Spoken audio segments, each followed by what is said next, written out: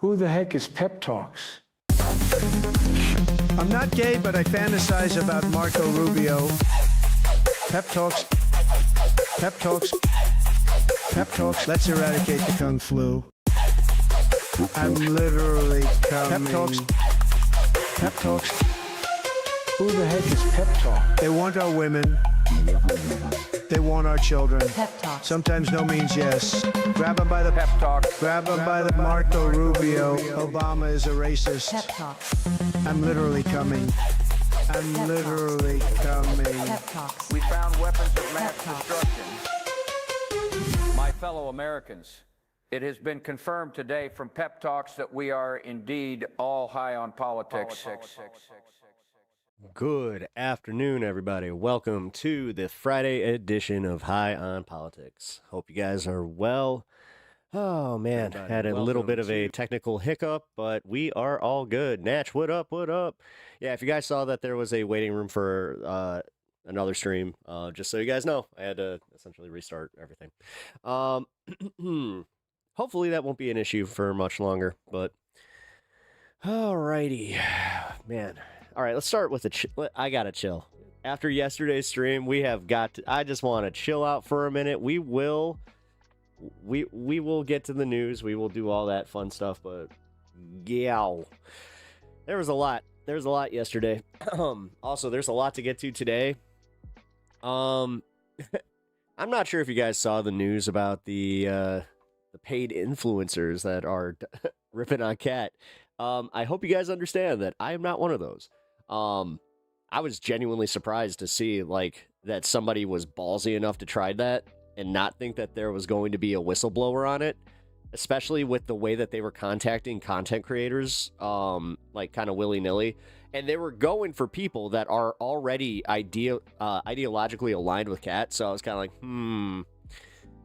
that was not exactly a smart move on their part. But full disclosure, guys, I sent her campaign an email, and this was the final one. I titled it, "Hey, this is last chance to sell me on voting for her," because I don't know. We'll see, because I'm gonna have a conversation later tonight. I'm bringing Alex on from this space, otherwise known as Devil's Advocate.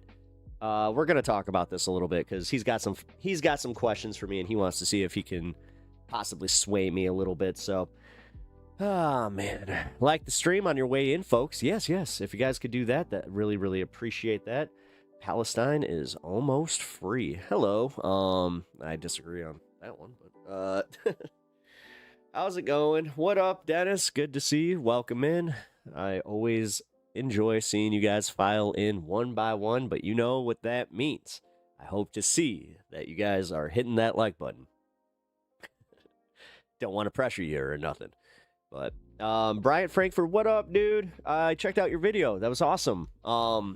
Did you want me to watch that on stream? Because I can do that next week, if that's okay. Kind of feel like I can make that into a little bit of a segment.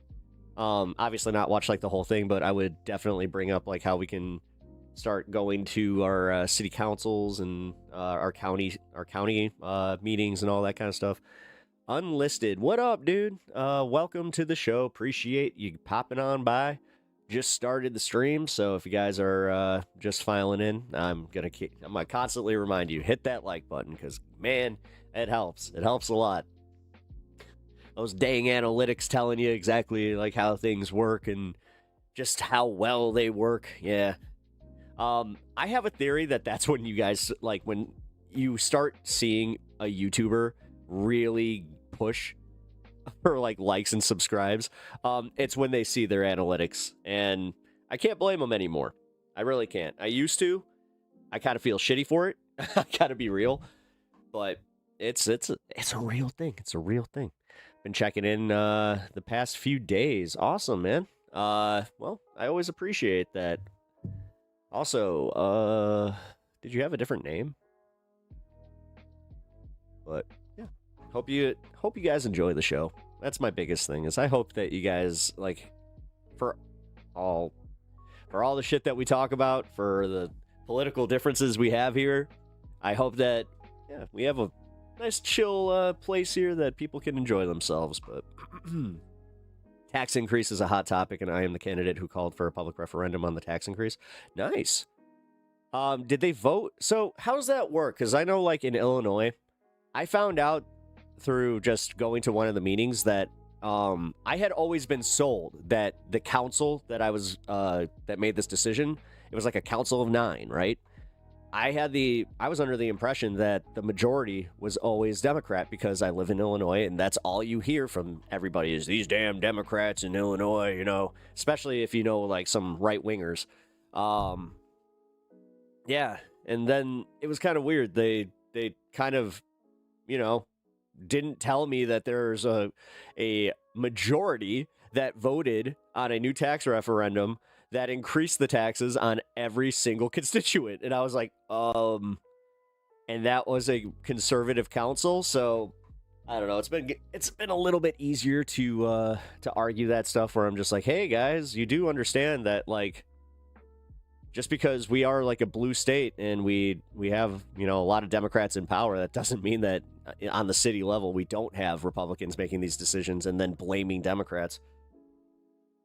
I'm trying horizontal for this time. Nice, me runs. Well, you know what? Horizontal is a very chill place. I like to think that the horizontal stream it's number one where I got my start.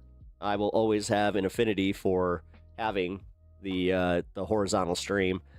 I do have to be honest though. I kind of like when I'm going back and I had to do this when I interviewed Dieter. I had to go back and I had to watch part of the segment. I think you guys know that I hate doing that, but when I have to, I didn't actually. I kind of like having the vertical. You know, I get it. I get the appeal. I understand. I understand why TikTok like blew up. I understand why people they don't necessarily always want to just do this. You know, like there is something to be said about just being able to keep it and just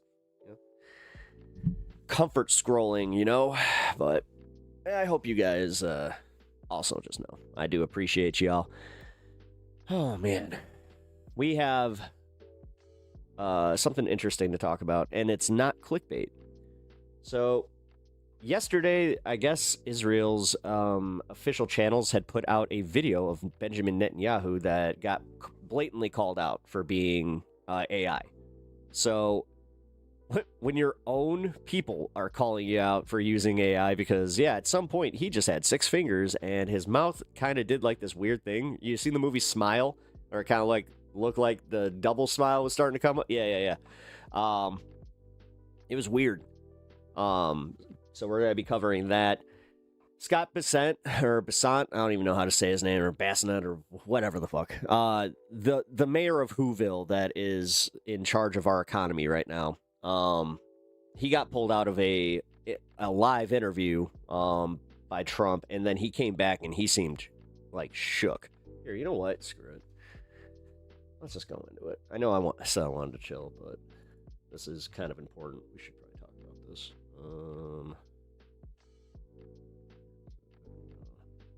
This is not it, by the way. There we go. Give me 1 sec. There. You can load up now. You can load. Load. Oh.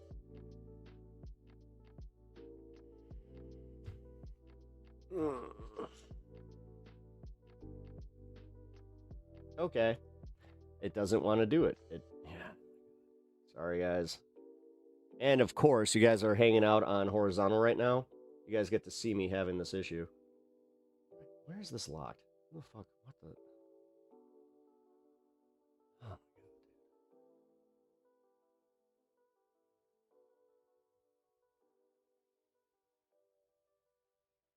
What is happening here? All right, so I'm trying to make my screen a little bit smaller here on my horizontal, and it's not working. I have got to get rid of Streamlabs. Streamlabs is the fucking worst. It's the worst. It's the worst. It's the fucking worst OBS program that I've ever used. I don't understand how I got locked into this fucking bullshit. Sorry, guys. Just give me a minute to crash out and try and adjust this. Okay. it's not letting me adjust this. Like, it's not letting me adjust anything right now. Like, this is fucking ridiculous. Oh my god, dude. Seriously? Do I have to just do this? Fine. Fucking A. Come back here. There. I guess I can't use my screen, or I can't be on a small screen right now. I have to do this in a fucking weird way. So, audio only on, unless I can somehow magically get this to not freeze up on me. Oh, no. Why would this work? Why would it work? Why would it work? I don't know! Why would it? Fucking infuriating, but whatever. Let's go for it. Damn it. All right, so the rumor is swirling around that Netanyahu is dead, and this video released of him by Israel last night is AI. People are saying that this is because they claim the video shows at least 6 fingers on his right hand. Zoom in.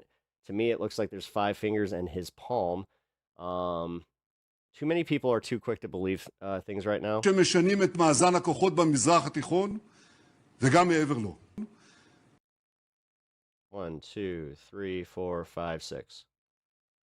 שמשנים את מאזן הכוחות Okay. So apparently that is enough for people to speculate that he is no longer here.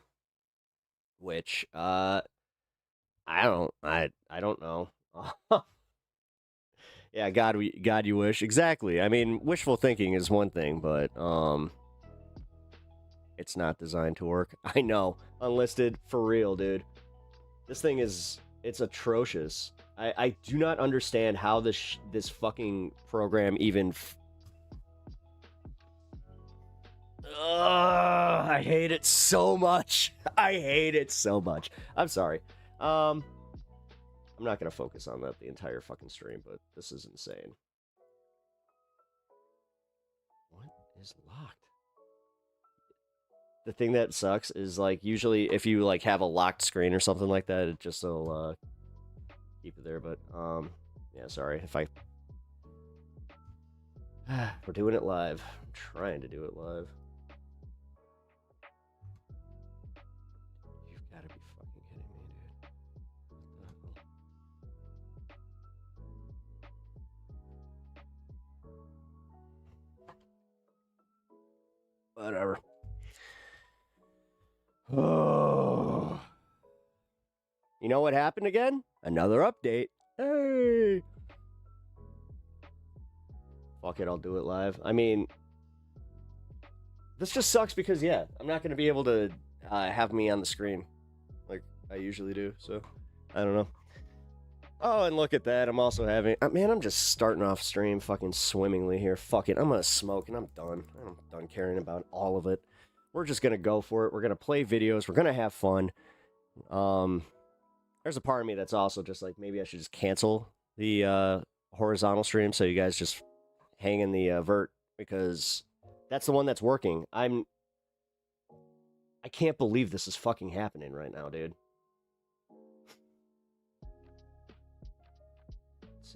Let's see. Oh my god, I just realized I have a guest on too, like, coming.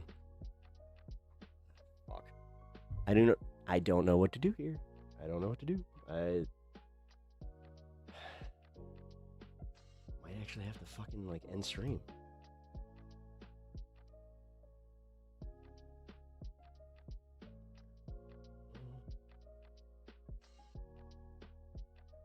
This is fucking unusable. I don't know what to do, dude.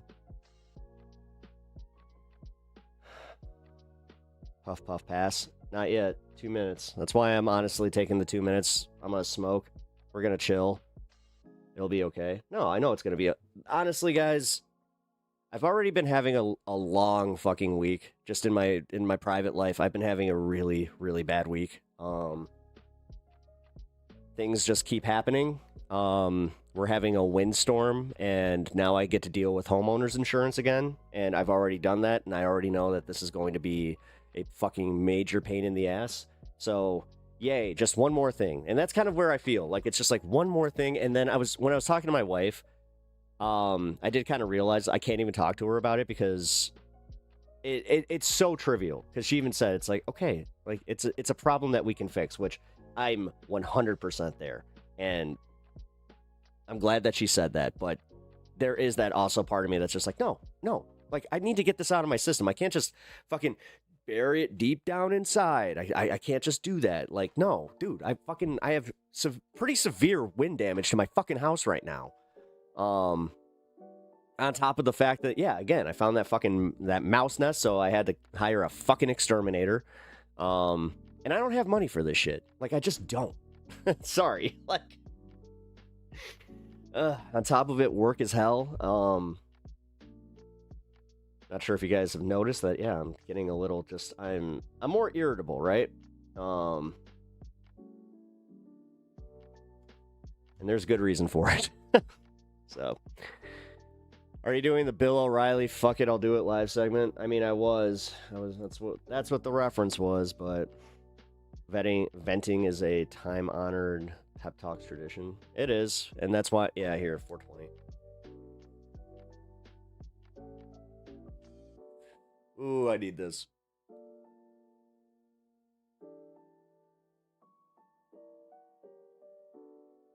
Okay.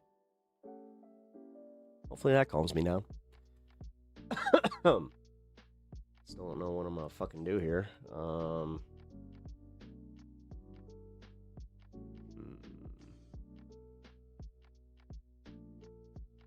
If I resource this.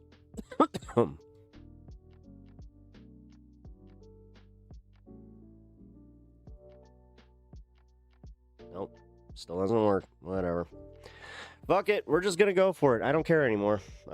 If you got it, put it in the air. Hell yeah, dude. Hell yeah. Yeah, definitely smoke up. This is gonna be a fun show, but I can't figure all this shit out though. I don't know how fun. Because, like I said, I have a guest booked. But horizontal exists. Yeah, horizontal exists, but you know what? I'm going to be real. Horizontal existing right now is not in my benefit. Because the program that I'm using is now locking up because of a fucking update again, dude. Every goddamn time. Do you know what I'm sure you guys know what it's like. I'm sure you guys have a program. I'm not sure what your favorite program is that has the same thing where for some reason, anytime that there's a security update from Windows, it just fucks everything. It fucks everything. That's why I'm going to vent about this, because it literally fucks every goddamn setting. Ugh. Anyway, how's your day going, guys?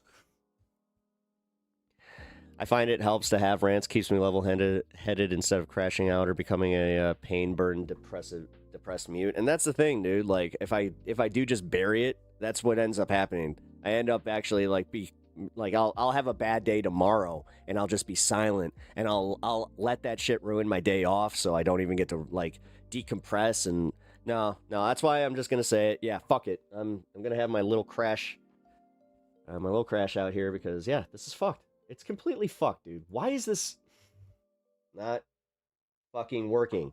This is one of the dumbest things I've ever seen. Oh my god. Seriously, it's my screen that doesn't want to fucking do anything here. Like, it doesn't want to work. It doesn't want to be, yeah, here. So, if you guys are in the horizontal right now, you're going to see me fucking with my screen because this is what it's going to have to be. I don't know what else to do.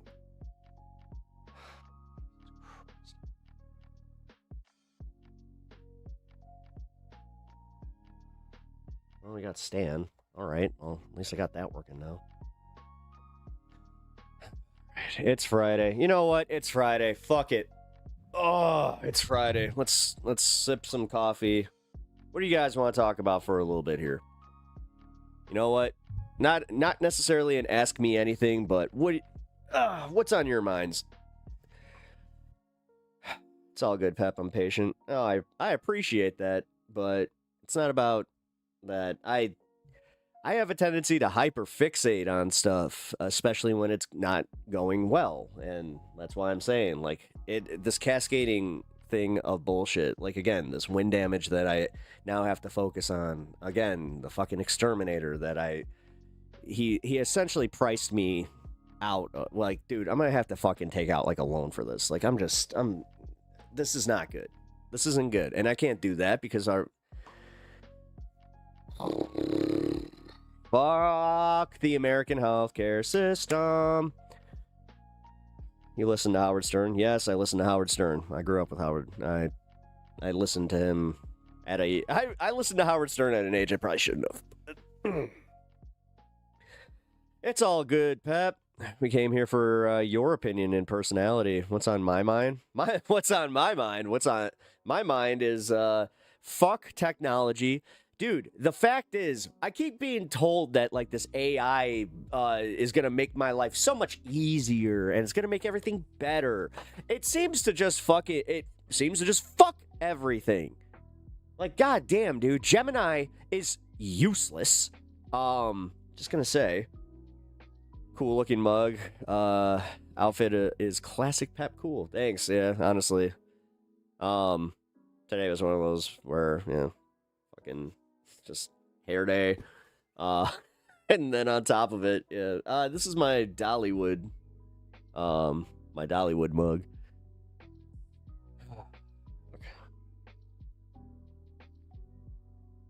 It's always fucking something. It is. It's always fucking something.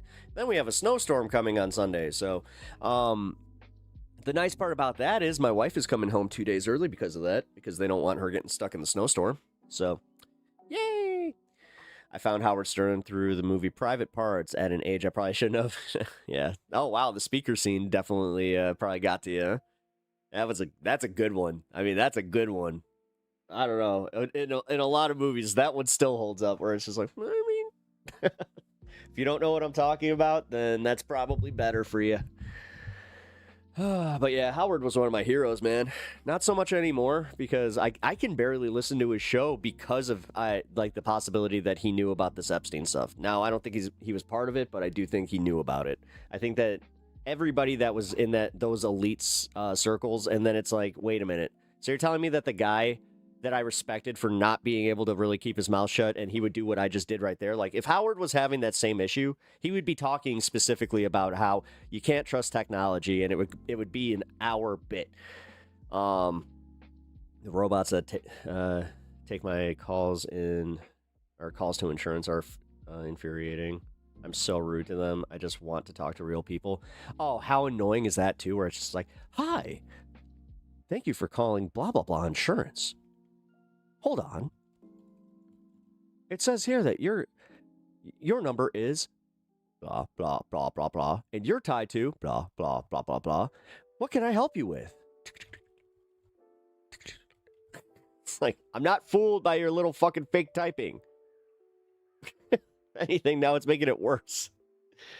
Now I'm just literally picturing like a fucking robot that has like, 200 fingers. Still fucking useless.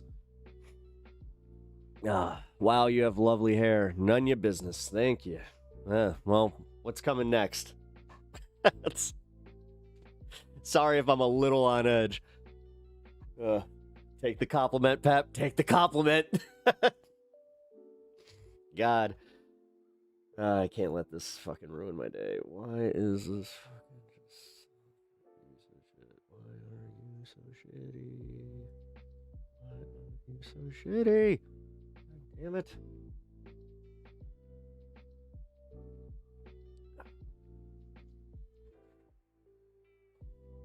Okay. I just entered the chat. What's going on?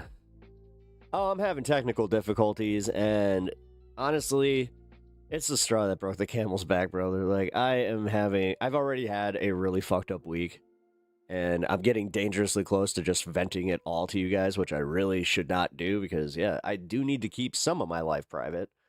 But shit's fucked, guys. I'm gonna repeat. Like, shit is so fucked.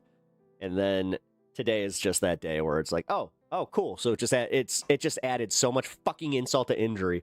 Like, every time that I hear these wind gusts, I'm just like, yay! Yay, just rip all my siding off. Cool, man, cool. I just had this fucking replaced. Yeah, you know what? Totally nothing to do with the climate, the extreme climate changes at all. It was totally normal to just expect when there was a fucking weather shift that there would be these massive extreme weather events every fucking year in the same goddamn areas. Fuck. The last, 2, 3, 4 years. The last 4 years, it has gotten progressively fucking worse.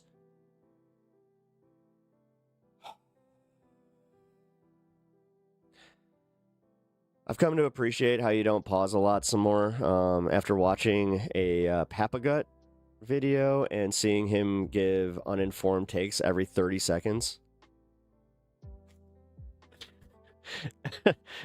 Sylvia, should I take that as a compliment? I don't know. Because that seems like a backhanded compliment, but I'll take it.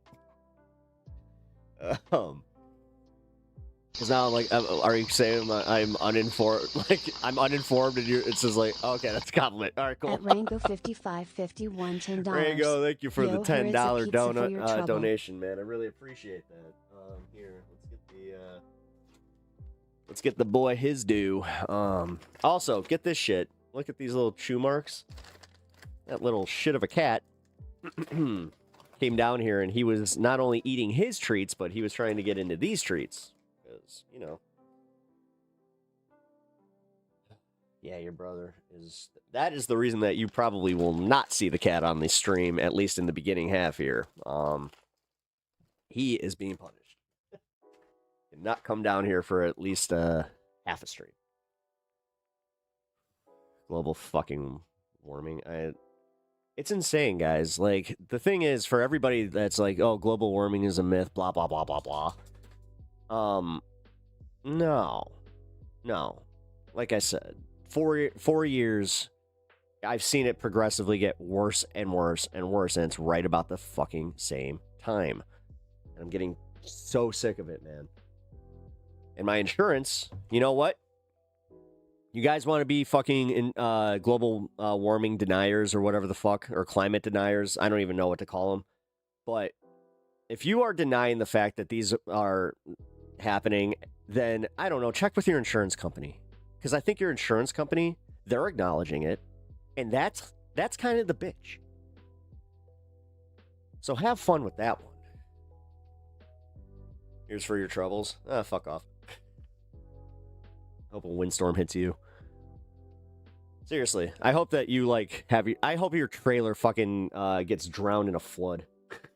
Like, if you're one of those cunts, then, honestly, get fucked. That's where I'm at today. Treats are treats, buddy. Be better. All right. Now that you're being the voice of Dick Leto, all right, that's kind of funny. People who deny it really don't understand the science. No, they don't. They don't get how it works, because these are the same assholes that are just like, well, did winter happen? It's just like, that's not how it works. What do you not understand about, like, the fucking patterns? They would rather believe in weather, not, like, this is the most insane part, fuck it. They would rather believe in weather-controlling machines, run by Jews, of course. Because that's the fucking common denominator, always with these assholes. But they'd rather believe that than just acknowledge, like, yeah, you know what, we kind of fucked up our planet, and we definitely have allowed industrialization to cause some fucking havoc on our climate, and it's creating more intense patterns. We're melting the polar ice caps, and it's, you know what, we're being convinced that it's nothing because the oil companies are just like, yay, more oil. Oil, oil, oil, oil. That's all these rich fucks talk about anymore is oil, oil, oil. Drill, baby, drill. Fucking get that crude. Whatever the fuck. Dude. This is why I'm so glad I'm not having kids. Like, fuck it. I don't care anymore. If you guys want to ruin the planet for your future, like, just don't tell me how, you know, you care about the future of your children. I don't want to fucking hear it. Same with supporting this war. Pollution is pollution. Yeah, it is.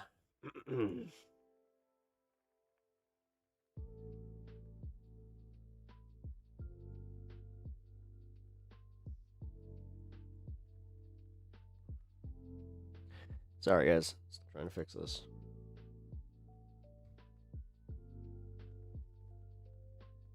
All right, let's see this. Source property. I have an idea. Let's try this.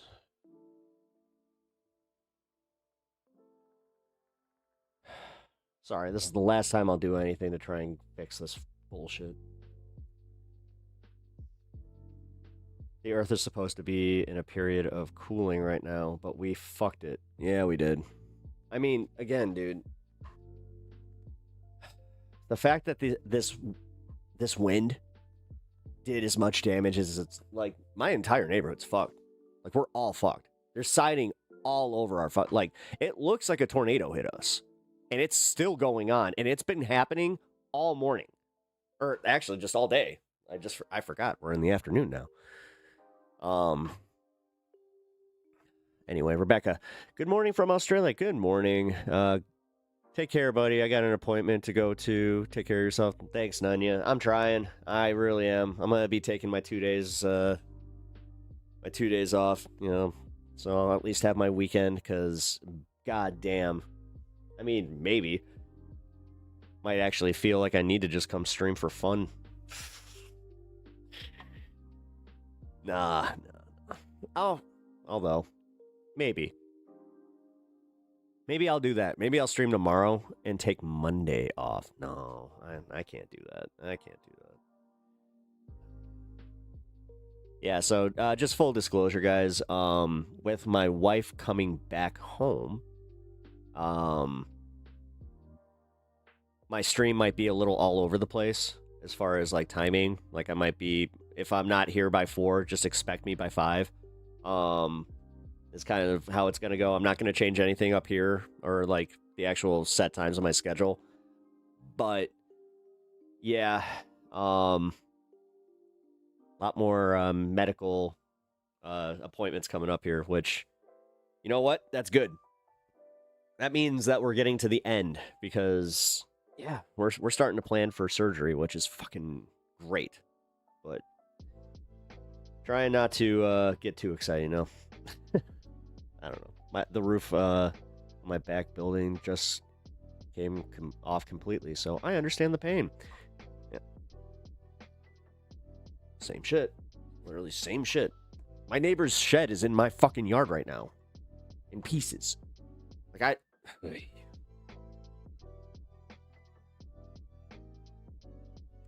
Anyway, like I said about the whole, that's not my biggest problem right now. It's just, it's an annoyance. And then this shit happens. Motherfucking Streamlabs. And like I also said, I got Alex coming on here later, which I'm probably just gonna have to pull him through Discord, because yeah, it looks like this doesn't want to work at all. Why would it?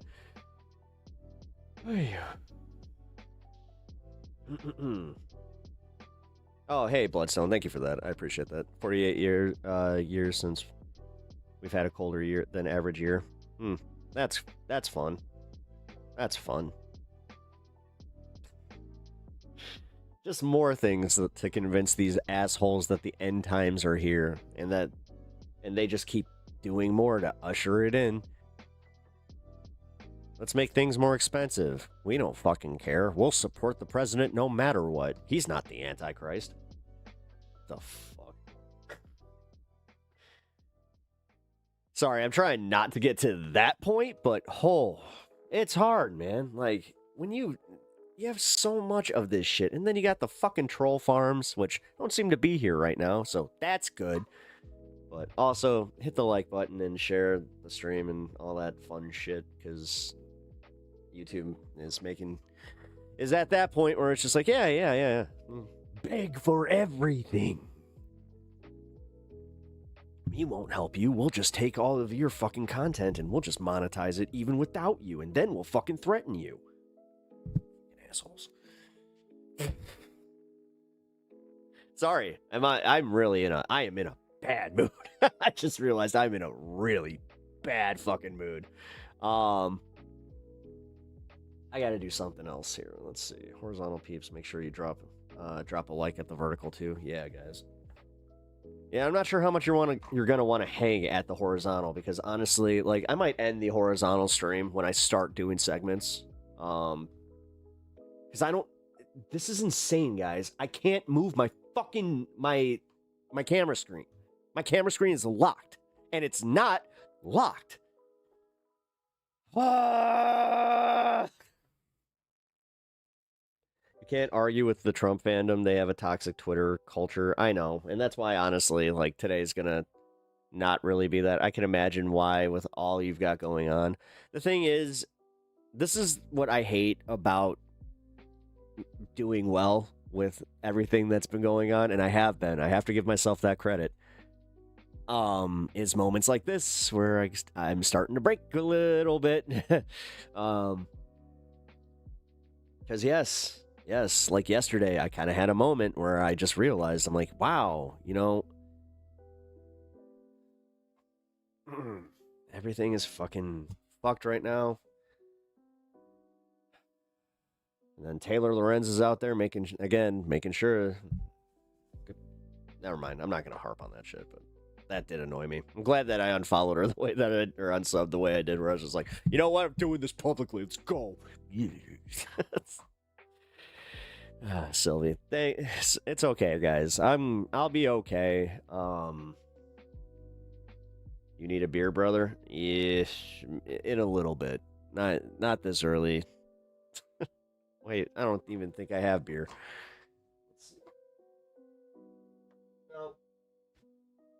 Nope, tonight's a sober stream. Friday night, too. Well, you know what? Why not? Just add that to the fucking mix. I don't care anymore. Just all of it. Oh, yeah, I ran out of weed, too. Ish.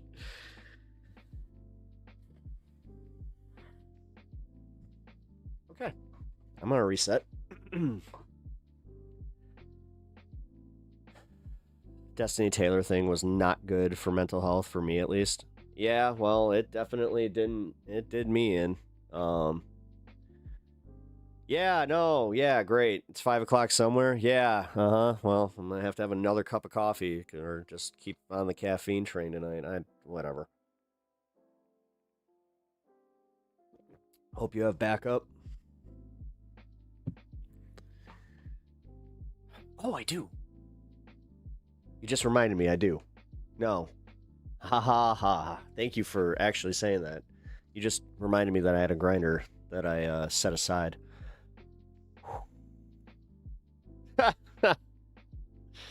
I can't even read that one, Josh, but hey, I appreciate it. Yeah. Any contribution goes a long way, guys.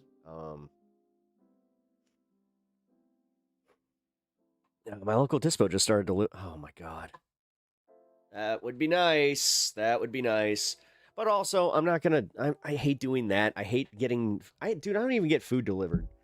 You know, that's one of the things about living like in a city where you have like I have so many food choices around me that are within like walking or like a quick drive distance. Why would I? Hey, why would I do that? We love you, Pep. Oh, thanks, guys. No, I appreciate it. And I'm sorry. Like, I'm not trying to. I'm really trying. I'm trying not to like bring this down. I don't want to fucking also go into like a rage because of everything. That's kind of where I'm at. I'm kind of not feeling great, you know. But I have a feeling after this weekend, I'll feel a little bit better once some of this stuff is cleared up. God damn, I hope my insurance doesn't give me the fucking runaround that they did with my last. Oh my god, they're probably going to deny me because this just fucking happened. They just came out last year and did this.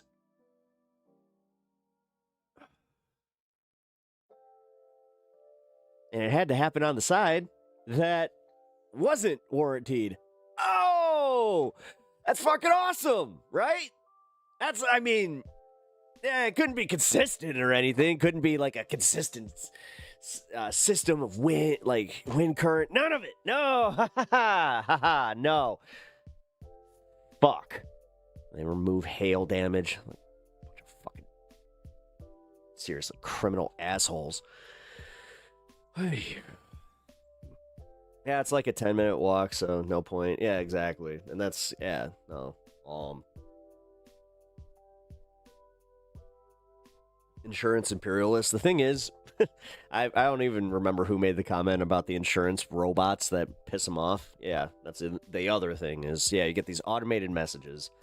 It takes about 20 minutes even just to get to a fucking claims adjuster, which that's their whole job. If they don't understand what's happening with the AI thing and how that's about to fuck them too.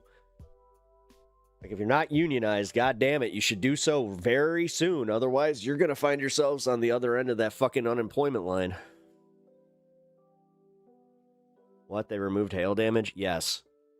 Yes, they removed fucking hail damage. Yeah, these bunch of fucking criminals. And then on top of it, I get to deal with health insurance assholes, too. Just... It's just a never-ending cycle with this shit. It really is. It's so awesome. Yeah, for anybody that's, like, kind of feeling shitty about not being able to buy a house, I hope this helps. I really do. Because this is home ownership. Is shit like this. Like I said, finding a fucking random mouse nest where you're just like, what the fuck? Like, I literally fucking cleaned everything. Like, there's no reason that they should even be in here. And then I'm sure as shit, find a fucking little hole, just a little bit. And that's where they're getting in. Ay, fucking A. That's just such a... Anyway, insurance removes hail damage, begins to hail insurance. Yeah. I mean, you guys know, like, you guys saw the pictures in the Discord of, like, the hail that was in the system that just barely missed me, right? Addiction is such a bitch. Stu, I'm sorry if you're going through something, man. I know that through, like, just being, like, loving somebody that had addiction, but, I don't know personally. I'm feeling you, dude. Give your pup or cat a hug. It'll help. In a little bit. I don't even want to do that right. Like, that's where I'm at, where I'm just like, no, I'm just... Let me get this out of my system.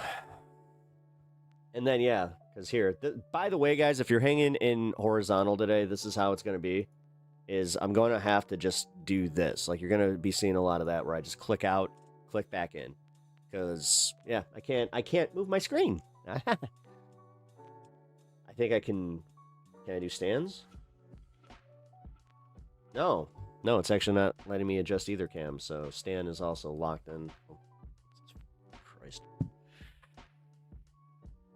Oh. Hey, look, I look like Bert Kreischer.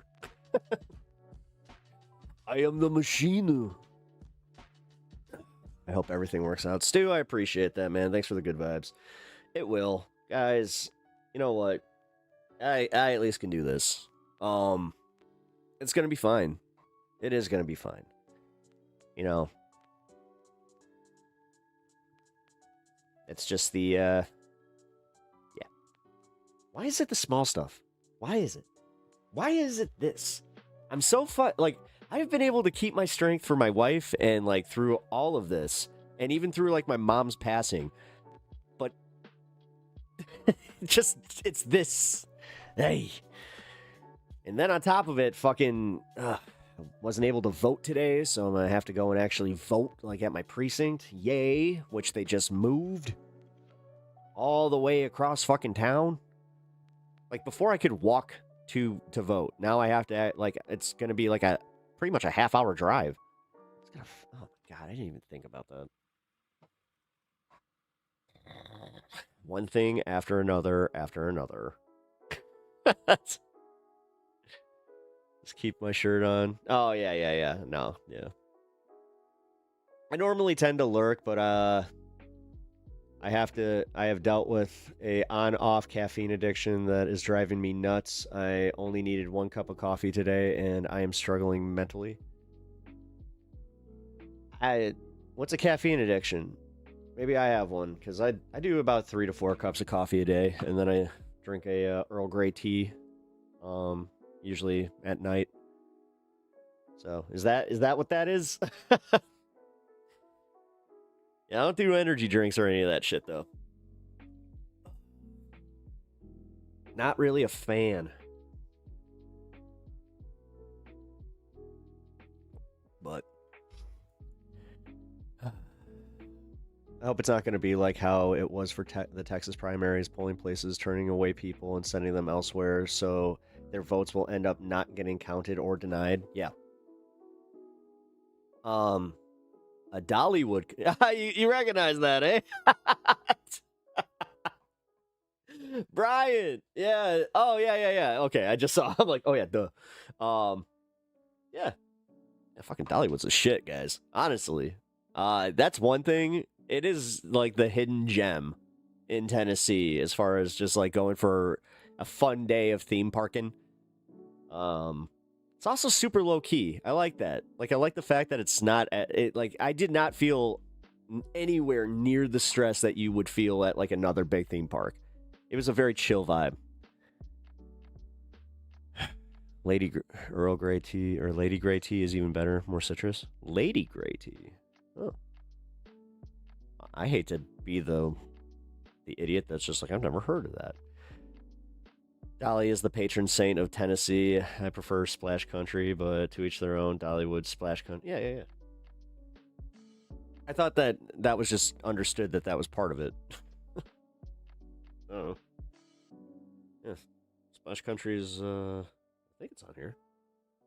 Oh, no, it's not. I just realized that. Oh. Got an eagle on it, though. But you know what? Dolly is fucking based as shit, so I wonder how's that work? Because I know that Republicans, like, they probably hate the fact that she's very outspoken, but at the same time, they're just like, but I can't not love me some Dolly. Let's see, who's that for me? I think that's The Undertaker. That's The Undertaker for me, where I hate The Undertaker's politics, but it's The Undertaker.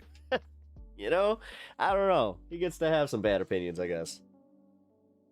It's the character that I liked. It wasn't the actual person, right? Yeah, it's Dolly Parton. Yeah. Yeah, she has she has her own theme park, bro. Not sure if you knew that. Yeah, it's just in the middle of the mountains of Tennessee, too. It is kind of wild. When you go to Dollywood, you're just like, this does not look like the place that this should be. But whatever. That sucks. Kratom addiction is hard to kick too. Kratom. I never did anything like that. So Foley is the only decent one wrestling wise. There's a bunch. There's a bunch of based ass wrestlers. You just don't know anything about AEW wrestling. Because yeah. Actually, most of the roster from AEW is like left. They're left of center, like politically. You got CM Punk. That's why he's my boy. Macho Man. He would technically be a leftist because like he was all about like fairness, you know, for the people. Power to the people, Macho Man for president. Are there any mountains in... Yeah, there's huge mountains in Tennessee. Yeah, huge mountains. All right, well, to me, who lives in, like, the plains, and then, the cities, when you drive from Illinois, right, this is kind of how it works for me. Like, I have to go out the city, and then south, and then it's just nothing. Like, the middle of Illinois is very different than Chicago. That's why sometimes people even think it's like, is this a different state? It's like, no. But yeah, and then it's just nothing. Like, it's just a bunch of plains, and then you get to right around Nashville, and you're just like, oh, a lot of mountains. Lots of hills, and it's cool, though. It's pretty. It's a real pretty drive, especially, like in the middle of the summer. I do recommend that. Captain Picard. Yep, that's my go-to. That's my T-Bay. Who orders a tea cooler than Captain Picard? I mean, for real. Computer. Earl Grey. Hot.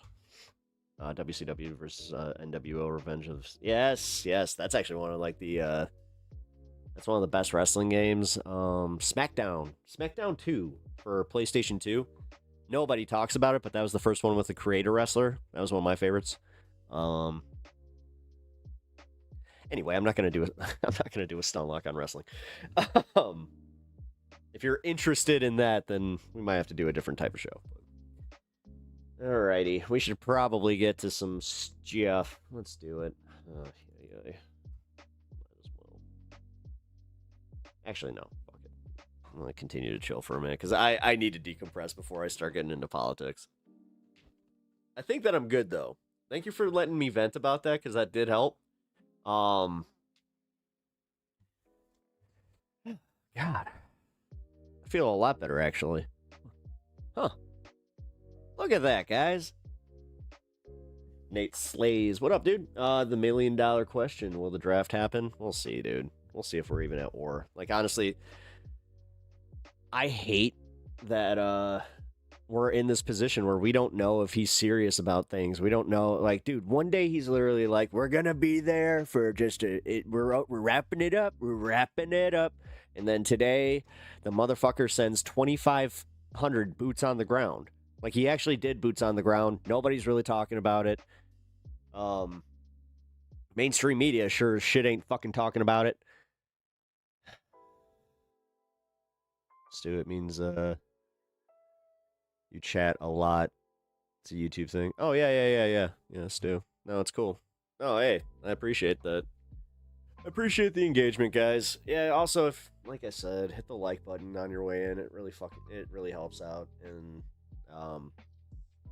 yeah, guys, if you can get a membership or you can donate to the stream, every fucking little bit counts right now, because fucking, yeah, Trump's economy is great. And also, you know, he really fixed that healthcare system. He's really done. He's done so much. He's been there for almost fucking, been there a full year and just, yeah, still. Or wait, Trump doesn't know shit about wrapping anything up. Wait, even Evan Edinger has an interesting video. Oh, okay, cool.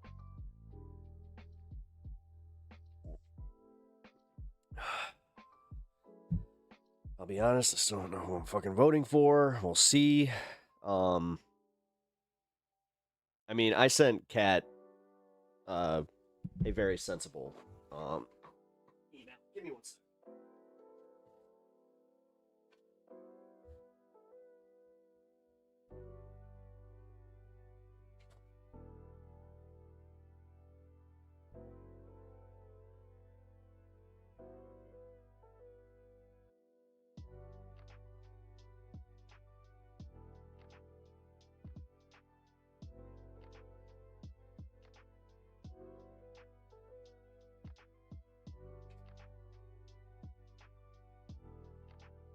That's exactly what I thought it was. Okay.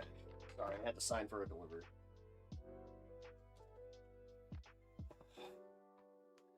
Cool. It's always nice when you get a delivery you were expecting. All those political debate streamers are so fucking lame. Why do they keep popping up on my feed? You've blocked like 20. How many retards can there be? Amazing. I'm not a debate streamer. Like, I've done debate streams, but I'm not like a debate streamer. That's not my thing, bro. I mean, I don't know. I gotta be careful with this because it's like, no, I mean, I have taken more debate bookings, but, I'm right there with you. I don't like online debates. Online debates are stupid. They really are. It's fucking blood sport. Most of the time, it's just one person trying to be fucking like, oh, look how much I read. It's like, who cares? Who the fuck cares? We're trying to talk about ideas. I'm not here to just be like, oh, you know more than me. Okay. Fucking, you win. Want your special sticker?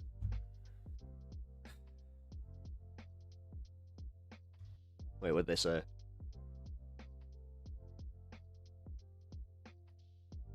Wait, I didn't even see what they said. Natch.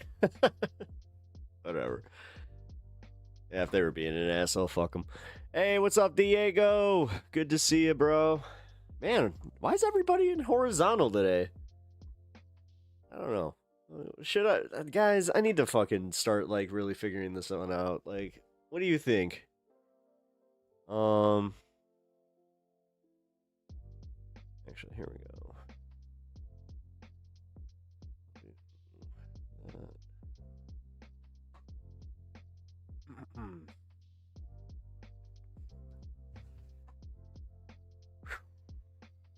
Let's see. What should the goal for today be?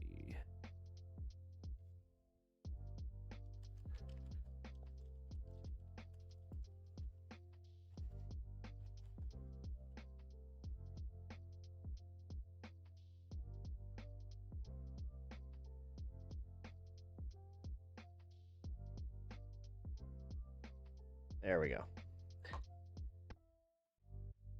What's up, Hermit? How's it going? I got suggested in horizontal. Good thing you are in. Hey, yeah, you know what? That's good. That's good. I like being in the suggested YouTube featured. I know that for a while there, man, they were kind of burying my stuff, so that's always fun. Thank you for also letting me know. Let's do this. 2 hours on this one. And all right, guys, what should the goal be today? Yeah, I'm setting goals now. I'm a goal-oriented fella now. So, what should the goal be? If you guys don't know what the goal is, it's the whole super chat goal thing, which, yeah. If you guys can help me out on that one. Just in general, like with ideas, but I figured that the good one for horizontal is the cat gets to come downstairs. He gets to be on stream. Speaking of, let's do this. Sorry, Stan, you're not even on there. Valor. Yep. Let's do this.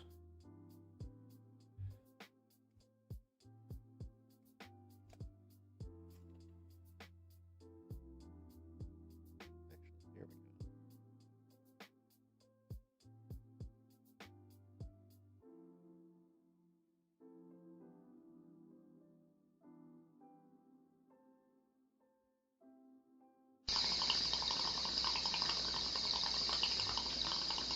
Oh, thank you for the $2. Oh, you're trying to get the kitty down here, huh? At Bloodstone by Stars V2P $2. Cat emoji. All right. Well, he might actually. Oh man, that's gonna be funny. He's just gonna be like, really? Oh, what is going on, man? It's like super dry down here. No, I'm sorry. Yeah. Okay. I just Hassaned you. That was total. I just did a natural Hassan, like Raiden. I just raided my dog. Cat is tied for first place. Yeah, I saw that. No, I'm happy for her. And honestly, like, we'll see. But I'm happy that she's tied for first place. I'll likely be voting for her in the general. Now, whether or not I vote for her in the primary. I'm not going to bring this up because me and Alex are going to be talking about it. But I saw that Hassan talked about her and talked about the race, and he kind of brought up my point where he doesn't want to see her lose by 400 votes, which, yeah. I hope that maybe... it's weird. I got sent that clip, and there was a small part of me that was like, did he see my... like, because some of the points he was hitting, I was like, you talking about me? Because... he did like say, he's like, you don't want to blow off your constituency. You don't want to because he brought up how she may have been focusing on the national exposure a little bit too much and not really going too much in with the the constituency here. And I was just like, wow, okay. But also, when that thing came out this morning, immediately when I saw it, I was just like, oh boy. Immediately I thought, well, I kind of spent a lot of time shitting on her the last few days. Not that I'm wrong. And not that I'm not asking fair questions, but I can see where immediately they're just like, did you get your $1,500? It's like, no, I did not. And that's why I kind of feel stupid. Because like now thinking back to it, it's just like, okay, so first chorus and then and then this. It's just like, man, I'm bad at making money apparently. Like, Alex actually sent that to me and I was just like, wow, dude, I could have gotten paid for having negative opinions about Cat. I'm like, that's not that I would, but again, I'm just so bad at this. Oh, I wouldn't rule out him having seen a clip of you. He gets sent a lot of clips. Really? Well, maybe I should be a little less critical of Mr. Hassan. Oh, God. Is that what happens? Is like they get a little taste and then they're just like, oh. It's not like I like rip on Hassan. I do make fun of his eating habits on stream a lot. But I don't know, Sylvia, I'm fair, right? I think that I'm pretty fair. There have been times that I go a little, deep in the paint, but I think overall my critiques are fair.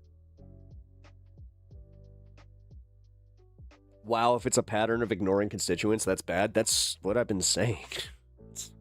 I mean, when she blew off that campaign event, I was shocked. And it was a big one too, guys. Like, there were like 3,000 people there, just like ready.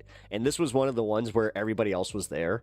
So to see her table empty, well, it wasn't empty. She had her, these things. Oh my God.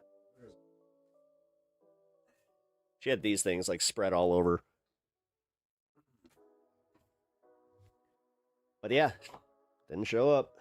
Look, Mr. Hassan, just like, how are you eating so much, dude? Like, what? Fourth meat, he eats like a hobbit, bro. Like, seriously, that's his eating schedule. He's got 11sies. He's got fucking second lunch. Like, that dude is every fucking clip I see of Hassan Piker is him eating and going, yeah, so she really needs to focus on the people that are actually voting for her. Yeah, actually, that guy's, he's not wrong. He's a growing boy. He's gonna be a growing boy. Not like, bulk. He's gonna be bulk because honestly, man, that's why you don't see like a lot of extra weight on me, is because I cut that knowing that if I kept that extra muscle on, I would be fucked. Like, it would turn into fat immediately because, like, dude, I started feeling my metabolism start going like when I was about 35. It's okay. It's definitely not as good as it used to be. Man, I miss being able to like just go for a walk and that'd be it. And like I could maintain my muscle mass that way. I would barely have to work out. I could like sit there and just lift 10-pound weights and just be like, ooh, look at that. All right, cool. Not anymore. Sorry, guys, not trying to get you bogged down in the process of aging. Because, yeah, it hits us all.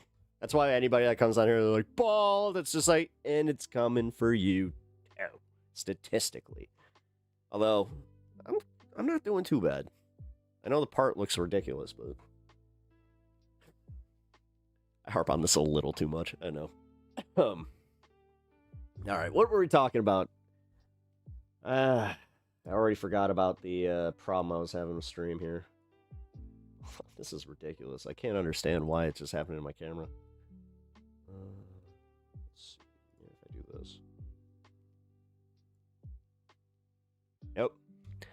All right, so like I said, guys, if you're gonna hang out in horizontal today, just know that I'm going to have to like bounce around to a whole bunch of stuff.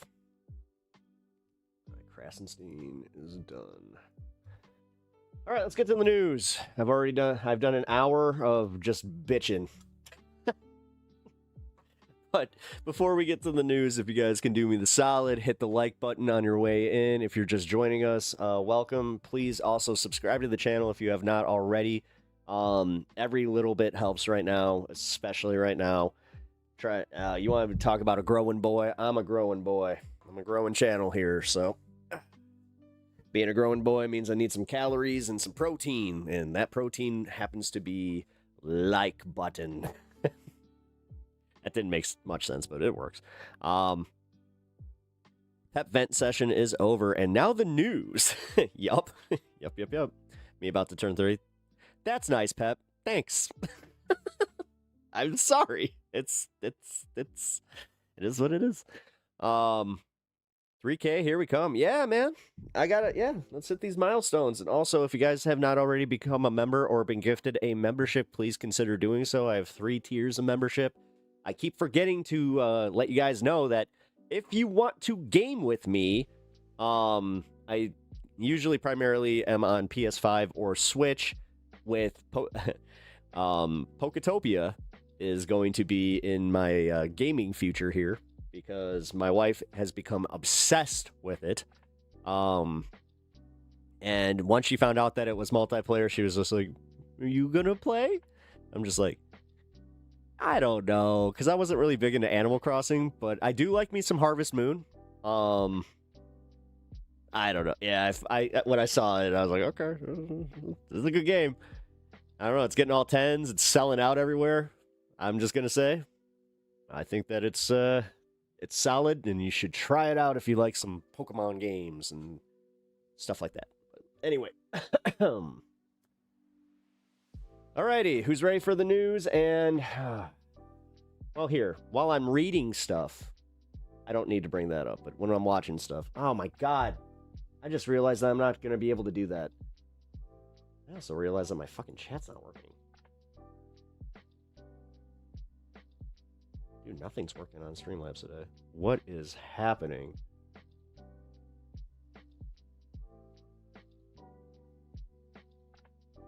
Hold on, guys. I've got to figure this out. This is insane. What? What the fuck? Hold on. Did that not work? All right, so if you guys can't see stream or see the screen either, that might be an issue. All right, if this continues to be an issue, I'm going to not make any empty threats. Fuck it, we're just doing it. All right, this is going to be a fun show. We can see Treasury Secretary. All right. All right, well, you guys can see that. All right, good. It's not showing up on my end. Are you fucking kidding me? I'm going to have to use the YouTube feed. I pay for this. I pay for this garbage. I pay for this fucking garbage. What the fuck? Yo, I'm about to Karen out and call fucking Streamlabs customer service and be like, "You owe me money." Oh my fucking god. Yeah, no, sorry guys. Like I said, this is way worse than I have ever experienced as far as not being able to have accessibility to this platform. Like, I don't know why the fuck this is happening. But whatever, man. I look over at Steve's live feed, and he's still staring at the same screen that he was staring at over an hour and a half ago, which is one screen Tel Aviv, one screen Beirut. He thinks that he's going to do the thing where he, oh my god, whoa, something's happening, whoa, guys, oh my god. All right, let me read this. Treasury Secretary pulled mid-interview for urgent meeting with President on video. Yes, there is video of this, so that means I'll be right back. All right, here's the video. Let's take a look-see. I don't even know who Clash Report, never heard of it, but here. The first time I watched this, I actually kind of missed when he came back. Pay attention to his demeanor. It's fucked up. And why is Bow Wow trending? I listened to you on the... The president wants you. Sorry, the president wants you. God, I cannot get over how much he just looks like the mayor of Whoville. Like, for real. Oh, Fucking muppet of a human being. okay. Okay. No problem at all. See you shortly, Mr. Secretary. You can work that in. Mr. Secretary, I have to say, it's a first. 12:07. Wow, damn. They were gone for over an hour. I'm sure, alas, as well, that an interviewee's been pulled away to go to the Situation Room. How's the president? It was the Situation Room. Was he stressed? No, the president is in great spirits. After returning, he's visibly shaken. Neither Netanyahu or Ben-Gvir have been seen in public for days. The Iranian mission is proceeding well ahead of schedule. And I have to tell you, Wolf, that I have a teenager who's considering military service, and I Bullshit. could give this team my highest compliment from Yeah, considering. President Trump. But they're gonna magically be offered an To the head of the Joint opportunity with some kind of firm, right? Chiefs, to the Secretary of War, I would say that I would trust my child's life in their hands. I don't want to have an. He is full of shit. Like, that was blatantly fucking full of shit. All right, coming on back. There we go. This is ridiculous. All right. Oh, God. Yeah, here we go. So I pulled a Fox News article up. Has very little to do with this because here, let's get the update first on what's going on with Netanyahu. It's still the same thing. Rumors swirling, blah, blah, blah. Wait, breaking. Iran targeted the Israeli Prime Minister along with senior officials in the Negev. Official statement from Prime Minister's office. Rumors circulating on social media about Benjamin Netanyahu's status are unconfirmed. We urge citizens to rely on unverified reports. Efforts are underway to establish contact. PM Netanyahu remains committed to Israel's security. Holy shit, dude! They're not denying it. They're not fucking denying it. People are reposting short clips about Benjamin Netanyahu's AI video. His office is urging citizens to calm down and wait for official communications. Their efforts to establish contact since this day have failed. Neither Netanyahu or Ben-Gvir have been seen alive since March 2nd. What? That doesn't seem right. This is why I hate Twitter, guys. I can't stand this. Like, dude, do you remember how, like I hate to be like, oh, the good old, I remember the good old days where I could go to Twitter and there were community notes on each post about them being false. Well, it turns out that there's no community notes on these, but I'm not sure if I can trust this. Tyler, all news is propaganda. That's not technically not wrong, but you're also like, are you trying to, like, here's the thing. Definitionally, yes. But what are you trying to say there? Also, welcome to, is it Tyler? Yeah, Tyler. Welcome. Netanyahu isn't dead. The fact that they're claiming this is, it means it's about to get really bad. Cenk Uygur said this. Trump is sending 5,000 ground troops? God damn it. They updated it. Hold on. I gotta update that for myself then. 5,000 troops. 5,000! Oh, whatever. Fuck off.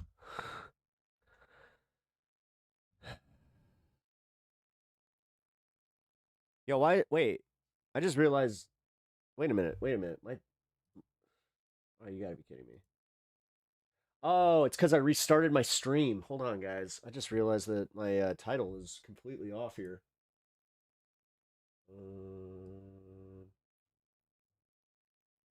Give me 1 sec. I do have to fix this.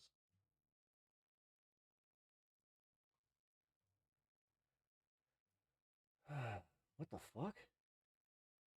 Yeah, it's only on this one. Title and description. There we go. Sorry, guys. On top of it all, I tried to get the information right on the title screen. Here we go. There we go. Because it was not what we were covering yesterday. For one, I don't take a side. That would be called partisanship. Yes, that's what partisanship is. But where do you, like, dude, you have to admit your biases. Like, I admit that I don't like, you know, I don't like the Democratic Party. I don't like Republicans. I don't like MAGA, but I admit my bias. Like, I'm a little more left. I think that, you know, my policy structure is kind of centered around more socialized programs paid for by the fucking rich, but by taxing the rich specifically. But I don't know. Also, socialized medicine. Those are like the two main things. Like, if I had to like do politics myself and like just be like, what are your main platforms? It's like Medicare for all, and we have to do that, and we have to do it with, you know, going towards a new tax structure. Like, we do have to address this. Like, we have to stop letting them fuck us and constantly take. Tax the rich? No, they don't leave. Look up Capital Flight, Sean. The myth of Capital Flight. Here, you know what? Fuck it. I'm tired of this.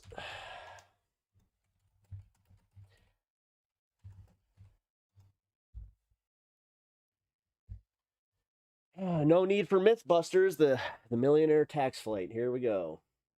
The millionaire tax flight theory, which claims wealthy individuals flee high tax areas, is largely a myth and unsupported by data.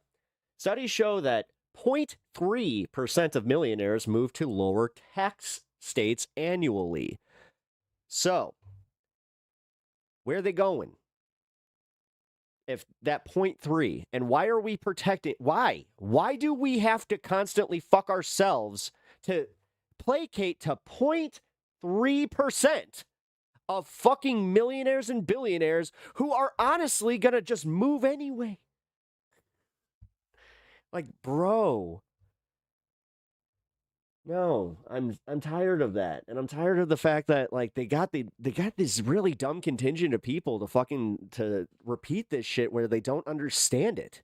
Like, dude, try to understand these things before you go and just be like, yeah, we can't tax the billionaires. I was told by these people who have the incentives to not be taxed because they're billionaires that they would leave us. And I like them a lot more than my own family and anything that benefits me.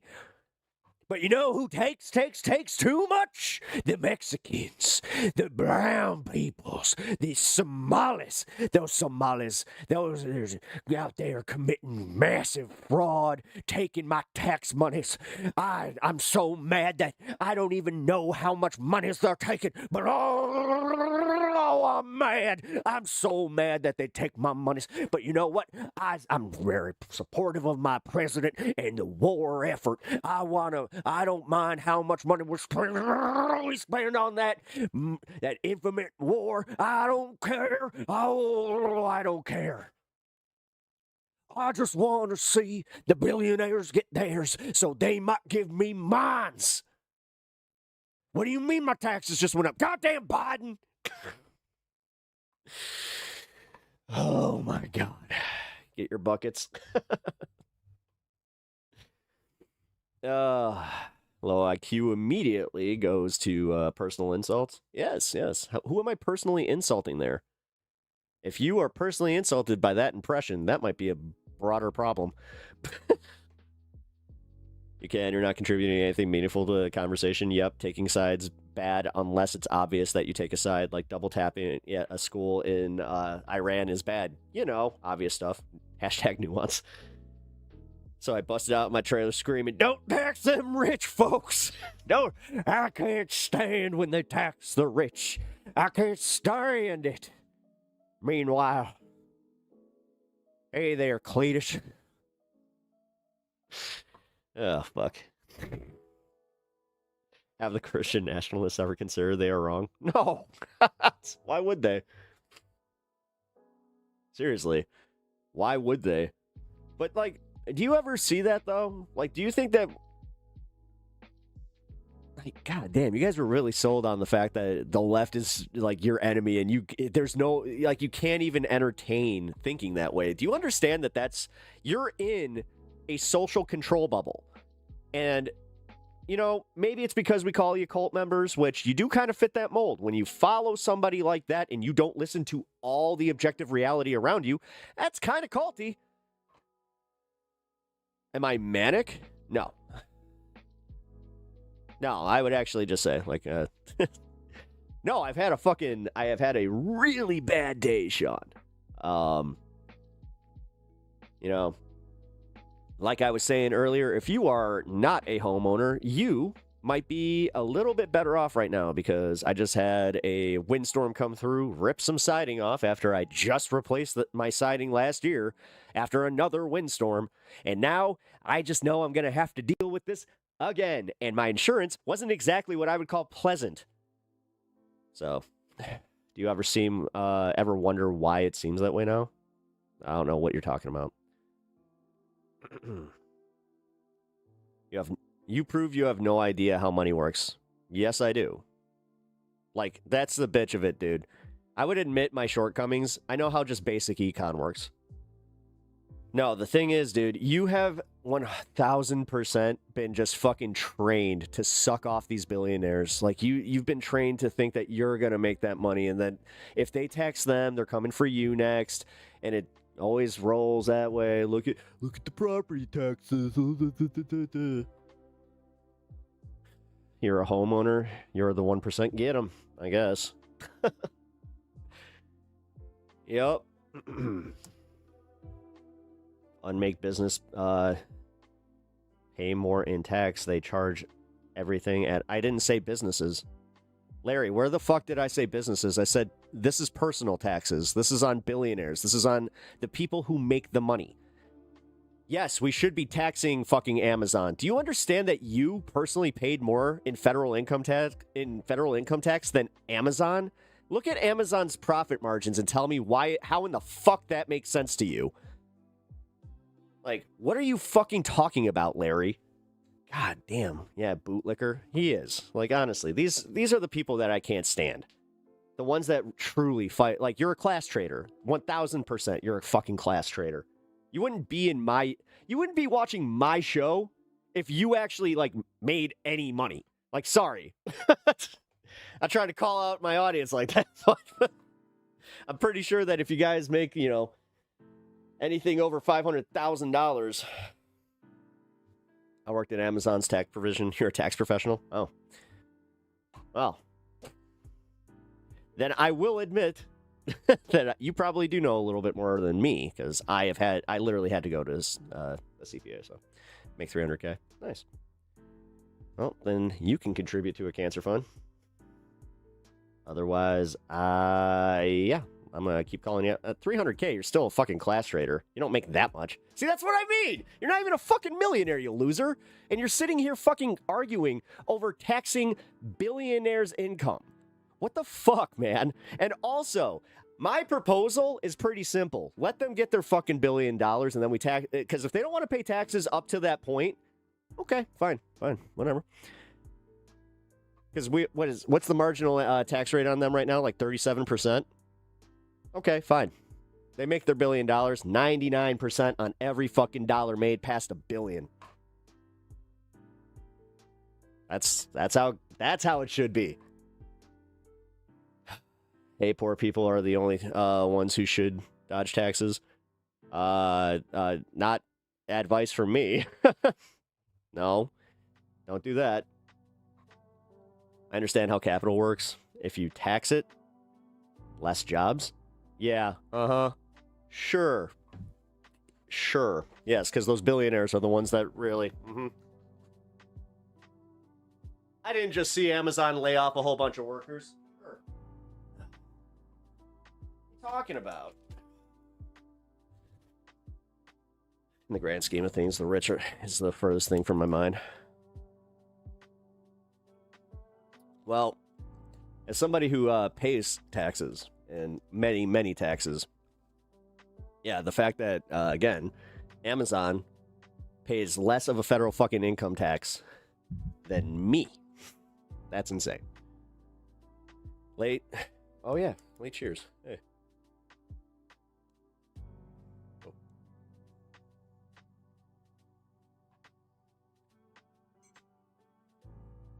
No, not tax advice, and taxing capital does not mean less jobs. I think you have that confused with taxing revenue and something else. Definitely not capital. I don't believe you're a CPA. If he's a CPA, then I'm actually genuine. Like, I'm worried.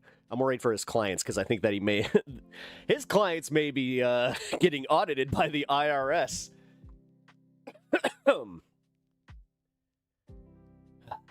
Tax passive income. Fuck yeah. Also, penalize anybody that offshores. Like, offshoring any of this shit is what's wild to me. That we just let these guys fucking hide all their money and they don't pay anything in, like, yes. You do understand that at some point, that bubble's gonna burst there. He's a legend in his own mind. Yeah, he is. Which is fine. Let him think that way. It's perfectly fine by me. Alright, let's read this shit. Trump suddenly seems anxious to end the war as American casualties mount and Iran finds ways to hit back. The president is shifting the timeline after initially saying military campaign would take 4 to 6 weeks. It was Mike Tyson who famously said, "Everyone has a plan until they get punched in the mouth." In terms of sheer firepower, the greatest military machine in history, in human history, has totally overwhelmed Iran and is decimating the country. Again, this is Fox News, guys. Just remember. But the Iranians are finding ways to fight back, and American officials acknowledge, and those who envisioned a cakewalk are finding rockier roads. The Trump administration's disclosure that 140 U.S. service members were wounded in the initial attack that killed Ayatollah Khomeini and other top leaders highlights the ability of even an overwhelmed enemy to inflict pain. Yes, it's like a cornered animal. Like, you know, a lot of people were saying that. As President Donald Trump sends decidedly mixed messages about the duration of the war. But as I said, even Fox News is caught up to this one. The question hovers in the air. What amounts to winning? There are some, including Republicans, who want Trump to declare victory and get out. He can boast that he disrupted the terror state's latest attempt to develop a nuclear weapon. Not that he already did that. You know, we need to make sure they don't get a nuclear weapon, even though we did Operation Epic Fury, or whatever the other one was. Operation... My kid came up with the name. Yesterday, in fact, the president told Axios that the war will end soon because there will be practically nothing left to target. Little this, little that. Anytime I want to end it, it'll end. Trump's explanation, we have done more damage than we thought possible. Just days ago, the president said the military campaign against Iran would last 4 to 6 weeks. All right, so this is obvious. He's panicking at the market shock. More important than the timing, Trump had insisted that Iran must undergo a regime change. He proclaimed that he had to approve the country's new leader, which, again, delusional. Well, with the Iranians anointing the Ayatollah's son, who Trump had specifically deemed unacceptable, that obviously didn't happen. Again, I'm glad that Fox News is at least just like, I mean, this is just the facts, but you won't see this on the... I don't think you'll see this on Fox News channel. The almost seamless quality of the U.S. kidnapping the Venezuelan leader Nicolas Maduro and takeover of that country's oil may give the Trump team a sense of overconfidence when it comes to Iran, which has 90 million people. There's no mistake that the fact that Trump allied with Israel has made other dire threats against an Iranian regime that has bedeviled a succession of American presidents since the 1979 hostage crisis. If Iran does anything that stops the flow of oil within the Strait of Hormuz, they will be hit by the United States of America 20 times harder than they ever had been hit thus far. Yeah, okay. But that's exactly what the Irans are doing, with reports that they are booby-trapping the Strait, a major choke point for world oil shipments and with landmines. Among other things, according to officials, experts, Jesus Christ, cited the New York Times militias backed by Iran have attacked hotels utilized by American troops. Oh shit! So those strikes that were hitting the Gulf states, and like how they were hitting like those nice hotels. Oh, they're saying those were targeted now. Good. There was a series of drone attacks at an affluent hotel in the Iraqi city of Erbil. An Iran expert at Johns Hopkins University told the paper that the Iranians learned of the initial U.S. attacks last June, that the Pentagon is lacking certain missiles and defensive weapons that can intercept drones.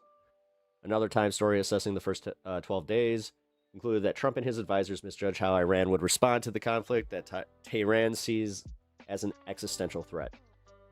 Secretary of War Pete Hegseth, however, told reporters, "I can't say that we anticipated necessarily that's exactly how they would react, but we knew it was a possibility.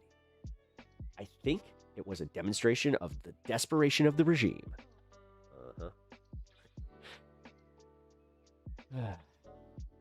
Did you see that?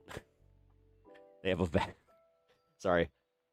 If you're over 50 or older, you're looking at 6 times greater of getting pneumococcal pneumonia. Get vaccinated. And this is on Fox News, by the way. Beyond weaponry, the war launched by Trump has had a more predictable financial impact, creating economic uncertainty around the world. Americans have been hit with soaring gas prices and shrinking retirement plans. Haha. That's all I've been hearing is like, my 401k is great. Yeah, but you're worried now. Market volatility and oil prices have bounced around, but it has clearly fueled feelings of anxiety. What's more, unemployment has ticked up and tens of thousands of jobs have been lost, which predates the war, but also may be linked to the Supreme Court ruling rejecting Trump's tariffs. Really? Now they're blaming the Supreme Court for the fucking jobs numbers. All right, that one I didn't see coming. I got to be honest. America has punched Iran in the mouth, but their theocratic dictatorship can declare victory of sorts simply by surviving. Trump, for his part, can boost his party's uphill challenge in the midterms by bringing this war to an early conclusion. That would also end a different war, an acrimonious debate within MAGA's coalition between those who defend the assault on Iran and those who believe he betrayed his base by abandoning his America First pledge to stay out of foreign wars. I mean, he's going to have to deal with that regardless. Like, that's just how that's going to go. Oh my fucking God, dude. Sorry. All right, now I can actually read your comments. Down to 21 more people watching bowling and chatting instead of listening to a hateful human 21. I was literally reading Fox News, you dumbass, but whatever, man.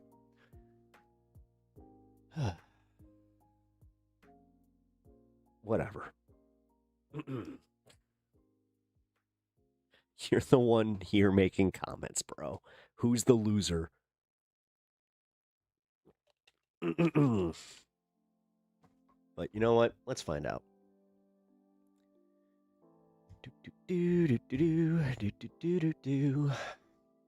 You have a playlist of 29 videos. Okay. Bet you're a bot, but cool. Appreciate the engagement. You don't have to be here either, Joe. Desperate for attention. Look at me! Look at me! I said, look at me! All right, I got this Ben Mycelis video. This is what sucks, man. Like, I'm gonna have to fucking put this on the screen, but whatever. I'll just we're gonna radio this shit. If you guys are over on horizontal, I'm gonna have to do it. Sorry, folks. All right. I'm Ben Mycelis. I'm coming to you from the road. Donald Trump is at it again with all hell breaking loose. Donald Trump is panicking as his war against Iran. Jesus Christ. I'm not too far off. Is Donald Trump is panicking as all hell breaks loose and the economy starts tanking. spiraling out of control, and we may be reaching a phase in this war where a United States ground invasion is imminent. Let me explain to you what's happening, and it is actually reminiscent of what went down during the Vietnam War. So what we learned earlier today, multiple sources telling the Wall Street Journal and others, that the Pentagon is moving Good impression. a Marine Expeditionary Unit to the Middle East as Iran steps up its attacks on shipping in the Strait of Hormuz, according to two officials who spoke to the Wall Street Journal. Defense Secretary Pete Hegseth approved a request from U.S. Central Command CENTCOM for an expeditionary unit, typically consisting of up to 2,500 Marines, to be deployed near Iran, with the Marines to be believed to be coming from the Marine Corps Air Ground Combat Center in 29 Palms. Where's the ground invasion? They're not announcing it. California. Now, I guess they're going to Tehran. This is significant because the escalation of the Vietnam War, leading to the direct U.S. ground combat involvement, began March 8th, 1965, with the landing of 3,500 U.S. Marines from the 9th Marine Expeditionary Brigade. And you can take a look how the troop ramp up actually went down in Vietnam thereafter. So this is one of the first steps, I believe, kind of to a potential ground invasion. One of the things we're learning about as well is, and we've known this now for some time, Putin's significant involvement. Is this 2 times speed? In helping Iran, China's involvement in helping Iran. Donald Trump gave an interview earlier today with Brian Kilmeade on State Regime. Shit. Thank you for the $10 donation. I appreciate that. That PTS. There you go. At Bob Bobbington 7308 $10. Hope your wife gets better. And as to you, keep trying to learn how to critically think. I think you are close. Also, sweet Jesse Ventura impression. Well, that was Ben Mycelis, but I guess that is a little bit. I'm Jesse Ventura. Did you know that I'm the governor of? Wait, did you know that I'm the governor of Minnesota, or was the governor of Minnesota? People still call me governor. Even though that's how that works, they do it out of respect. Media, which calls itself Fox. And when Donald Trump was asked if you believe Putin is helping Iran, Donald Trump's response was basically like, so what, even if he is? Here, play this clip. You think Putin is helping him? I think he might be helping him a little bit. Yeah, I guess. And he probably thinks we're helping Ukraine, right? And you are, right? Yeah, we're helping him also. And so he says that. And China would say the same thing. You know, it's like, hey, they do it and we do it, in all fairness. Wait, why do Now, I how get to move treasonous this is for? that? So what? We're doing it too. Oh, that's weird. Can you act tough? Can you act like the president of the United States? Can you act like you took an oath to protect, defend our Constitution? What are you doing right there? And also, I think it's notable as well. I swear to God, all you do is fearmonger. That Donald Trump is just Have you not seen anything reported on by the Republican Party during the 4 years of Biden? allowing China. I don't know. To that, I just kind of say, Chinese ships and Iranian ships to go through the Strait of Hormuz without any issues at all. Trump is terrified of Xi Jinping because those Chinese ships and those Iranian ships continue to take oil out of the strait while all of the United States allies and the U.S. ships are being blocked. And Iran says, if you get our permission, you can leave. But Trump's just letting the Chinese I just realized, I'm like, hey, ships go. Shows you how scared he is of Xi Jinping. It's terrible. Here's what Donald Trump said about Iranian terrorists. He goes, they're just bad. Something wrong genetically with them. He goes, it's just their genetics. It's just their genetics. What are you talking about? Here, play this clip. And say, yeah, this is about ISIS. So, I mean, how do you get into the mindset of this? How do you stop it? They're sick people. And that's a typical deployment for boots on the ground. Yeah. a lot of They said that they weren't going to deploy. So where's the fearmonger here? them were let in here. They shouldn't have been let in. Others are just bad. Oh yeah, transgenders in bathrooms. Yeah, you want to talk about fear mongering? And they go bad. Something wrong. There's something wrong there. So the genetics are not exactly. Well, they're not exactly your genetic. It's one of those problems, Brian. It's a terrible thing, and it literally saying happens. that. It happens. And it happens too often. Then Donald Trump continues to refer to his unlawful war as an excursion, and he says they're crazy people, so we had to take this excursion. Play this clip. Let's take a look. We'll take a look. See you loud and clear. Yeah, I figured it out. I could just use the dog cam. And it's all going to work out. Look, we took an excursion. We had the greatest economy ever. We still do.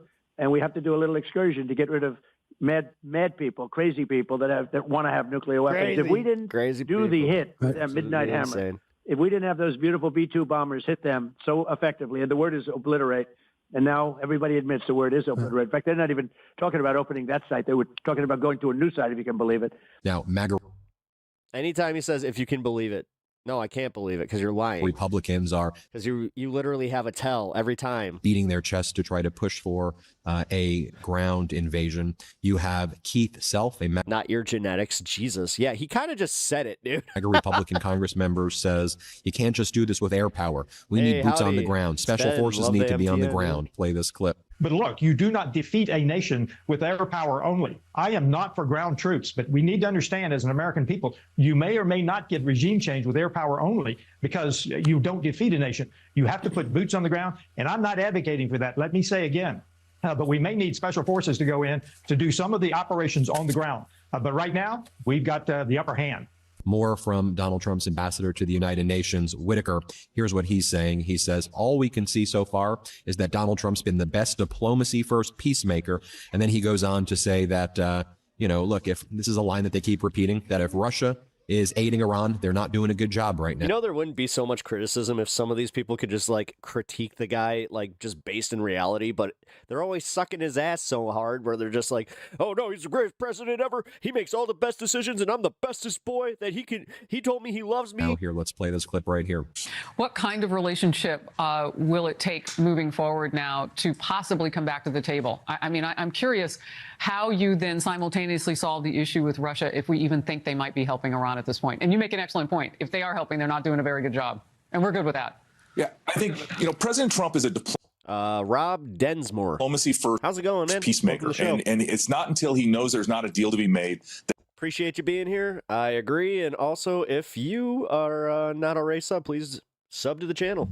he brings kinetic options to the table. And whether, that is the situation we face right now in Iran, or whether it is to try to solve the Russia-Ukraine war. I mean, there is always, the time for peace is always now. President Trump is always looking for a peace deal, but he's also looking for an American first peace deal that advantages the United States of America and our people. And so, earlier today, we saw Pete Hegseth Trump loves himself. He doesn't give a shit about you, the Democrats, or anybody. giving a speech where he said that all of the Iranian leadership was basically hiding and they were nowhere to be found. But then we saw the Iranian leadership honestly out there. Hey, take the fact that you guys think that he has like principles is insane. a look at what's been going down. And he's proven it to you guys over and over. Iran's leadership is in no better shape. But whatever, man. Desperate. He lied to you so many times. No new wars. Here's your wars. Here's you defending it. And hiding, they've gone under.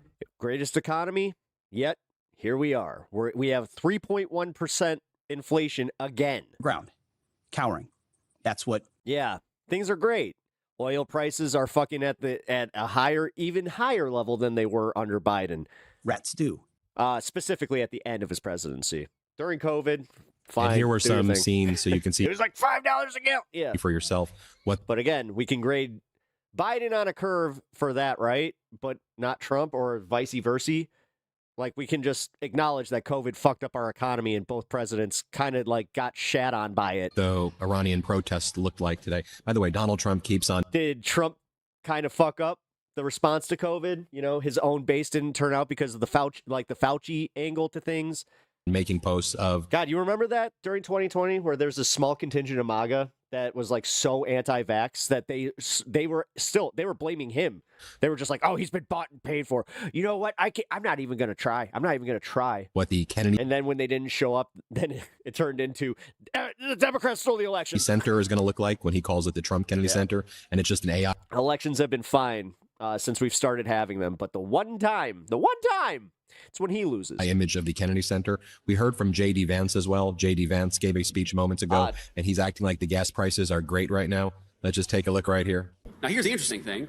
All this conversation happens where Joe Biden left us in a terrible situation, and the reason why gas prices are where they are today is because of Donald Trump's work to get them lower, because in the Biden administration, they were crazy high.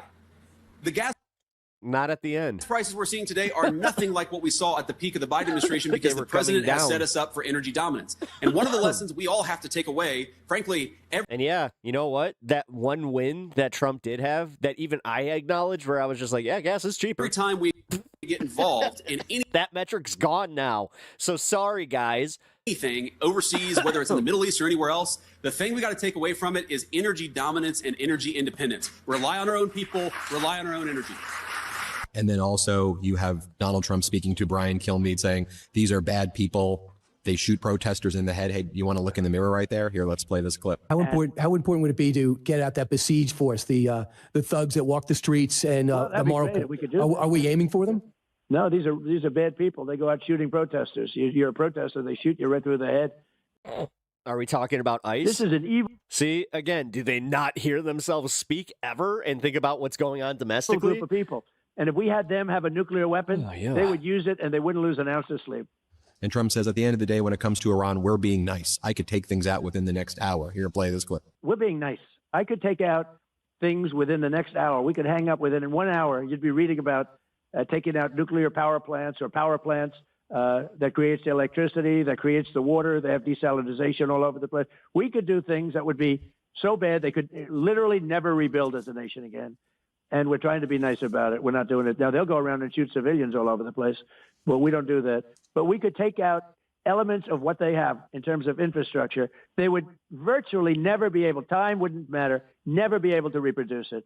And so far, we've chosen not to do that. But we have hit them so hard. I mean, they have no... And then Donald Trump says nobody has the technology that we have, like our tomahawks. Yeah. And then we create the refugee crisis, and then what? Iran doesn't have our tomahawks. Didn't you blame them the other day in saying that they stole our tomahawks and then bombed their own elementary school? Let's play this clip right here. Look, nobody has the technology or the weapons that we have. Oh, so you're telling me I don't have the First Amendment? I don't get to fucking criticize my president? So you're telling me that what you were doing for 4 years by criticizing Biden, you were an enemy of the state? Oh, okay. Patriots are an example of Interesting. it. Interesting how you have absolutely no concept on what actual freedom is and what being an American patriot is. Tomahawks. We have the Patriots. Being an American patriot is being able to freely and forcefully critique your leadership. We have... But you fucking bootlicking motherfucker, you're just sitting here just like, Hillary, you must like the president.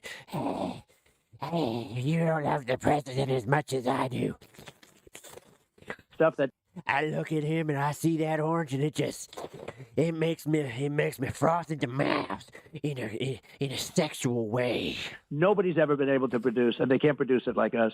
And then earlier today, seriously, line up to blow them already. Today, when Pete Hegseth was holding a press conference, damn. He's like, the Strait of Hormuz is open. It's definitely open, except for the fact that the ships are being shot out by the Iranians. No, he was your president. So technically what you're saying is that if I need to support Trump, then you needed to support Biden, because it's literally, you have to support your president. Otherwise you can use it. Or are you just a disingenuous cuntbag that has absolutely no fucking business being in this chat?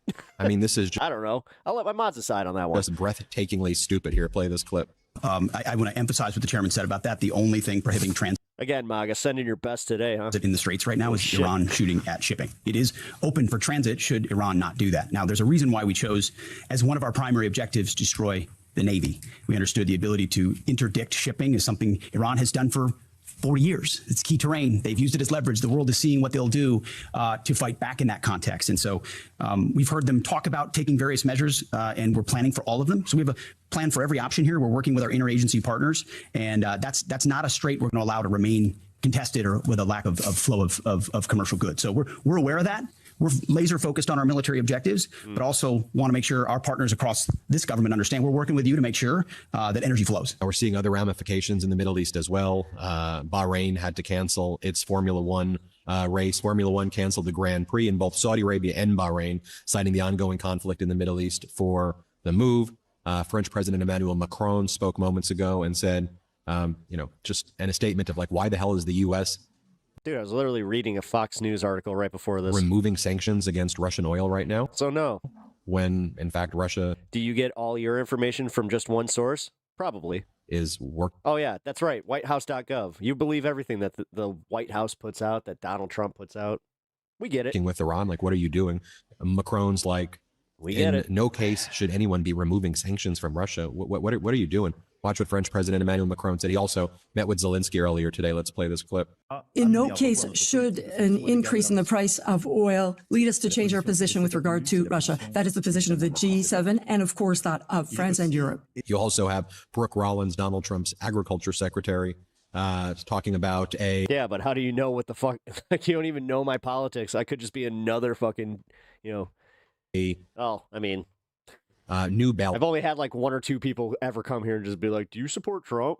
Like, genuinely confused. Out for farmers Most as a people result come of here the and fact they're that just like, fertilizer prices are soy going boy. through the roof right now as a result of the war. A lot of the fertilizer comes from the Middle East. So I guess the plan is to just keep bankrupting people and then bailing them out. I mean, is that what this plan is right here? Let's play it. But yes, we'll take questions. Just to start, are you considering other bailout for farmers who are concerned about the rising price of fertilizer given the war in Iran? Yeah, so I appreciate that question. With what's happening in Iran, what that means for specifically nitrogen, urea, which is one of the key components of fertilizer. Our farmers are moving into planting season right now. So the president is very aware of these challenges and these issues. We are very close to having... You just see these two dipshits look at each other behind her and just go, did you hear that? They just said it's going to be more expensive. Announcement on some solutions on what that looks like. We're looking at every potential avenue to keep the fertilizer costs down as these farmers are going into planting season. No big announcements yet, but it is coming. I have been in conversation with the Hill on that as they're looking at additional funds for our farmers. So at this point, everything is on the table. This president is convicted. He is resolute. He will stand with our farmers. He knows that it's a national security issue, and we're on it. So more to come on that. And we heard more from... I'm really glad that like a lot of Americans right now are just like, what the fuck is going on? J.D. Vance about started talking about Christie. I've been seeing it, man. I can speak anecdotally. Just today, had another situation with a coworker where, but I guess he just talks to us. It turns out that they're sensing something's going on. Just like we're all stupid right now. He's as apolitical as you can get, and he's just like, man, the fucking gas prices are insane. The economy is really fucked up, and everything feels like it's just kind of falling apart. I'm like, yeah, he's just like, I kind of feel like I need to start paying attention to the news. It's like, have fun with that.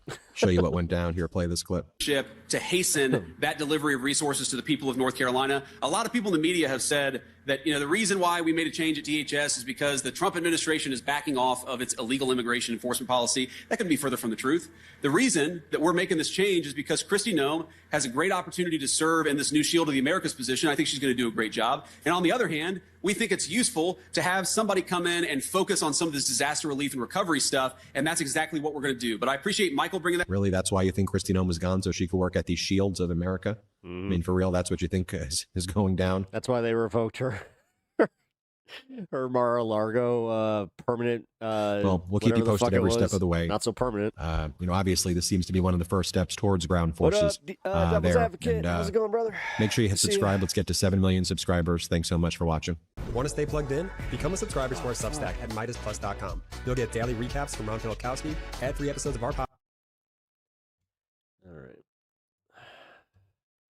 All right, joining us, the reporter who did that interview, Sky News anchor and MS Now contributor, Wilfred Frost. Good to see you, Wilfred. Dubai-based correspondent Inzamam Rashid at the Strait of Hormuz. MS Now White House reporter Laura Barone-Lopez. All right, let's get a little bit of details on what happened with Scott Bessent. And former CNN Pentagon correspondent. Yeah, fuck.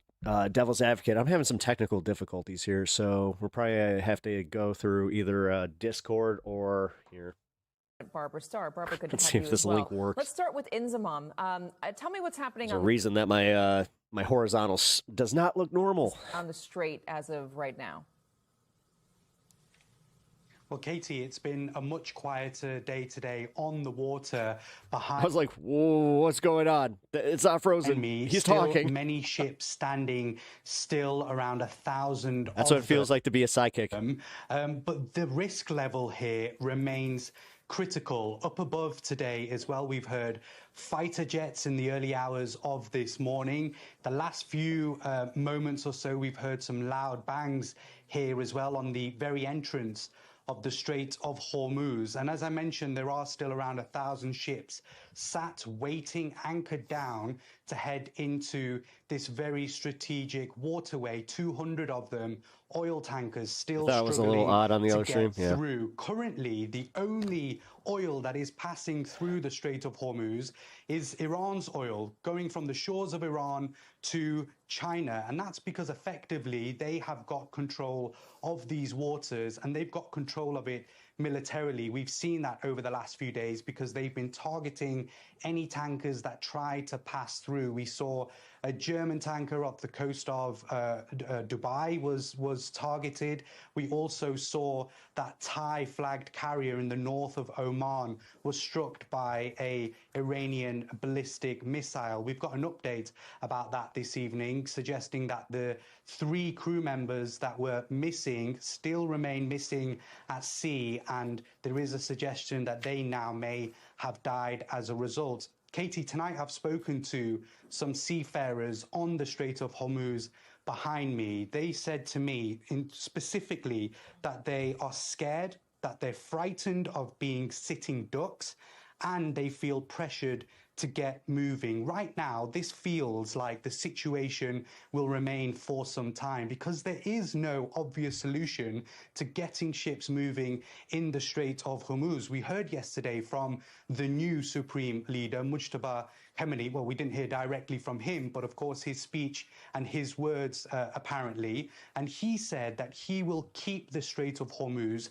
shut because he wants to keep that pressure on Israel and the US. It's my understanding tonight that there is pressure on the US, and Wilfred will be able to talk a bit more about that because Pete Hegseth had brushed it off in his daily briefing today, saying there's nothing to worry about here on the Strait of Hormuz. But Scott Bessent, the Treasury Secretary, saying in that interview that it would happen, they would get military vessels out here to get ships moving as soon as possible. In stark contrast, though, the Energy Secretary, Chris Wright, had said that the U.S. isn't ready to escort ships through the Alex, just so you know, I'm having Devil's Advocate Productions. Also, what up, Alex? Glad to have you in chat. Just give me a little bit here. I'm going to have to figure this one out. But everybody say hello to Alex, welcome him in, and just know that he will be on the show here in a little bit. Of Hormuz. So who's on the same page? That's a big question. Just one more point as well, Katie, on the point of mines. Trying to figure this out in a way that I don't have to end stream. So, Secretary Pete Hegseth did say today that there isn't clear evidence. Error. No, I would admit that. Trust me. If it was operator error, that'd be easier for me to just ask anybody. In the water right now, but I've spoken to this one is I've already done the resets and it's not working. That over the last 48 hours, they've seen evidence of small Iranian also, Alex, I'm also on vertical as well. Traveling through the Strait of Hormuz, boats that are able to deposit these mines in these waters. If they have done that, this would be a worst-case scenario for boats wanting to try and get through. It would be a worst-case scenario as well for the oil markets. And basically, it would mean that only Iran knows exactly what are the safe routes throughout the Strait of Hormuz. We are now 2 weeks into this conflict. It's been destructive. It's been bloody. It's also had huge impact across this region. But it's in the waters behind me, Katie, where the world is feeling the impact. And day by day, as it remains shut, that just gets worse. How can you have Jesus and Trump as king? Yeah, and there's so much there. I want to get to a lot of it with Barbara, but also some of it with Wilfred. Wilfred, I'll start with you. Let's talk about the claims. Hey, you know where no king started? That the U.S. will be able. What is Scott Bessent saying about the U.S. being able to escort ships through that waterway? I think with that, you've got to kind of reflect on the clip you already played, which is the moment of the interview came immediately after he'd returned from the Situation Room at around lunchtime, just before lunchtime, Eastern time yesterday. It came up about how they're going to be easing the oil prices and getting more ships through the Straits of Hormuz, fresh after he'd come back. So I pressed him on that. I said, is this something you've just been discussing? Because clearly it would be more relevant perhaps for the Defense Secretary than it would be the Treasury Secretary unless he'd just been in the room where it was discussed. He said explicitly that the waterway hadn't been mined and that some ships were getting through. And he said quite clearly, implicitly, that the Navy was getting ready to escort ships, possibly with coalition forces to help. All the reporting from military experts, from reporters like Inzi there in the region, does suggest that that is quite some way off. But I think it had added weight and relevance because it came from a cabinet member who'd just been in the Situation Room with the president. The other thing I'd just quickly say on all of this is clearly 2 days after the announcement of big SPR oil, Strategic Petroleum Reserves releases, the oil price hasn't calmed down. I thought I was completely out. We're seeing the Treasury Secretary being drawn into the Situation What's Room my with business? these military moments. Who are you talking to, Catman Jovi? Because they're trying to explore other ways to get it down. And as you mentioned earlier, we saw the relaxation of sanctions.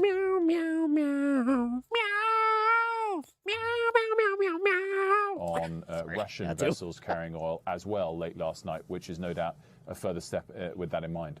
Let me play that moment where you're asking Secretary Bessent about the Russian oil and Russia benefiting financially from this war when so much effort has been put into the West trying to curb Russia's financial abilities in the war that they are waging on Ukraine. There have been a lot of sanctions from the U.S. and from European nations to try to put Russia on its heels, and that is being loosened today. Here's what Scott Bessent told you.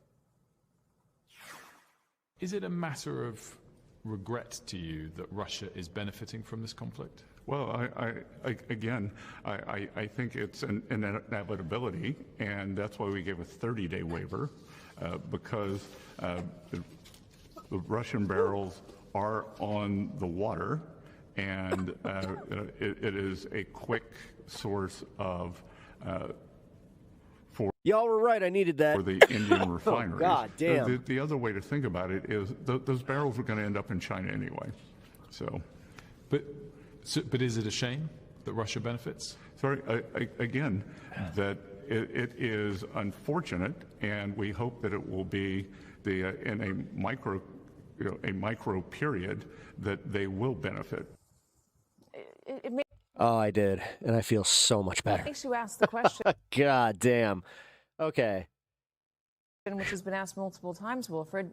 Was there not planning? I really did need that. Holy crap. The Strait being a problem if Donald Trump chose to attack Iran. Again, I think that's clearly a question lots of people are asking. I think from my conversation yesterday, which was an extended 50-minute, wide-ranging conversation with the U.S. Treasury Secretary, what I think became clear is that they are very concerned about the elevated oil price, but they're not willing to back down on the military action in what did I do? Iran. I took a nice in order to reach ripper. that. They are very much I took Alex's advice. He said to go and take a puff break. And I was just like, they you know are what? exploring these other possible measures that could try and ease the oil price. I feel better. You do have All right. to look, even though the Treasury Secretary there said that it was unfortunate that Russia was benefiting from this. There's a hierarchy of objectives there. Maintaining their military action in Iran comes top. Easing the oil price pressure. That's it. Bessent's buying up all the small farms. Comes second, and looking after Ukraine comes somewhere distant behind. I heard that. something really disturbing from a farmer that I know. He said that at his latest trade show, they were focusing on drone technology that can work as harvesters. He said this is the first time that he was genuinely scared that he was just going to be completely out of business soon. And as you said, that's clearly because he said that if all it takes is one corporation to just be like, fuck it, let's go buy up all these farms. We have all the equipment. We barely need any actual labor. We just need people to maintain the machines. For European partners, I do think though. That scale of commitment, I asked him, is there a number, is there a cost that would make you go and tell the president? Aircraft mechanics and shit like that, they're just like, hey, we need you to introduce you to a new specialty, We can't afford this, and he said, unequivocally not. We did also talk more broadly from his AI investment carabiner career, and his move into policymaking, as opposed to specifically about Iran, about the markets that are most important And he said very clearly the bond Just a little market. binger to brighten up your day. Yields are up a bit today. You feel better, man. Whereas the oil market hasn't been enough to make the administration question whether they're doing the right thing or whether the price is too high. I wonder if the bond market moving might change that.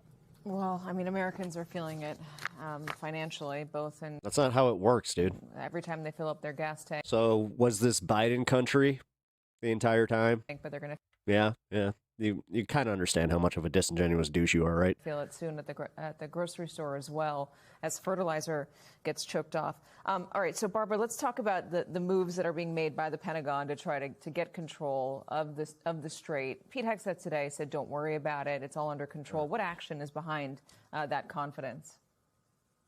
Well, there's been some reporting in the last couple of hours, Katie, that several hundred Marines out of Asia, Japan, are going to be headed on amphibious ships towards the Persian Gulf. Not at all clear what their exact mission will be.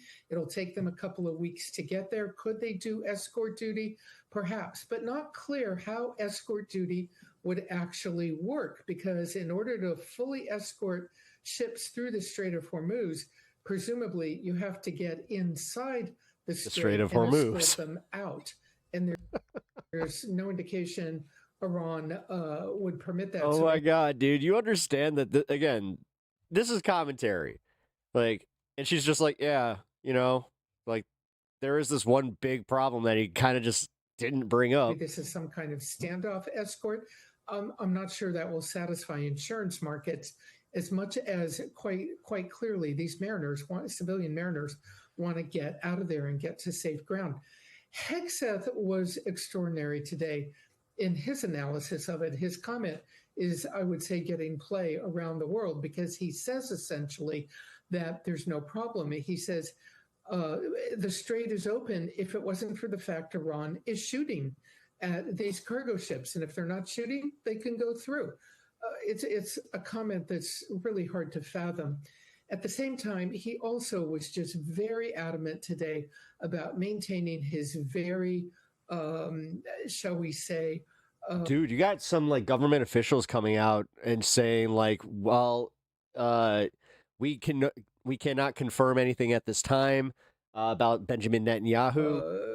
Very aggressive attitude towards the campaign. He said that the U.S. would give no quarter to enemy forces, and that got a lot of attention. Yeah, it tying in with Scott Bessent just walking off and then coming back shaken. War crime.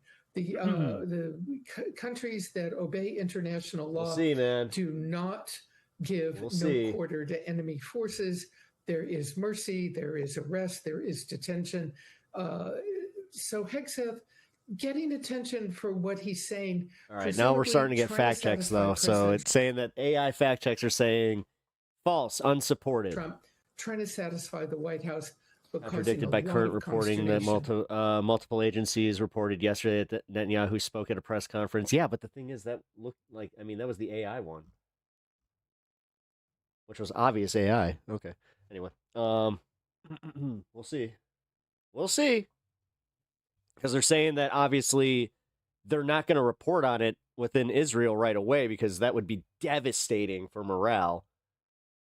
But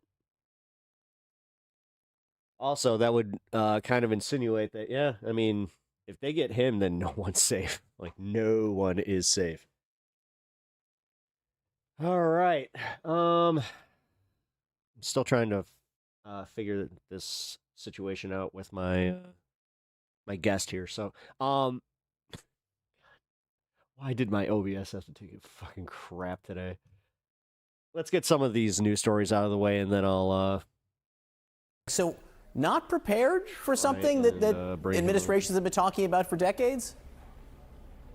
Yeah, look, this is reporting from CNN's Zach Cohen, Phil Mattingly, Kevin Liptak, and Kylie Atwood, and it gets into just how problematic what is happening in the Strait of Hormuz, which of course is one of the world's most important energy chokeholds in the country. It's responsible for 20% of the global crude oil that comes out of that very key waterway. And what they're learning, our colleagues, is that essentially that while key officials from the Department of Energy and the Department of Treasury were present for a lot of these briefings, what is typical in planning for something of this magnitude, an operation, military operation of this magnitude in the Middle East, they said that the agency analysis and forecast that would be integral elements of the decision-making process in past administrations were secondary considerations here. Now, I think Trump attacked with no plan except for just bombing. Yeah. One of the key things is what the administration is actually going to do about this, John, and what we've heard. Yeah, we forgot why, because the Epstein stuff was really starting to take a turn From top officials and what our colleagues. Which, again, I haven't forgotten. Are hearing from their sources involved in some of the planning have some on Epstein coverage coming up. This, is that it could be weak. Oh, by the way, I did like an exclusive breakdown video away from stream, but within stream format.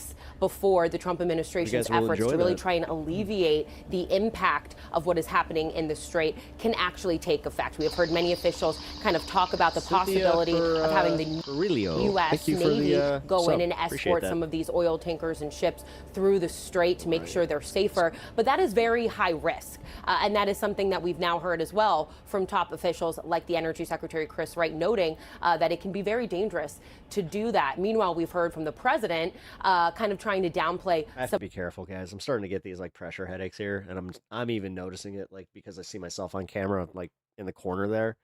Some of the tumult we've seen with energy and what has been happening in the Strait. Now, I do want to reference what we heard from the Treasury Secretary, Scott Bessent, yesterday. He was speaking with Sky News, and he said that the escorts from the U.S. Navy will begin, quote, as soon as it is militarily possible. He said that was their planning, and there's a chance that the U.S. Navy or perhaps an international coalition could ultimately escort these tankers through. We also heard, just speaking on this idea of preparedness and the lack thereof that our colleagues are reporting on, we did hear from the White House. You guys are either arguing in bad faith or very ignorant. I'm done responding to that line of questions. A spokeswoman, Anna Kelly. Good for you, Bobby. This is what she told CNN. Don't let them get to you, man. Honestly, debate within and don't take it like it's some form of an L or whatever the fuck. And she said through a detailed planning process, the entire administration is and was prepared for any potential action taken by the terrorist Iranian regime. She went on to say that the president has been clear that any disruptions to energy are temporary and will result in a benefit to our country. That has really been the line we've heard from this White House, that what is happening right now with oil is temporary. But all to say, we do know that energy executives as well are kind of trying to play it safe right now. They do not want to be sending their oil tankers through, risking lives, risking their ships at this moment. So this is a problem that it's not my hat, dude. It's not the hat. Is likely going to continue for a long time until the administration can figure out how to safely, escort these ships and reopen the Strait in a way that is safe for everyone. Just one more gone. Secretary of Energy Chris Wright told Kate yesterday they were not yet ready to escort these fuel tankers through the Strait. General, the reporting... He's leaving because we've been directly or indirectly in Iran for 40 to 50 years. Not like this.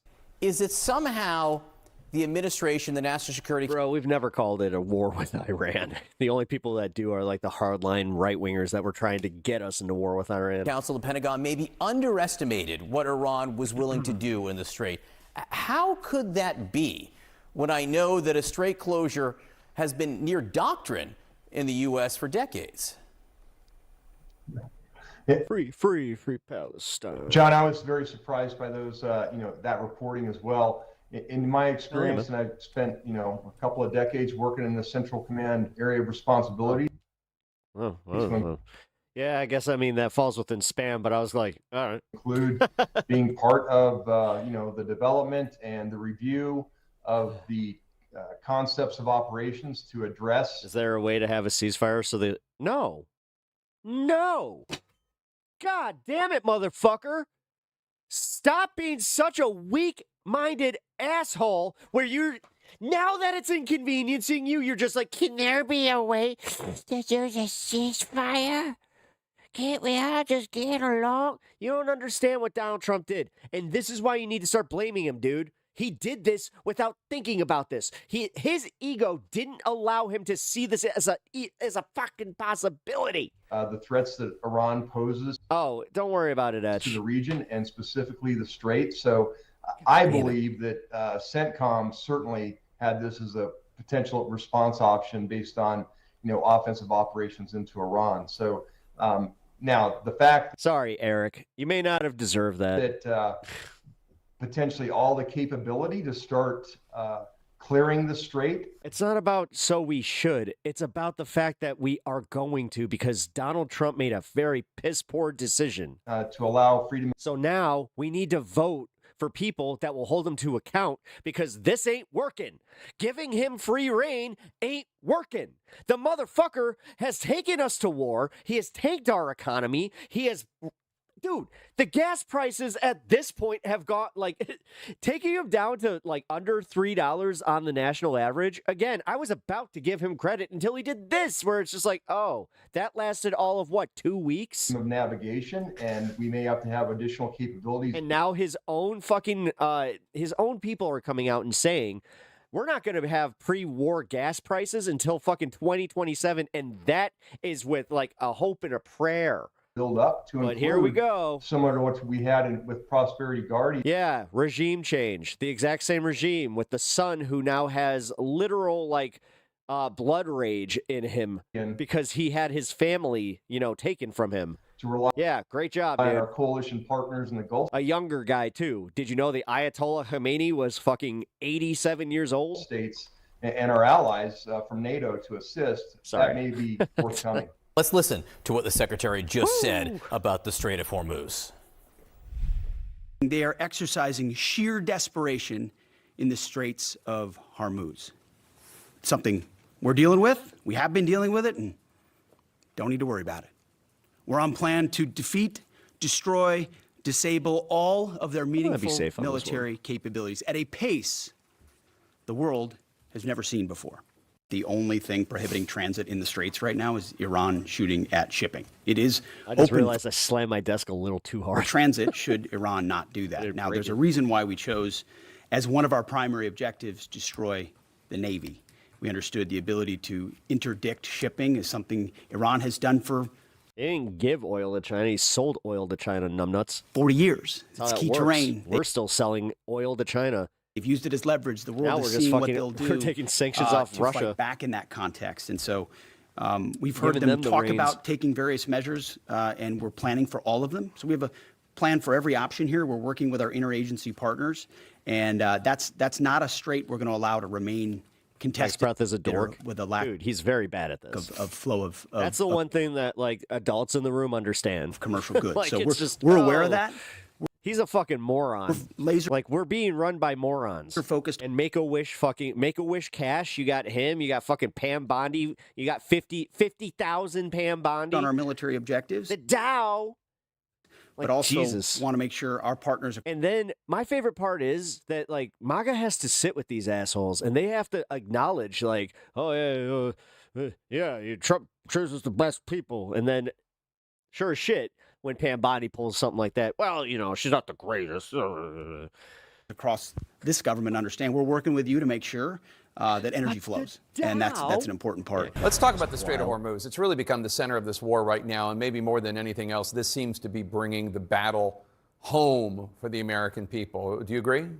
Well, absolutely. And a lot of people may be puzzled by it. They say, look, there's a conflict way over there. The United States does produce a lot of oil and gas. You actually believe that? So why is the cost going up at my corner gas station?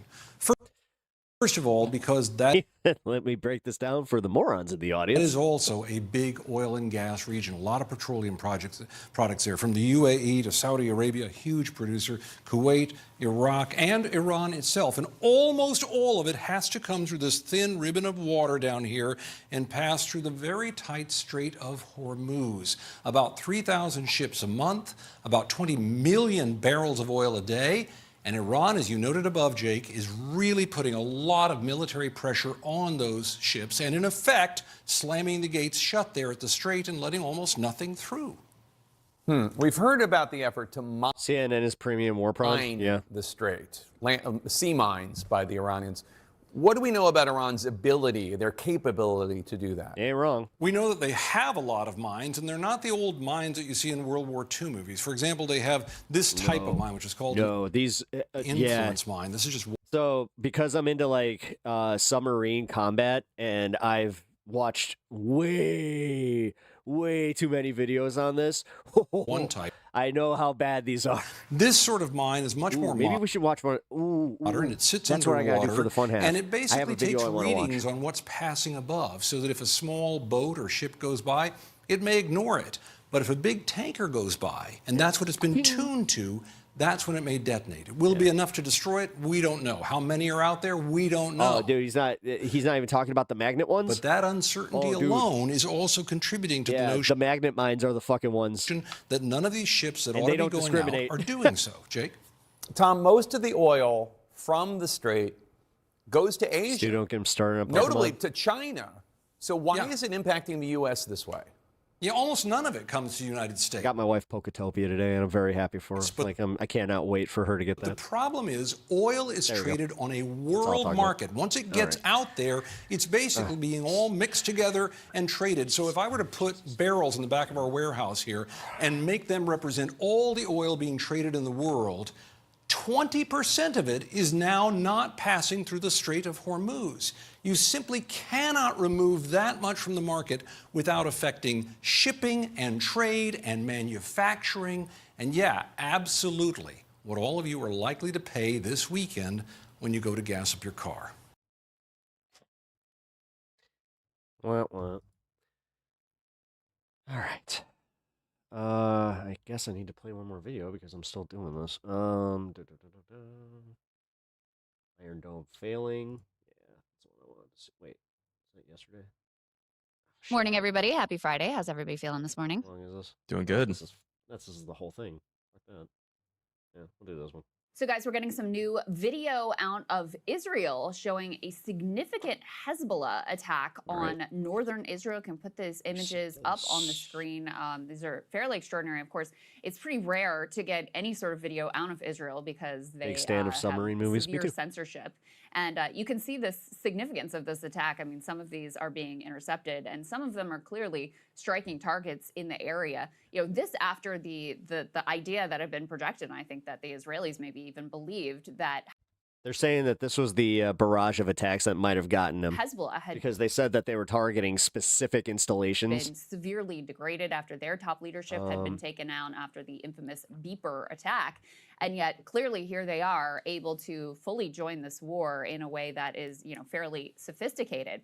And at the same time, it appears that the Iron Dome is failing to intercept a sizable number of the missiles at this point that are being fired towards Israel. We can put this next one up on the screen. This is pretty extraordinary. This reporter says that the Iron Dome could not stop about half of the 100 rockets. I guess I'll quit. I guess I'll just stop. He said I suck. Guys, I suck. I'm so bad at this. Rockets that Hezbollah launched at Israel just a few hours ago. We can also put E3 up on the screen. Haaretz has some reporting about the quote-unquote hole in Israel's early warning system, and its missile defense batteries are at risk as well. And so basically what this article lays out in detail is that when you have these missile defense systems, they also have to be protected. And so that has created tremendous vulnerability. And obviously, Sagar, it has been a strategy of I hope your wife's all Iran right. to target these defense systems. And they've been pretty effective, at least at our batteries in the region, in, you know, effectuating that target. That's why we had to pull the THAAD battery system from South Korea and bring it over because some of the damage that had been incurred. And so their strategy was to take out those capabilities or degrade those capabilities early.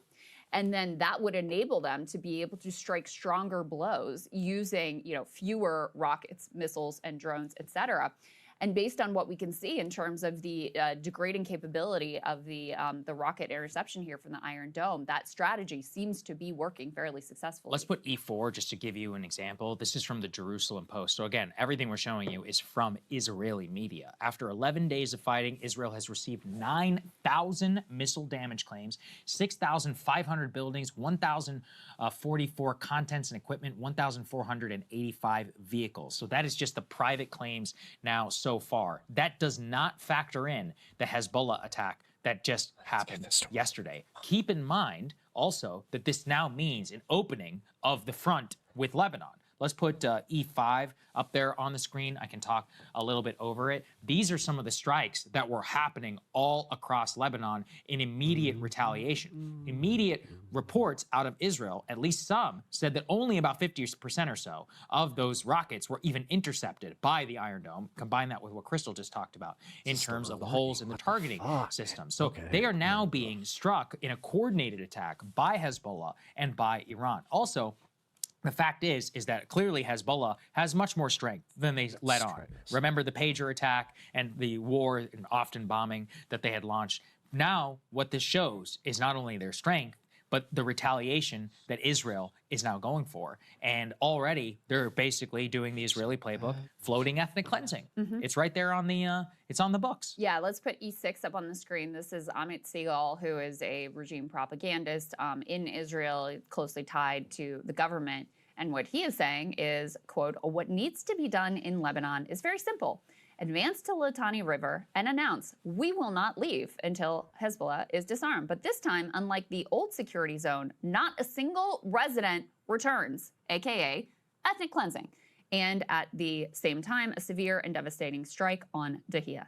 So this is the, what is being floated and very much, part of the greater Israel project. This would be, accomplishing some of their additional goals. I think Sagar made the point earlier, part of why we're getting that video out of Israel's being allowed out of the rocket attacks from Hezbollah is to try to justify exactly here, this but I'm type also of trying to reset a whole bunch of shit. incursion So and give me a second. take over. And do people actually think Netanyahu is dead? What happened? So for real, this isn't like clickbait shit. So right now, nobody has seen Netanyahu in a public setting, and Ben Gvir for that matter, since March 7th. I keep saying 2nd, 7th. So they've kind of been like looking for clues on this one, and yesterday was the biggest one because they released a video where Netanyahu was talking, and like you could blatantly see that like it was AI, dude. Like he just like develops a sixth finger all of a sudden, and then like his mouth starts like doing like this weird thing. So everybody was like, "Oh, that's obvious. That's not like a glitch of a camera. That's like, no, that's a glitch of AI." So yeah, now the theory is that in the last batch of strikes from last night, which they did break through the Iron Dome and those were targeted, they're saying that they may have gotten him, but they're also like grain of salt because a lot of this is coming from apparently Iran, but then Israel's coming out and not saying no. Like they're not saying like, oh, this is blatantly false. They're just kind of saying like, it's kind of too early to tell. It's like, oh, what? Okay. But then Scott Bessent, the Treasury Secretary, he got pulled out of a live interview and he came back and he looked fucking shook to his core. And people are putting those two videos together and these two things together, and they're just going, well, this is interesting. So we'll see what happens. I'm not going to make the call until it's like there. I did the same thing with the Ayatollah Khomeini. Like, I'm not going to start reporting something as a fact unless I like see enough news agencies coming out and just being like, okay. Because even when Donald Trump said that they got the Ayatollah, that was before any other like major news agency got it. So yeah, I don't know. I just try to be fair on that one too, and responsible. I feel like that's responsible reporting, and I'm not trying to be a reporter. I'm just trying to fucking hold myself to journalistic standards sometimes, even though I'm not a journalist. And ultimately, what's being Sorry, floated I was, here is an ethnic alluding to cleansing, what we were watching removing last night. all of the existing Remember the residents good and old not days? allowing them to Presidents and dictators return had, like, and de 6 facto different taking lookalikes. over more territory in the region. All right. That is what they're trying to use this Bandit, war hola, as what up, cover dude? to Come do. molest us. So, they're taking damage, but they're also using the opportunity in an attempt to further some of their greater regional goals. Yeah, exactly. And you actually literally, as we were taping, I can read the latest from Amit Segal and the IDF. The IDF spokesperson has now directed all residents of southern Lebanon to move beyond a border checkpoint, which is a river inside southern Lebanon. So, I mean, I don't know what the population is, probably a lot, right? And basically a evacuation order, aka a Gaza level 1. And as he floated there, we're going to tell him to leave and that you're never going to come back until we dismantle all of Hezbollah. And actually that's basically an impossible task. And so that will mean that we'll just get to take over and annex, de facto annex, in another part of another. Yeah, we're gonna keep on this one because I keep looking at the newest updates. Country. And this is all there's nothing just blatantly saying like this is all false. Happening under our auspices. It also shows you, this is something Professor Pape talked about their actual security interests.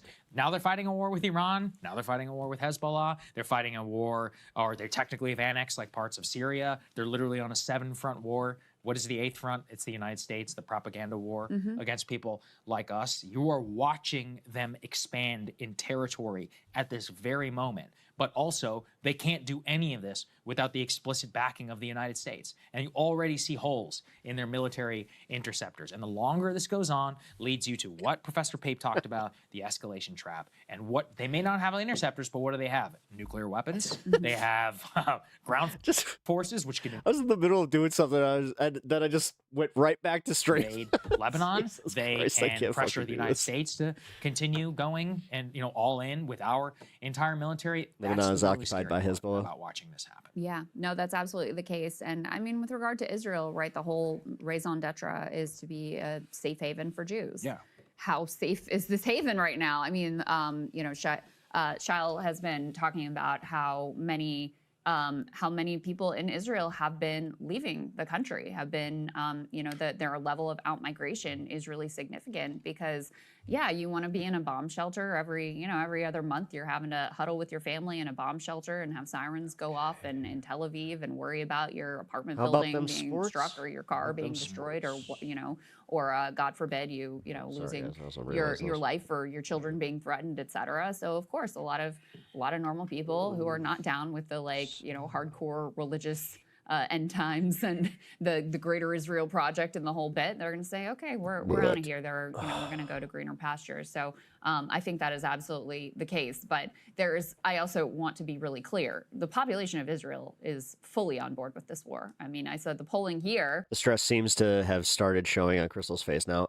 Yeah, actually, I'm glad that you brought that up because I did kind of have a critique on that where I said that she was more focused on gymnastics and all that bullshit and how reporting on this, you would think that she would just not be able to fucking even really leave that at work. Now it seems like that's actually happening. I'm gonna tell you, as somebody that does this and spends a lot of time thinking about this kind of stuff, it is getting harder and harder for me to disassociate, even when I'm not on stream. Or, dude, I legit had a moment. It was the middle of the night the other night.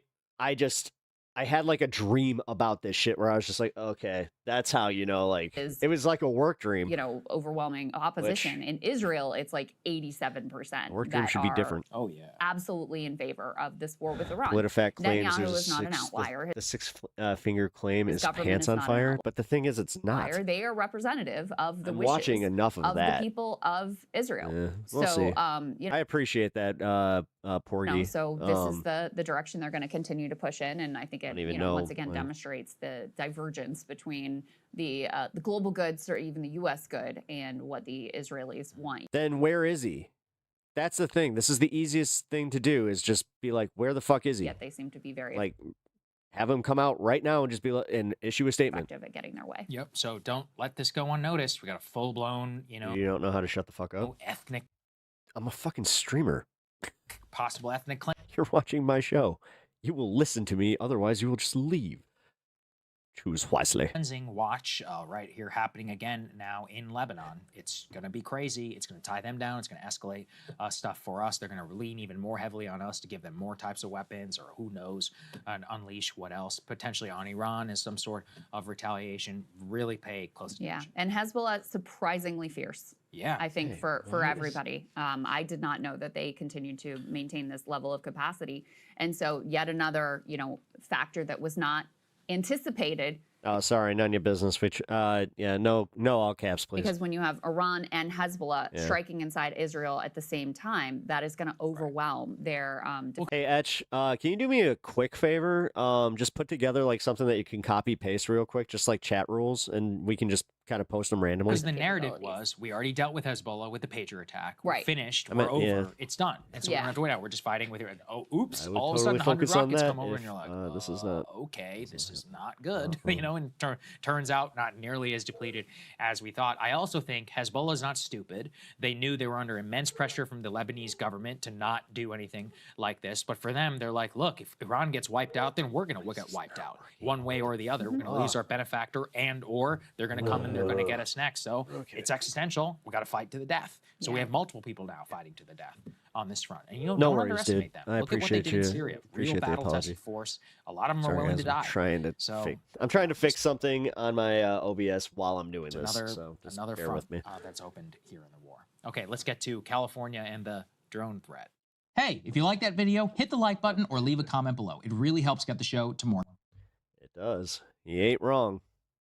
So if you guys are enjoying yourself and you want to help me out, like that stream, and also subscribe to the channel if you are enjoying yourselves. And again, I try to welcome other people of different political opinions. I just got to say, man, the amount of people that come here just with so much anger, in being MAGA, and then they're just like, oh, gross, the other side, I can't even engage, CNN, fake news, It's just like, dude, chill the fuck out. No, I'm not making you a mod. I only make people that have been here for a long time mods. Plus, I have a pretty kick-ass mod team, so I do appreciate the offer, though. What is my political label? Technically DSA. I do have a Democratic Socialist. But yeah, people hear socialist and they immediately think of the thing that it's not, and then they also don't understand that I'm like, okay, yeah, I want more social fucking programs paid for by the rich so we can keep a little bit more of our money. Why is that so bad? Why is it so bad? Why can't we try it? Why can't we just, I don't know, start the taxes and see if it works? See if our lives get better. If they don't, then we can change the tax code back to what it was before. All right. Trying to bring Alex on, but how long is this? 8 minutes? All right, that gives me just enough time. Sorry, Alex. I am still trying to get this to work. CENTCOM has now just confirmed that 4 crew members were killed. I'm pretty sure that this is going to be the end of it. I know I keep saying it too, but refueling aircraft crashed in Iraq. Rescue efforts, we're told, are ongoing to try to locate the other 2 crew members.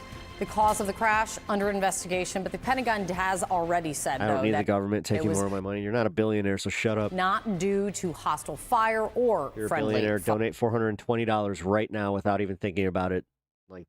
Fire. Put that all together, that means at least 11 U.S. troops have now been killed in the war with Iran, a conflict now entering day 14, and all eyes remain on the Strait of Hormuz, that critical shipping channel. Iran has stepped up attacks there on commercial ships. New this morning, as I was just speaking about with the congressman, President Trump is telling Fox News that the U.S. military would escort ships through the strait if needed, but, quote, we're going to see what happens. And he also said that the U.S. is going to be hitting Iran, quote, very hard over the next week. CNN's Natasha Bertrand has new and important reporting live from Washington for us this morning. Natasha, what are you expecting to hear from this briefing, or what questions they're likely to get this morning? Well, they're likely to get a lot of questions, of course, about this incident that occurred yesterday where a KC-135 fueling tanker crashed after colliding, it appears, with another tanker, which ultimately landed safely in Israel. But there. Well, I found out what's going on. Apparently, there was a glitch in the last update. So, yeah, that explains why all of this is happening. Well, at least I have a good idea. At That it's not Bandit just $10. user error. Happy Friday 13th. Bring Thank on you Salem. for the $10. Cat man. emoji. Cat emoji. Bring on lion Salem. Emoji, All right, tiger all emoji, right, all tiger right. Emoji, Did we hit the leopard goal? Emoji. I don't think we hit the goal yet. Bring on Salem. You really all right? Fine. There are a lot of questions I'll let the surrounding cat down. CENTCOM's statement, Just a second. in which they said that this was not due Can I to roll it- hostile fire or friendly roll it back? fire, because there, are a lot of questions surrounding How far- CENTCOM's statement, in which they said that this was not due to hostile fire or friendly fire, because an Iranian Did you mean the video or do you mean me? proxy group Sorry, based yeah, in Iraq I has think now I can come make out this and work, taken though. Hold on. responsibility for downing that aircraft. Of course, they did not provide evidence, but these proxy groups, they do have surface-to-air missiles, and so it's possible, for example, that what happened was these tankers were trying to evade a missile, or perhaps this was just an incident of a mid-air collision of these tankers just flying too closely together. I mean, there's so many possibilities here, but the bottom line is that 4 U.S. service members are now confirmed to rolling back the OBS. dead, 2 others. No, so I would have to end stream if I wanted to like completely reset, but I figured out how to do this without doing just that. Apparently, so I think I the got this, search though. is ongoing Like, for them. literally as you said Unclear that. what their whereabouts. The rich used Bo be taxed heavily until Reagan came in with the trickle down BS. Yes, and their condition is as Sergeant Pepper. What up? As of this moment. I also want to address the. Can you imagine how many Sergeant Pepper jokes I've had in my life? The tragic loss of our KC-135 refueling aircraft yesterday. The incident Mostly Dr. Pepper. occurred over friendly territory in western Iraq while the crew was on a combat mission. And again, was not the result, as CENTCOM has said, was not the result of hostile or friendly fire. We're still treating this as an active rescue and recovery operation. As CENTCOM announced this morning, 4 airmen have been recovered, and the Air Force and U.S. Central Command will provide updates as information becomes available. Please keep these brave airmen, their families, friends, and units in your thoughts in the coming hours and days. Our service members make an incredible sacrifice to go forward and do the things that the nation asks of them. It's a reminder of the true cost of the dedication and commitment of the Joint Force. U.S. Central Command just confirmed the death of 4 service members in the war with Iran. The 4 fallen Americans are crew members of a refueling aircraft that went down. I thought all 6 got confirmed as being deceased. In western Iraq yesterday. Central Did 2 of them Command make it? is saying that Really? rescue efforts continue for 2 others on board. They say the incident was not due to the search for hostile 2 or others. friendly fire.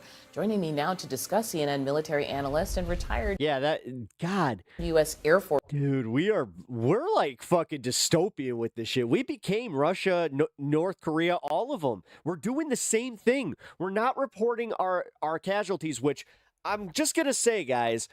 I think that they tried that for a little bit with Bush, but then everybody was like, no. Like, because they had too many people coming back and just being like, no. Force Colonel Cedric Layton. We have thousands of people that are coming back like in coffins. No, you like. Good morning, this idea Colonel that Layton. we're I not want losing as to many get people. your help making sense of this. So what we know is it's a KC-135. 4 dead, 2 missing. What do you make of this claim of it not being hostile, not being friendly? What can you read from that?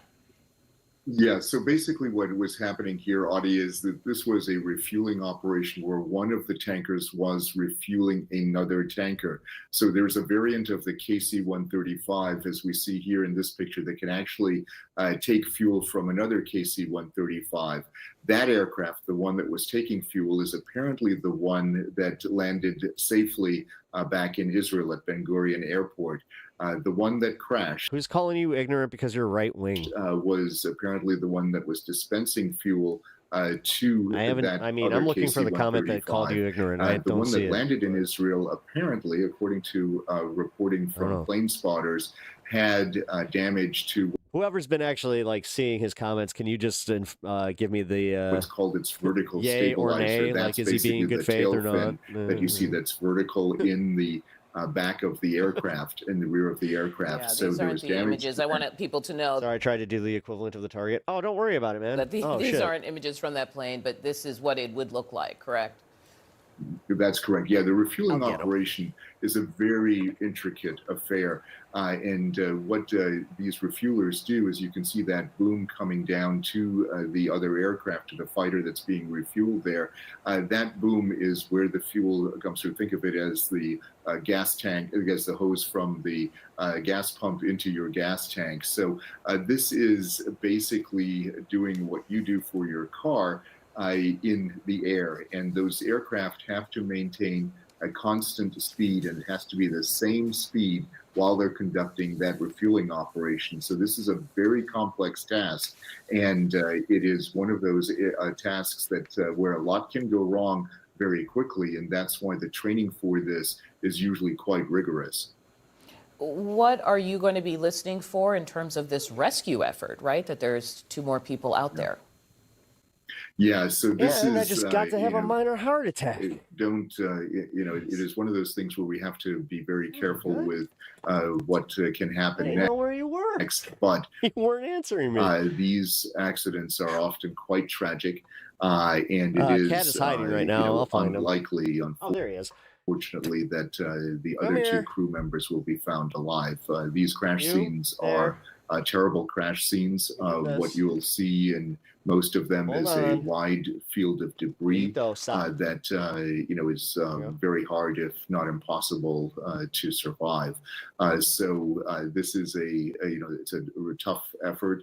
The crews that are conducting these recovery operations are well trained in these areas, and they are basically conducting the same kind of investigation that you would find with the NTSB when there's a civilian aircraft that crashes here in the United States. Okay, right now just 4 are confirmed dead now, and we should be clear today, the Defense Secretary will be speaking. That's happening in just a few hours. Colonel Layton, thank you for being with us.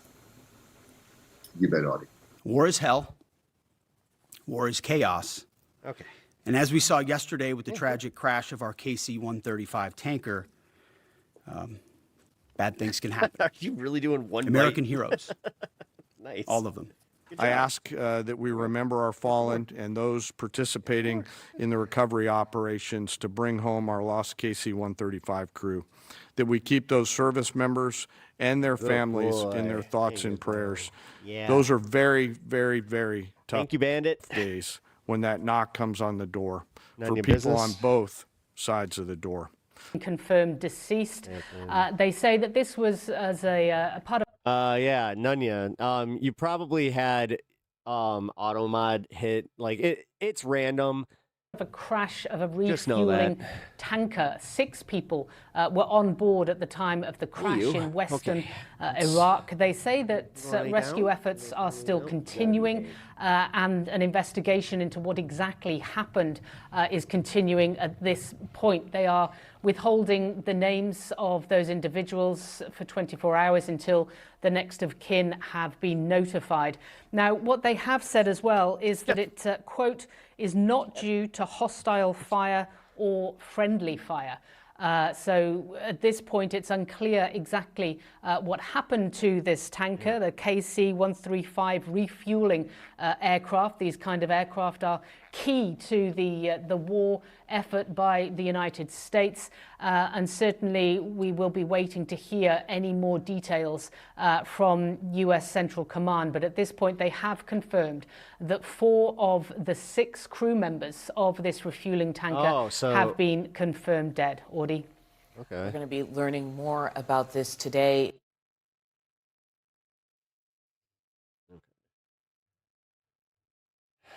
Yeah, we'll check in with Jank in a minute. Bobbin for Giblets. What up? Are we the baddies? Yes. Who names their kid Porgy? Also, yeah. All right, guys. Here, let's bring on my. Gonna have a guest here, but we're gonna do more of a chill thing. Not so much interview, but all right. I gotta get my headphones. No, Cat, you cannot have. No.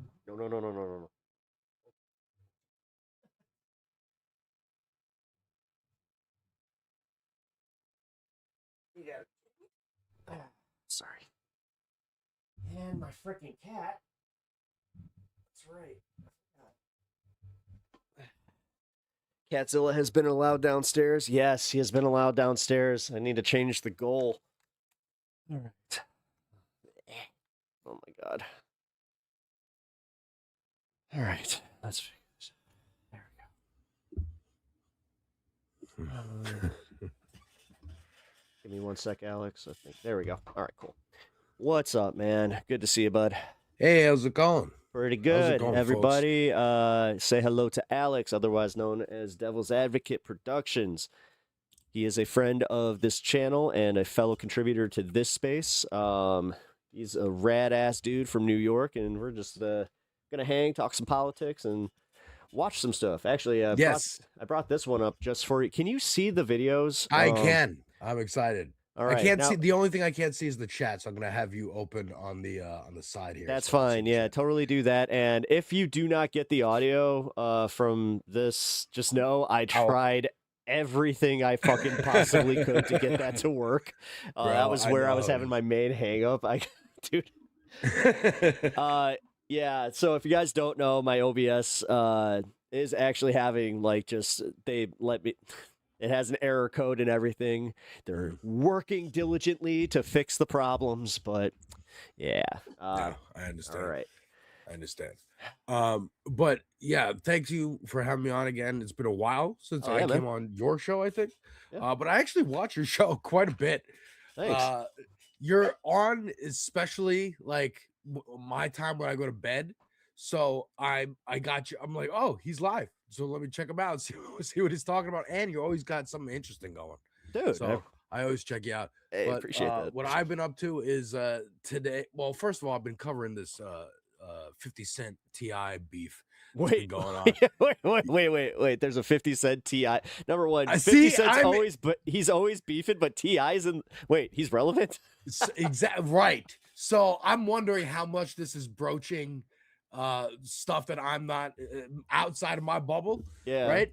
So I'm like, you've not heard of it. That's funny. No. It's a whole thing. I got a whole playlist on my channel of reaction videos to the multiple diss songs that have been coming out of this from T.I. and his children, because it all started essentially when 50 posted a picture of T.I.'s wife in an unflattering light, basically calling her ugly. And the Harris family came out in spades, and it's been inspiring other people who 50 has had problems with over the years to also come outside.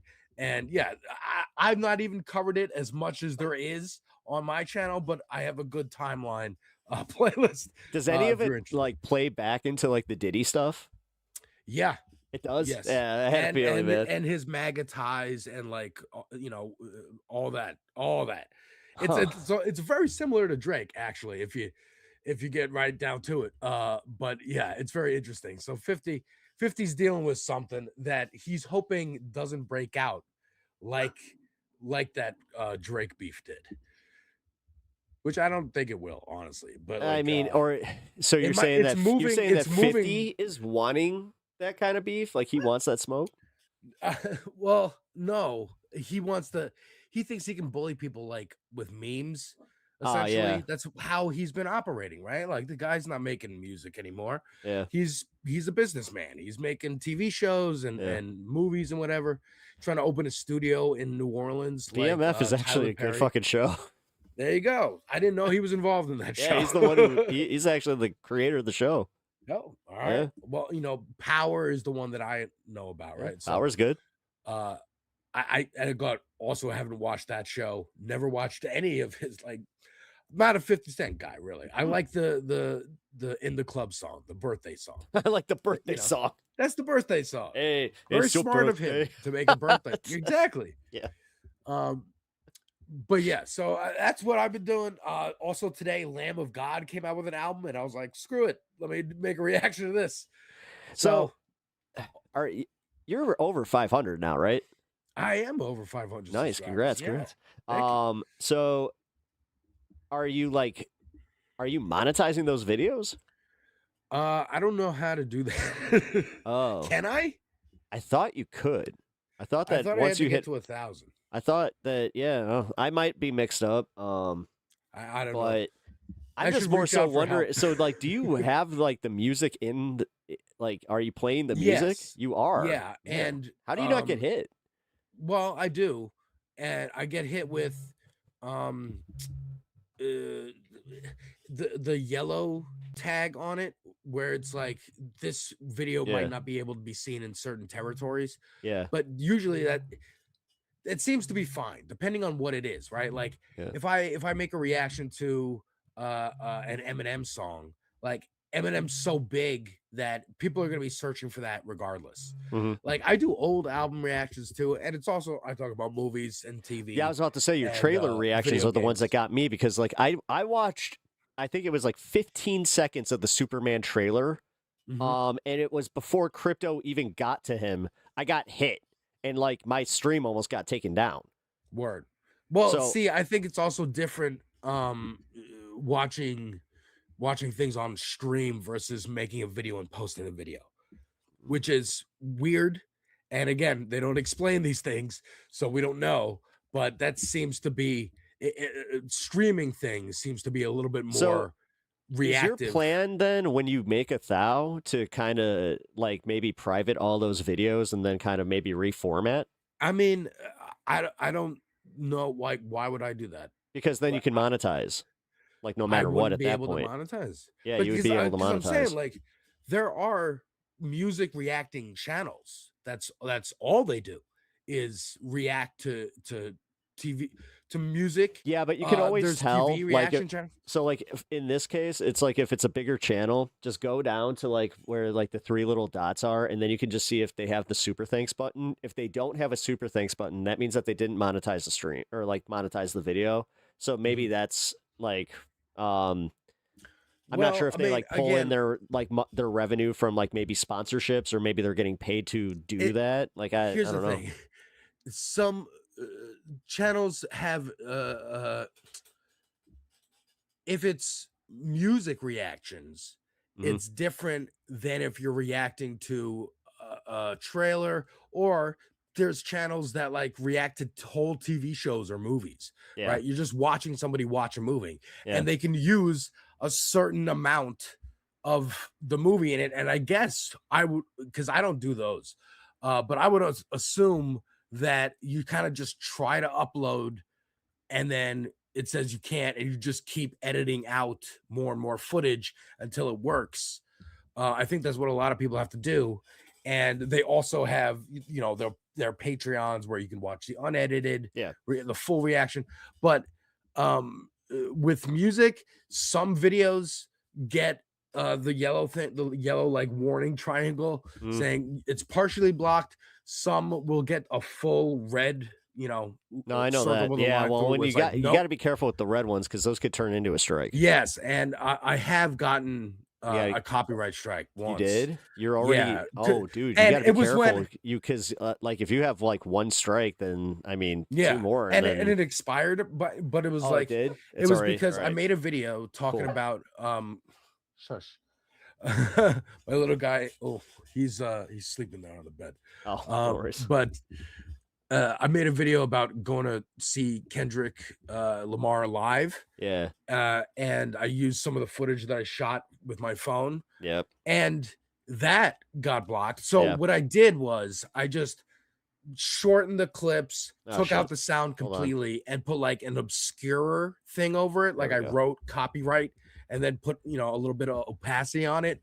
Mhm. That seemed to work. That one's up, right? So like I've run into that a couple times. I had a similar thing with a Pink Floyd thing. Like I went to Yeah. I saw Humphreys McGee and they did a Pink Floyd set, Yeah. which was awesome. But I ended up just clipping like 4 seconds of the guitar solo, and that ended up like taking the strike off me. So yeah, Yeah. It's a game, but yeah, It's that's why I'm arbitrary and genuinely weird. like kind of Yeah. interested in how you do it, man. Because like, yeah, your content is literally geared towards that. So like, Right. So, and again, like I've seen channels like I don't think any of my trailer reactions have ever got. Oh no, yes, I got one trailer reaction that just didn't work, Yeah. and that was the Spider Noir trailer. Yeah. And I was like, weird. In all this time, that was the only one that YouTube was like, nope, you can't do that. Even though, again, other channels it does work. Well, I think it's also because like that's why I was asking about the numbers because I think you're starting to get noticed. And like when YouTube takes notice, I know that like I was getting away with some stuff that after reading TOS and like kind of just determining like, oh shit, I was even lucky to be getting away with that. Yeah, right. You know, so I should probably read that. yeah, exactly. Yeah, walk it back. But yeah, like I hope to get monetized. I'd love to turn this into a job. That's but it's the goal, that's right? the dream. That's the dream for all of us. But That's you know, mine. for now, I'm having fun. I'm making what I want. Hell you know, yeah. It's an art project for me. I'm a filmmaker at heart, so like this is I'm having a good time, and I also it's so frustrating to me. Like years ago, coming across the Quartering and Nerdrotic and Geeks and Gamers, Yeah. and even getting into like watching music reaction channels or trailer or pop culture, like Fantano. shit. Yeah, Fantano and whatnot, but specifically finding ones that gear people towards the right wing, and I'm like, that's insidious and nasty, and I fucking hate it. Yeah. And but they did that because there through, are so many people the two like that you brought Fantano. up that they did it with like a movement though, because like Gamergate started and they like saw Yeah. that as like, oh, I can jump on this. Yeah. You And know? now you also see that Epstein and Steve Bannon were also aware of it and like pushing it and shit, like with their resources. So that's Hey, crazy Alex, to find out. in do me a retrospect. favor and drop the name of your channel in the chat here. If yeah. you want to drop here, actually, you know what? I can drop your link for you. Yeah. Devil's Advocate Productions on YouTube and Twitch. On Twitch, I'll do, you know, what Pep is doing and react to videos while I play right now Ball Pit. I cannot stop playing Ball X Pit. Nice. I cannot highly recommend this game enough. It's a great time waster game. There's so many combinations. It hits the serotonin. It's fantastic. Nice. But over on PlayStation, sometimes I'll stream from there. And See, I I'm can't trying do to get that. I through. can't do like reactions to videos and play a game at the same time. That's I'm too much of my ADD, attention. man. I'm all over the place. Yeah, dude, that's I crazy. need to have something like that going. So and then I'll have I'm streaming Resident Evil 4, the remake, because Nice. Resident Evil 9 is out and Leon is in it, and I'm like, Resident Evil 4 is my favorite one. Really? I got this remake like 2 years ago when it came out. I never finished it. I gotta finish it now. I'm hype on Resident Evil again. Man, so, I'm I trying to say get through 6 that. was probably my favorite, but 6 was 6. That's funny that you say that because 6 is considered where like the series fell off yeah. and they had to retool it. But I Yeah, I know. also love 6. I love 5 and 6. I because you're like the playing with your mechanics though. Dude, yeah, they're so fun, dude. That's what I was like. It's Oh an shit, you made action this a little movie. easier It's a for me. Michael Bay movie. It's Yeah. fantastic. All right, Yeah, so no hate to 6, man. no worries, I'm no I'm a worries. defender out here. All right, well, I want to get your opinions on like number one, with everything that's going on. Where's your like headspace in all this? Like how you coping? Well, I'm coping with like backing away. I'm not watching Majority Report every single day anymore because I just can't take the news. It's fucking horrible. Right? I'm trying not to stay on Twitter and Blue Sky, or if I am, it's particular. Again, like I'm focusing on the art and shit that I like. I'm watching, playing Ball Pit, watching stuff. What Love is Blind actually just finished. Love some trash TV. Some trash TV with the wife, and love that season, dude. There's some good stuff to mine from that season. And then again, for like commentary or cultural commentary, there's I need to do MAGA that. people on there. Yeah. There's like a dude who quoted Andrew or mentioned Andrew Tate. So like it's out there. It's in the it's in the public zeitgeist. I haven't done good trash TV since 90 Day kind of wrapped up, like the 90 original Day. crew, where I was just like, oh man, once I 90 got rid Day. of like the original 90 Day Fiancés, I was just like, I don't really care as much, man. Yeah, that's our heroine. And we're kind of weaning off of it, honestly, at this point. Like, we've been pretty addicted to every single iteration of it for the last 2-3 years, but we haven't watched the newest episodes in like 2-3 weeks, and I'm hoping we can kind of partition, because it's been kind of, again, like a heroine to us. Yeah. So, but it is, again, there's also good shit to mine to talk about, like politics and whatnot through that show as well. Some horrible You know what I did? patriarchal. So it was so funny. The first like break that I took from like politics, where I was just like, I cannot, like, I need to go a full weekend, no politics. I ended up watching Gundam, which I was just like, oh, that was not Nice. smart. Well, no, but the thing is, it's all politics. Oh, you know what? It's all That's space funny. politics. So I'm just like, this is just like Gaza. Oh, God damn it. Oh my God. Well, yeah. You know, I never thought about it like that, but because when I was a kid and I would come home and watch Toonami on Cartoon Network, Yeah. Gundam was always on earlier when I got home, and then I'm waiting for Dragon Ball Z to come on. Yep. Of course. Yep. Good old And days. I'm showing my wife Dragon Ball all the way through. Man, I'm kinda. surprised you could do it. You know, we put it on last summer. I was like having a bad day, and I put on like the OG Dragon Ball, right? And the first like arc of that, the Emperor Pilaf finding the Dragon Balls, introducing all the characters, that happens at a pretty steady pace. Yeah. And engaged her in a way I was surprised. I was like, oh, cool, you like this? Great. And then as it goes on, you feel the comic bookiness of it, of like that early Stan Lee, early like Superman, where they're like, we're running out of ideas. I just need a new idea for the next monthly book.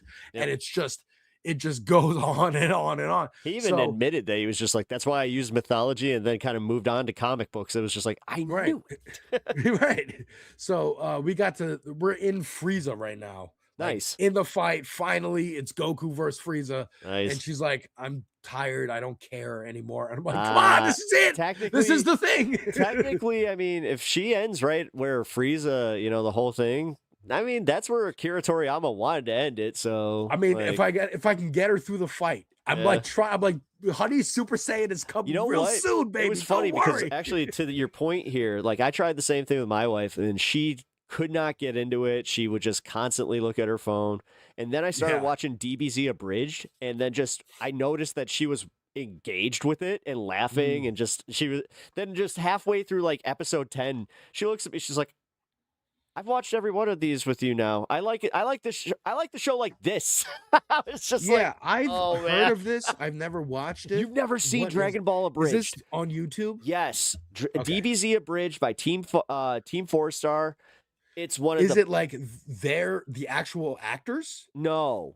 It's like it's a parody. Like it's awesome. Like Vegeta's dude, it's so many legendary moments. And so many legendary memes came from it. I am the hype. Wait, but do you believe your own hype that much? I am the hype. But does it? It relies on you having watched Dragon Ball. No. Okay. Because it starts with Raditz and they go episode by episode, and like they kind of like they'll skip like the filler stuff, but man, it's wonderful. And also, like, they just did Sailor Moon, and they, like, wrapped it all up into, like, 2 episodes, and they fucking nail it. Cool. I That's highly cool. recommend Maybe I can it. get her to watch that, because I know she liked Sailor Moon when she was little. Yeah. But, yeah, and again, like, reaction stuff, there are people, I've been watching sometimes before bed. This woman, I forget her name, but she's just watching Dragon Ball in order, right? And it's easier than watching it yourself, because one, you get the like serotonin of watching somebody see something for the first time and react. That's why people watch it. I'm going to do that with Avatar. I would never think Avatar. I haven't seen Avatar: The Last Airbender, so I'm going to do that. Yeah. Like, I wouldn't think that I would be the person to enjoy watching that. I remember years ago, my friend, I was at my friend's house, and we both like StarCraft, and he was like, "Dude, let me show you this new website called Twitch, where people are playing StarCraft on Twitch." And I was like, "Why would you want to watch somebody play the game when you have the game? Just play the game." There was literally a South, and then so then years later, I'm like, "Oh shit, I should have jumped on that." Just like years later after YouTube, I'm like, "Oh, the website that has like funny videos on it, like Newgrounds, like E-Bomb's World. Who cares?"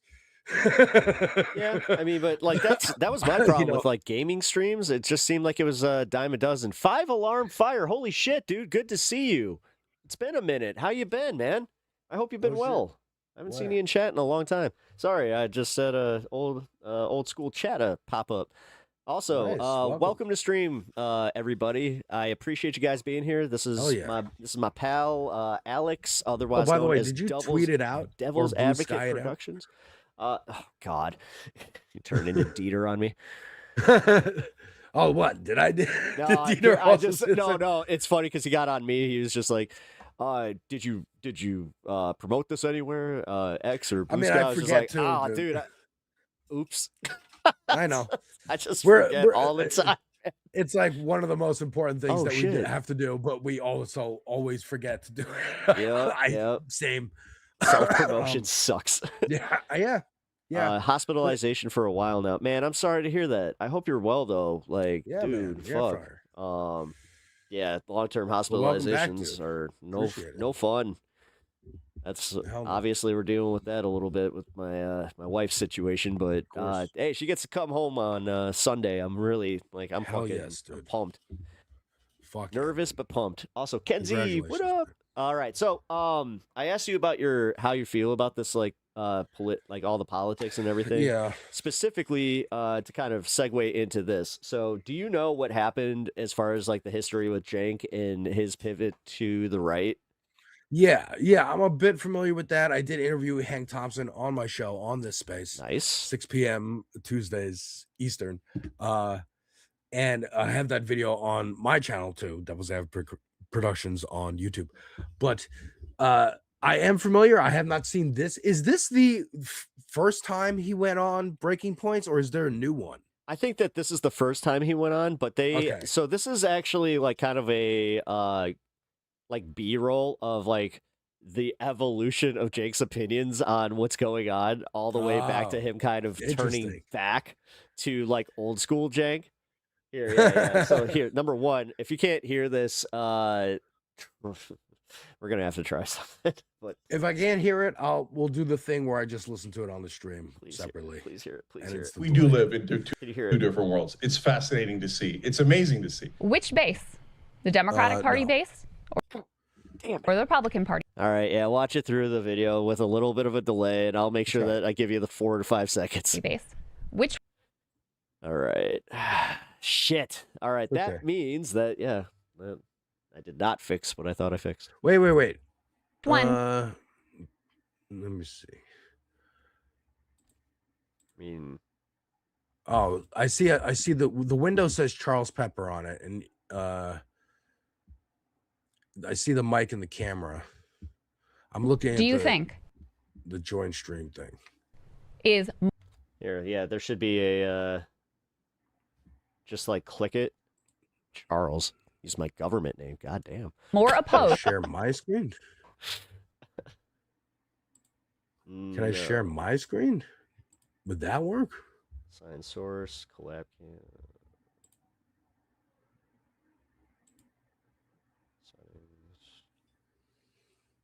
Here we go.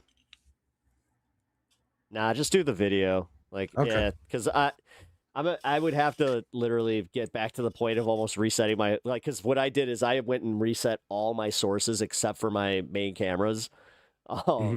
So yeah, man. Sorry. All right. So delay. Play the clip. I'll listen to it on the stream, and then I'll let you know when I'm done hearing it. Cool. Right now. That's what we're doing, folks. Which one? We do it live. The left. It's not even close. It's not even close. Exactly. That's the point. And so if you are going to build, if you're going to build a grassroots people-powered movement with bodies in the streets to oppose war, where do you need to go for those numbers? the left, Okay. because they're already there with you. And by the way, the MAGA Crystal cooked on this. base, the minute that Trump says we're in a war with Iran, they are going to overwhelmingly back him, Well, give because the they numbers have already. every single You have time. the numbers already. So Yeah, give- Man, I forgot how like contentious that was, and then you had Kyle there like double teaming. That was huh. Yeah, Kyle's just like. I'm so supporting. sorry that I have to do this. I really don't mean to be. Okay, so yeah, I finished that the breaking points clip. You did. Yeah, man, his devolution has been quite the thing to watch. I told Hank this when I talked to him, but I felt like vindicated. My wife says it's because I'm a Taurus, and Tauruses apparently like to feel like we're right. Like, hey, I was right this whole time. But I remember first discovering It's everybody. TYT on like Al Jazeera or something in like 2012, and being like, oh, this is interesting to hear critiques of Obama from the left. I didn't know that was a position that was allowed, or that existed really. And I found it interesting, but I also just didn't like, I was watching the news for entertainment. I found it to be like reality TV. That's about how I feel reality. about it. Yeah. So I was just like, I don't like these personalities. They seem mean to me. They felt in the same vein as like Bill Maher, where I was still watching his show, but I'm like, I don't know. I don't like him. I like the guests. I like the conversation. But he was starting to grate on me too. Did you kind of find yourself like liking some of like the other talent, like John Adirola, and like the people that were kind of hanging? I mean, I never really came back to it. I would just flip, especially at that time, like in the beginning, I would just flip between Fox and MSNBC all day and just watch them like sneak diss each other and then read Twitter because they would show tweets on TV. So I'm like, I guess tweets are important if they're on the news. So I guess I better join Twitter. I would read blogs mostly, like Huffington Post and Breitbart and Vox and Daily Caller. So I would get the extremes of both sides, and then So you were doing ground news before ground news was ground news. see what the original like source was and how they would spin the stories and whatever. But just because I like to dig into things and find the origins of things. I think it's important to my dad always told me, like, if I'm watching a cartoon and he sees a reference, he's like, oh, that's a reference to this old movie. You should watch that movie so you understand the reference. Right. And that applies to like everything. Like, you should want to know the origin of a story. Why is Fox News suddenly talking about trans people in girls sports? Like, where's that come from? Why is that a conversation that's being had? Why is the bathroom thing being a conversation that's being had? Why is Tucker Carlson talking about fucking like Mr. Potato Head and the green M&M and dudes tanning their balls and whatever?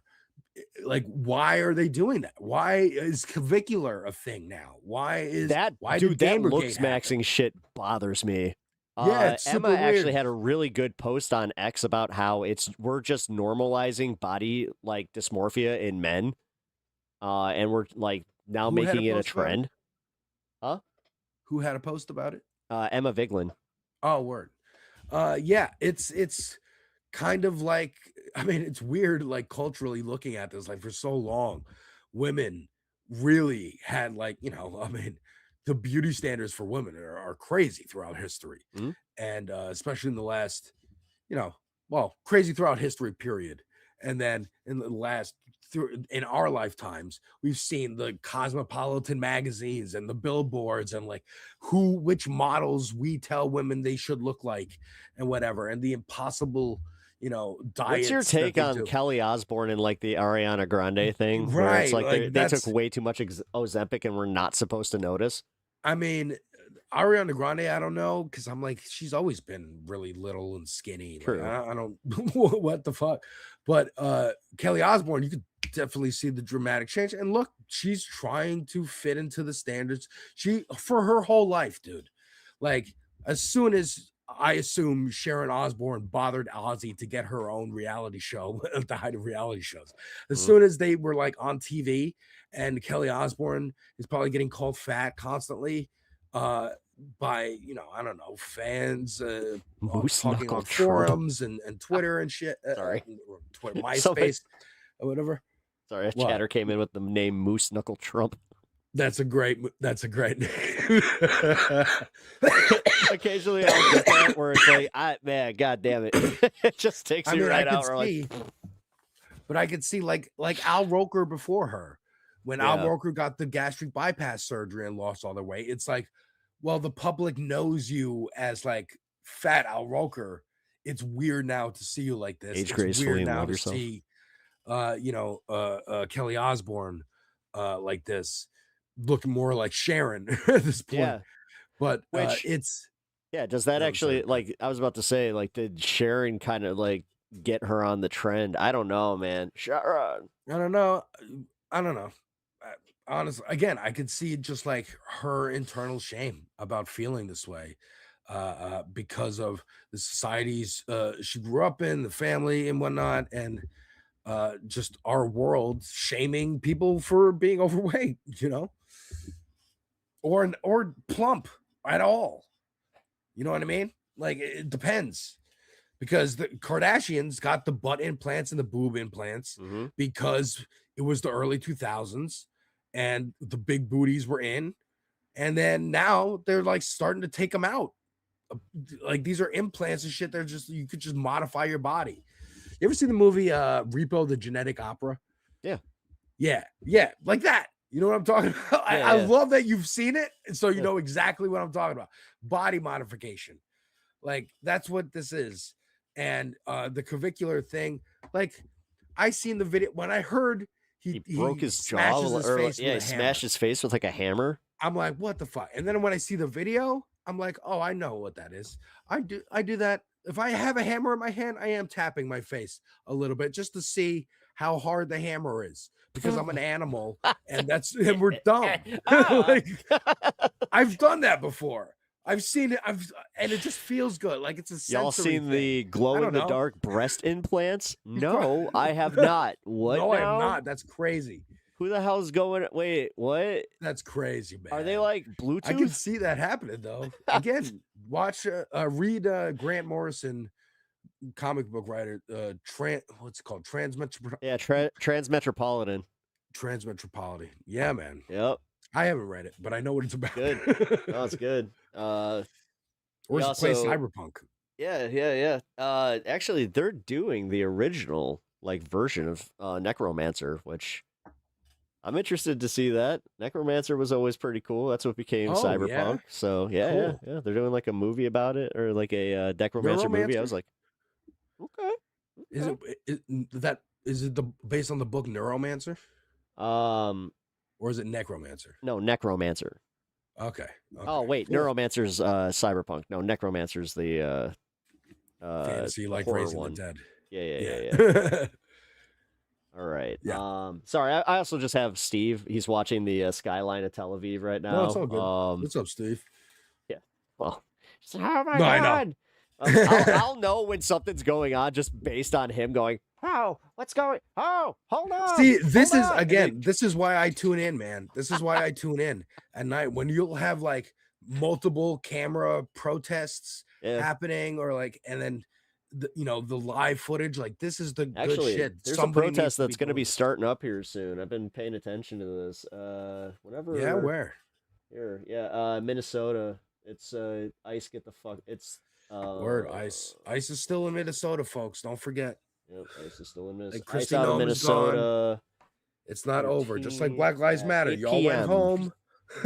So yeah, it'll be starting in about an hour. But yes, still need ICE out. It's a Minneapolis dance party, so we're gonna be careful with that one, obviously, with all the copyright music. See, that's the Yeah, we thing, can man. just mute it. God Yeah. damn. You want to talk about pissing me off with copyright music?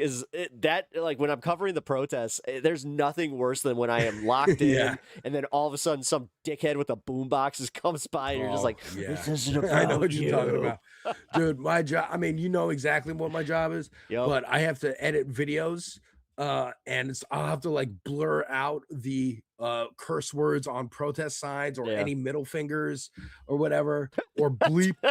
Like listen to screaming people and try to find like curse words to bleep. So annoying. So man, that sounds the like struggles hell. of us in the media while these people are putting their lives on the line, you know. But yeah, man, that's cool. I'm glad that again they're trying to keep the conversation happening. Well, they're trying to keep the conversation just. I mean, I like how also people are not letting the Epstein stuff go. God, yeah. I have to give a fucking right wing dude who, like, I did his debate show, Speakeasy. I actually got to give him a little bit of credit that him and his audience seem to 100% just not be on board with the official explanations of Epstein, where they think that, you know, Trump is totally covering up for something, but they also think that like somehow the Democrats are the ones that are 100% behind it or whatever. So there's still a little bit of that, but man, come on. I think that that's going to be the undoing, though. I really do. Like, when it comes down think to it will be the undoing of it all, of the world. It was an international cabal, man. I think everyone we feel like we involved, owe Q an apology. I mean, right? I think Epstein could have been Q. Like he could have been the guy. I think he was. Yeah, right. I think we know he was involved with it, but like, I think this shit is the thing that will define the next couple generations of like, there was a time where our world was so bad that it was able to be manipulated by a group of, you know, sex trafficking pedophiles. And this is how we got rid of it. And this is what happened in the death throes of that. And that's what's happening now. You know, these are boomers. And also, these are the people who are just, you know, boomers in it. There's, I'm sure, younger people who are keeping this, you know, evil shit alive. And then, you know, Jeffrey Epstein's not the only guy who did this. It is Andrew Tate is another example of like a pimp, you know. No, that's why when they were saying like, oh yeah, you know, it is him going back to 1984 knowing Trump, that doesn't make a lot of sense. I'm like, actually it does. When you really think about it, that would also explain why they were so close, because Jeffrey probably thought like, oh, this guy was here with me from the beginning type of shit. You know, like, because it seems like they had that kind of chummy relationship, man. Like, for everybody that's just like, yeah, Donald Trump, he kicked, you know, Epstein to the curb. That blah, seems blah, like blah. one of It's his friends. Yeah. That's like genuinely one of his friends. Well, also, I've been having this thing, man, and I know that you kind of share this opinion where, like, in your New York, like, you get it. I don't think that he has any actual principles, and it's not like me just trying to be a dick lib where it's just like, no, dude, like, go back to, like, the mid-2000s. You look at what he was talking about, who he was supporting. He was giving the Democrats money. Before, like, Obama is when he changed that shit and he jumped on that birther shit, which I think he did that to fucking try his hat at politics again. Like, nobody was more surprised that he made it past the primary than him. Yeah. Yeah. I think Donald Trump only cares about Donald Trump. In the same way Homelander from The Boys like only cares about himself. Like that's a great analogy. You know, they're doing a great job on that show. I'm excited for the final season this year. But like the Homelander relationship with Stormfront, that's the Donald Trump relationship with, like, you know, Stephen Miller or like the Nazis. Like he'll work with, like, they align on a lot, you know, because the Nazis keep telling him he's great. And that, but he at the only end really of the day, cares. it's just like He doesn't care I about the don't care greater, about you know, you. Nazi project. Yeah. He cares about getting his money and you know, having his fun and whatnot. That's it. You know, and also has a latent, you know, inner bigot of like, I don't like women. You know, I look down on women. I mean, he's a misogynist. You know, he's a racist. He didn't rent to black people. You know, he's probably, his father was in the KKK. Like he just has an inherent, you know, black people are criminals and dirty, and I don't like dark people, unless they're perfectly dark women that I can touch and grab. You know, I think that's about it with him. He's a bigot, but not, you know, to the point where I care about the project of white supremacy. Right. You know, he just wants world domination and fucking, you know, yeah, rapist, piece immortality. of shit. Yeah, and power hungry and his daddy issues constantly, you know, so he's a piece of shit. But yes, there are definitely, I don't know to say more evil people around him. I don't want to take the onus off him. He's an evil piece of shit. But again, I think he's just. But back to the New York thing. So, like, do you hear this a lot from like other New Yorkers where they're just like, yeah, man, he was always a fuckhead. You know, that kind of shit. Man. He was always, dude. He was. I remember watching Home Alone 2 when I was a kid and seeing him and my dad reacting in that scene. Yeah, that's what I remember too. My mom just being like, "Oh, this fucking guy." Right. My dad was like, "Oh," and I'm like, "What are you laughing at, Dad? Because I want to know what the joke is. What, like, I don't understand. That's a quick moment." My dad's like, "Oh, it's a cameo. That's the guy who owns the hotel that they're shooting at." You know, so I'm like, "Oh, okay. It's funny that he's in there."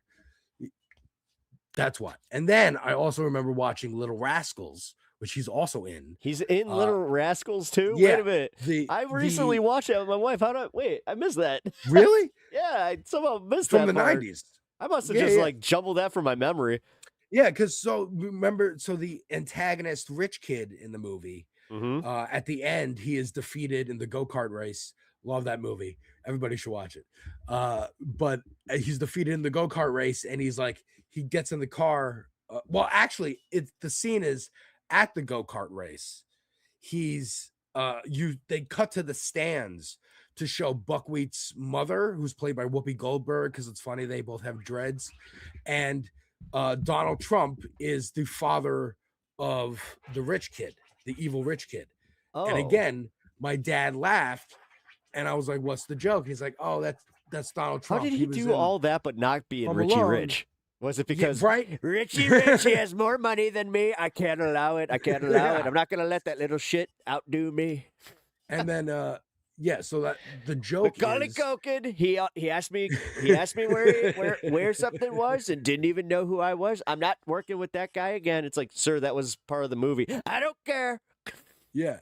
So from a little kid, I understand that Donald Trump, it's funny that he's the father of the evil rich kid because he's an evil rich guy. Like, and then you see in cartoons just parodies of him and like, oh, the Animaniacs had a he funny one was of a him. character. Yeah, he was a character that, you know, like Bill Clinton was in the 90s and referenced in sketch Rap comedy music. on Oh, Saturday Night Live and rap music and cartoons and stuff. It's just part of the culture. Like Donald Trump was part of the culture. He's the symbol of a rich guy. Everything's gold plated in his house. You know, he's got the models. He's cheating on wives. Tacky too. Whatever. It's tacky. God damn, dude. It's the like epitome of the when he 80s. did that to the White House, that was the only reason I cared. I was just like, oh, he's gonna tackify the fuck out of the White House, man. Yeah. That's what he does. God. He was just a caricature of a rich guy. An asshole rich guy. And that's all he is. And then America parodied itself and elected him to president twice. Like that's what happened. That's where we're at now. Trump was such a media whore all throughout the 90s and 2000s. Absolutely. I mean, that's like, I don't know how in this like 10 years or 10 plus years that we've somehow gotten to the point of forgetting where it was just like, oh yeah, he was The Apprentice guy. That's how people knew him. Yeah, man. Yeah. I would watch The Apprentice. Wait a minute. You're fired. Dude, you fired.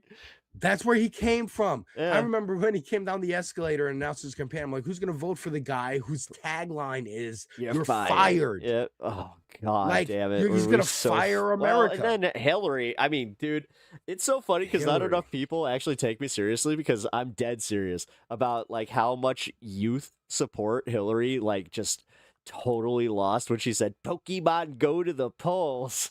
It was so cringe. Oh man! Or when she pulled out the hot sauce from her bag. Oh God, yeah. I carry my own hot sauce. Oh God. every black person in the country was like, okay, we know what you're doing. You fucking What is that I hear? What is that I hear? Is that a dog whistle? She fucking Hillary sucks. But yeah, man, Donald Trump is just he's been a joke. He's been a joke, and it's a joke that he's president. That a lot of the reason he is president is he got memed into the presidency, man. Like we didn't have a handle on how much importance to put on tweets. Well, that's there what I was mean, also man. the If the unspoken news was showing tweets on the news. Yeah, but there's Like, what also the the fuck? unspoken, like a lot of people did vote for him because he was the outsider, and they were just like, Yeah. let's see what happens. And now, And if the Democrat, and here's what happened. If they wanted to keep it going like it was going, they wanted to keep this like neoliberal, like we're gonna slowly choke the populace and whatever. They like the Democrats handled their side. They got rid of Sanders. They did whatever they had to do to get rid of him, actually addressing people's material needs and their internal, like, there's something wrong and I can't put my finger on it. Right. The Republicans didn't handle their side.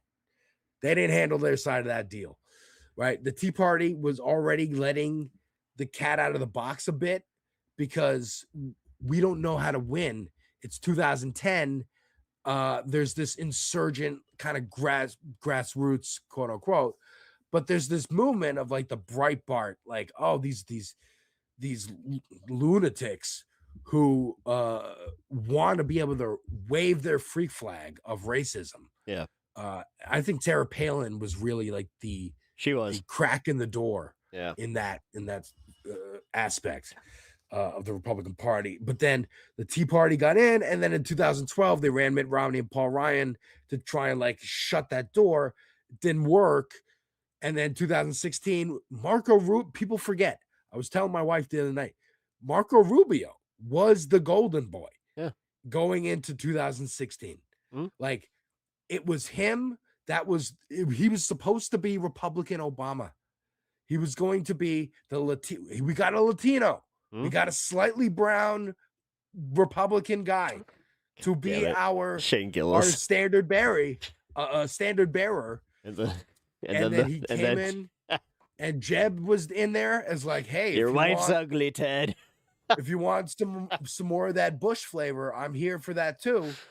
And then you had Ted Cruz, like the insurgent Tea Party faction, him and Rand Paul, and who was it? Rick Perry. Perry, yeah. And then Donald Trump just wiped the floor with everybody. Oh God! By Again, Shane Gillis nailed it with that. Like when he said, "Your wife's ugly as a dog, Ted." Yeah. And then the next picture is him phone banking for Donald Trump. Like that's brutal, But dude. did you see that shit with little Marco in the shoes? Yeah, dude. Yeah, Yes, dude. my wife showed me that the other day. That's That shit's crazy. crazy.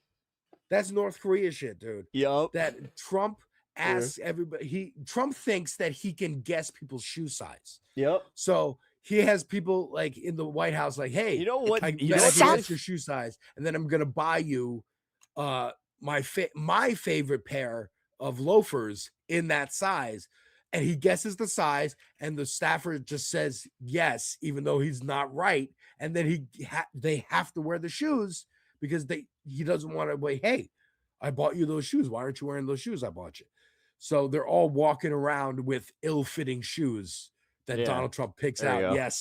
Yes. There you go. You can't, dude, look at dude. There is a fucking like more than a thumb gap there. Which if you've ever worn dress shoes, you know number one that it's like, oh, those shoes don't fit him, and number two where you're like, oh, that had to be hard to walk in. Like it's so funny hitting that. Because look, he's like shoved his toes into the side, and then I just love it. I just love this. Yeah. Now this type of AI, I feel like I'm okay with. And that picture of him sitting on the couch looking dejected, that's why that picture is funny. Because where he started out as like being elevated as the conservative movements, like, oh, we have a brown guy, we can do the Obama thing, he can like be witty and talk fast like Obama can, and now he's just now he's where he is. Actually, Marco with the size 13, by the way, the company that makes those shoes filed a lawsuit against Trump. Really? Are you Really? fucking That's kidding fucking me? Because now nobody wants them because Trump is just like, you can only wear these. I mean, dude, the fact that he was in the middle of a war cabinet meeting and he's sitting there and he's just like, I hear you, Iran, blah, blah, blah. But Marco, what's up? What are those? What are those? What are you wearing?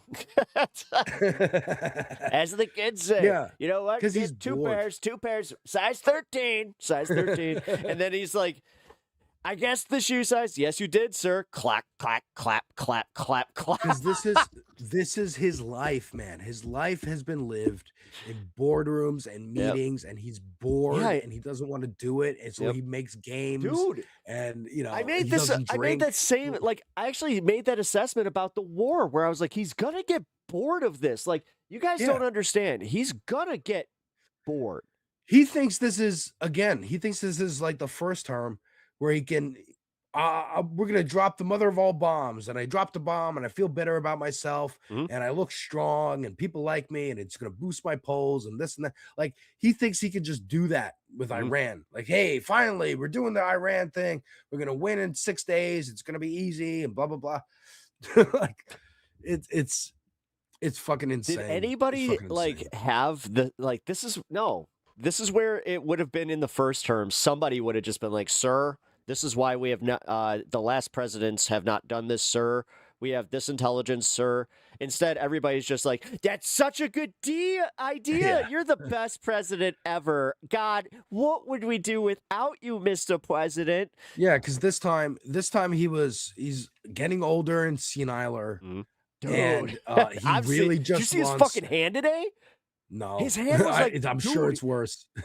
It wasn't even bruised. It was swollen. I was just Oh, my like, God. what is going on? This And is like people- The Fly at this point. Jeff Goldblum's The Fly, where every time you see him, he's worse and worse and worse and worse. I'm Brindle Trump. Brindle Trump. Yeah. Hold on. His eye just starts popping I off. want I lost a eyes little get bit of tweaked hair. once. Hold on, I can fix that. Just whip this a little bit. Hold on. Jesus Christ. I would not be surprised if he pulled a George H.W. Bush and pukes one day, like in front of the press. Dude, I forgot he did that. I forgot he totally puked on camera. Oh, He fuck. puked on the ambassador to Yeah, Japan, I think. That's right. I just. That's why God, the I news is forgot fun. about that. That's why the news can be fun, man, because it's like reality TV. I don't You think I get can the even lore. show that though. Wait, can You I? can show that. It's almost on the news. Can you? It's a can news you clip. hear? Hold on. Let's see. I know it was on the news, but didn't they? I mean, didn't they blur it out? No. It's not that much. It's not like graphic. It's also, Bush. you know, 1980s security camera or camera footage.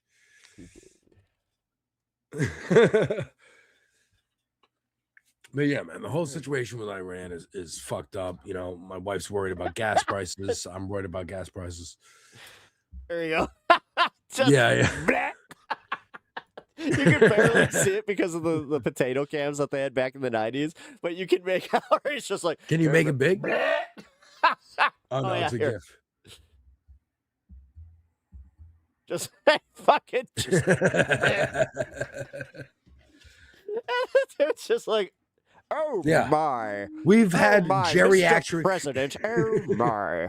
We've had fucking geriatrics in our government for way too long. Oh fuck yeah, we have. Oh yeah, did you Way see this too Jake Lang shit? How he Oh, was. the straight lane.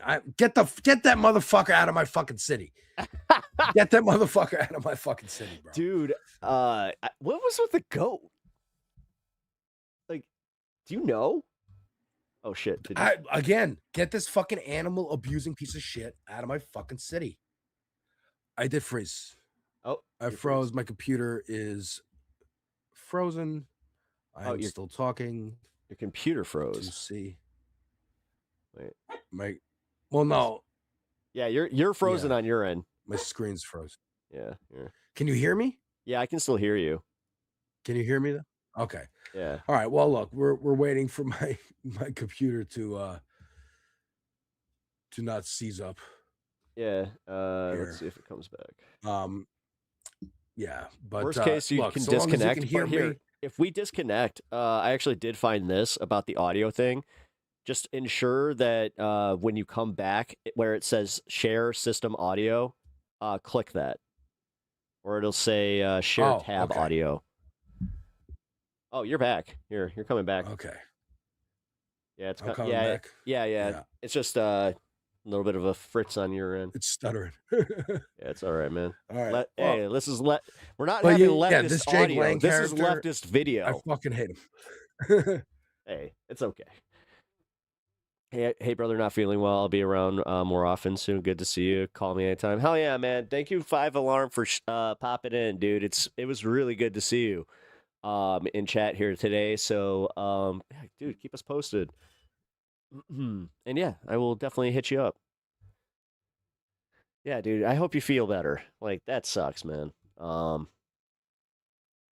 But thank you for the support. Also, guys, if you haven't already hit the like button on the stream, please do. And sub to the channel. Also sub to the Devil's Advocate while he gets his stuff working here. Let me see if I can just reset the cam. Are you oh shit. I think his computer actually crashed. Because now he's just gone. Alright. Here. Let's do this. Left this video. Oh, you got it. We got you back on audio. Okay. All right.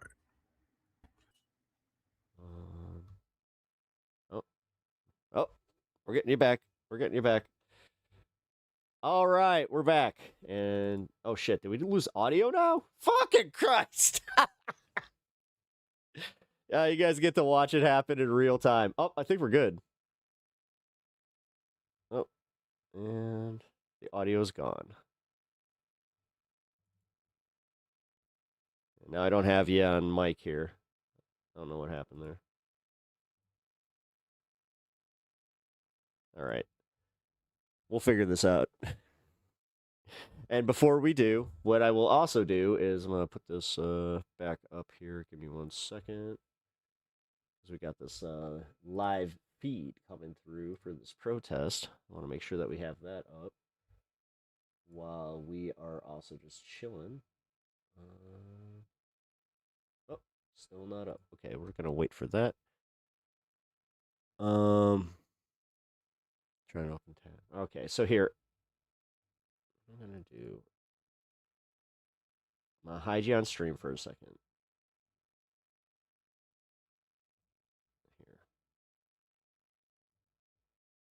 And I will show on stream. All right, can you hear me? Ah, shit. No, your audio's gone. I don't know what happened. Here, I'm going to just disconnect and send you a new link. How about that? There we go.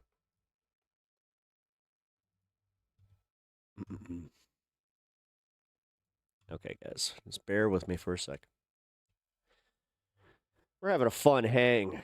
That's honestly, dude, hell yeah, this has been a fun show.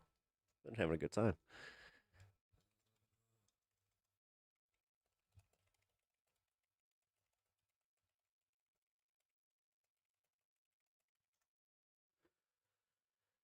Wasn't sure if that's what it meant. Didn't you guys get proven wrong earlier today that 5,000 troops was just a routine deployment? U.S. troops levels hasn't increased since before the start of this war. Dude, the fact that he's deploying troops to that region is insane. Like, dude, you have to understand that we watched this exact type of escalation when we went to Iraq. Same numbers. Like, that's what you're actually proving the point there, where it's like, yeah. And what happened there? What did we do? Yeah. Okay. Show on stream. Cool. All right, we good? You got audio now? Can you hear me? Yeah, I can hear you. Woohoo! All right. Did you were you able to click that thing when you got back in? Yeah, I don't know what you're talking about. Say that again. I heard you trying to tell me. It was share system audio or share audio tab checkbox when initiating your share screen. Let me try that again. So I'm going to leave. When initiating your screen share. Wait, Is it me? Because it said my guest. Wait, It might be you. To fix 'Cause I guest don't audio think- issues, 'cause I'm for sure me, the guest it has. just- Wait, it says it. Yeah, the guest has to select share system audio. Okay. All right. Let me try that. I'm gonna hop on back in. The host, verify the desktop audio source is muted. And set the default. Sure that's set the default. Sorry, guys. This is going to just take me one quick second. Are you serious? Open. Open. What is happening? Why is this? Oh my god. Yeah, I think that it is just this is just how it's gonna be because of the other issues I was having. Here, let me bring it back on. All right. Not sure if All right. We're here. Yeah. Look, there was no tab for me. It was Oh, there just like, wasn't? hey, all right, here. here's put in your name and what mic do you want to use, and that's it.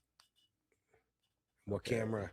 There was no share system audio, so that's all right. Sorry, my computer, folks. I can't see the chat anymore. I turned off the stream because I thought maybe that was getting my computer too excited. But yeah, we're good now. Sorry, chat. I can't watch you live, but was it yeah. was there an internet sputter at all? Maybe there could have been. I don't think so. Okay, but yeah. Well, as long as we can get I to wouldn't the be Hassan, surprised. because I I wouldn't be do want to bring surprised the if it Hassan thing up. I also got this Alex Yeah. Jones crashing out on. Yeah, let's do the Hassan thing with Kat. Cool. All right, so if you need me to pause it, just let me know. And like if I need to go back a little, because obviously we're doing this with a little bit of a delay. Here's what we're gonna do. I'm gonna try. Yeah, I'm gonna try and open the stream again. I just don't want it to get too excited. But yeah. I mean, honestly, the other thing that you could possibly do is just open your phone. Oh just yeah, have that's the a good audio through idea. that, just to kind of give your computer a break. But Yeah. I also think that with the phone, it might actually have a lower of a or a less of a delay. All right, I'm gonna give that a shot. Please hold. Look, folks. Again, we're gonna do it live. We'll figure Yeah, this this is out. what we do, though. You know, This is what we do. Listen, we're what 3 hours 52 minutes into the stream. We're getting dangerously close to having the actual smoke break, which I already did break my whole system, and I already did one because yes, I was having a bit of a hard time.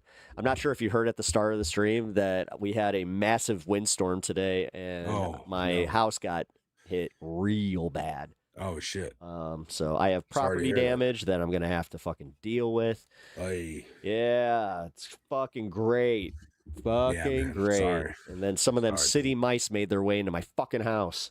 Oh jeez. I also found that too, which was That sucks, man. I'm sorry I was to just hear like, wow, this is like the last thing I kind of needed, just Yeah. with a lot of stuff going on. But at least, you know what? I found that problem. The exterminator is coming to make everything all peachy keen, so the wife doesn't have to have any, health concerns. So yeah, of course. God, because like literally, that's all. I think that's why I was kind of crashing out about it, because like the timing, the dude, it timing, sucks. like literally, right as my wife's about to Something fucking good get is happening, released. and then oh my god, this fucking thing. God damn it! Can I Mhm. ever get a fucking break? Yeah. Mhm. No, I Yeah, and then my fucking Streamlabs. That's why I have on my horizontal mode. That's why I'm using my dog. This is essentially my dog's cam. I'm using the stand Yeah. cam, which is a totally different view too. So it's also kind of like when I'm looking at my OBS, I'm like, whoa, that's right. I forgot. Totally different, but I hope you guys are actually enjoying the show, though. If you Yeah, guys are, please hit the like button. Also, sub to my channel and sub to Alex over on Devil's Advocate Productions. He actually does some really, really like fun, different shit than all of us other, React stream types. I don't even know what to call myself. Somebody even said that. They're like, what are you trying to do? I'm like, I'm just trying to have a radio show where I just kind of, I just kind of have some fun. I watch some politics because that's what I'm interested in. And yeah, if I do I want to share what I'm interested in. I kind of oopsie into journalism every once in a while, Oh, there's a great dude. There's a song that you should definitely share with your audience, and it's absolutely, you can use it. I'll put it in the Discord chat. All right, for cool. you. What's up, buddy? You guys Also, will like it. Real quick, guys, if you guys do donate to the stream, just remember that my dog, he gets himself a treat. He is staring at me, making sure that I remember to tell you guys this. So if you guys want to give the dog a treat, it's a $2 super chat. Otherwise, don't want to make it too easy for him to schmooze me. Yeah. Yeah. So this guy is a. First, we'll do the cat thing, and then I'll maybe share this video with the folks. Okay, sounds good. All right, yeah. So to give everybody a little bit of context, here I'll bring out the pile because we're both ADD and we're gonna get distracted. Yes, we are. But also, okay, so the pile has grown even more. Holy shit.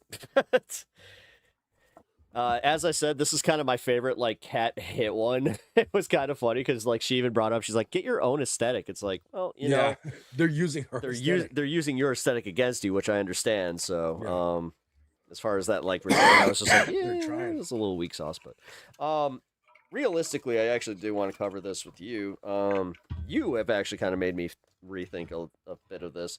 So, and because of that, I ended up reaching out and emailing her again. I was like, you know what? Why not? Why not just do one more shot? I'm not going to, and honestly, if I wanted to shame her, I could do that on a public forum, and I'm not trying to do that. So I hope everybody understands that I'm not trying to do a hit piece against Kat. I genuinely have the same type of politics as her. But some of the stuff that she has said over the last just even few weeks and done is a little sus. And then on top of it, I brought up a point on my stream about how if she can blow me off like that and then have no contact afterwards, how can I if she's doing that to me personally, how can I, she might do the same thing to my constituency, I want to make sure that she's genuine about this. And every once in a while I do kind of feel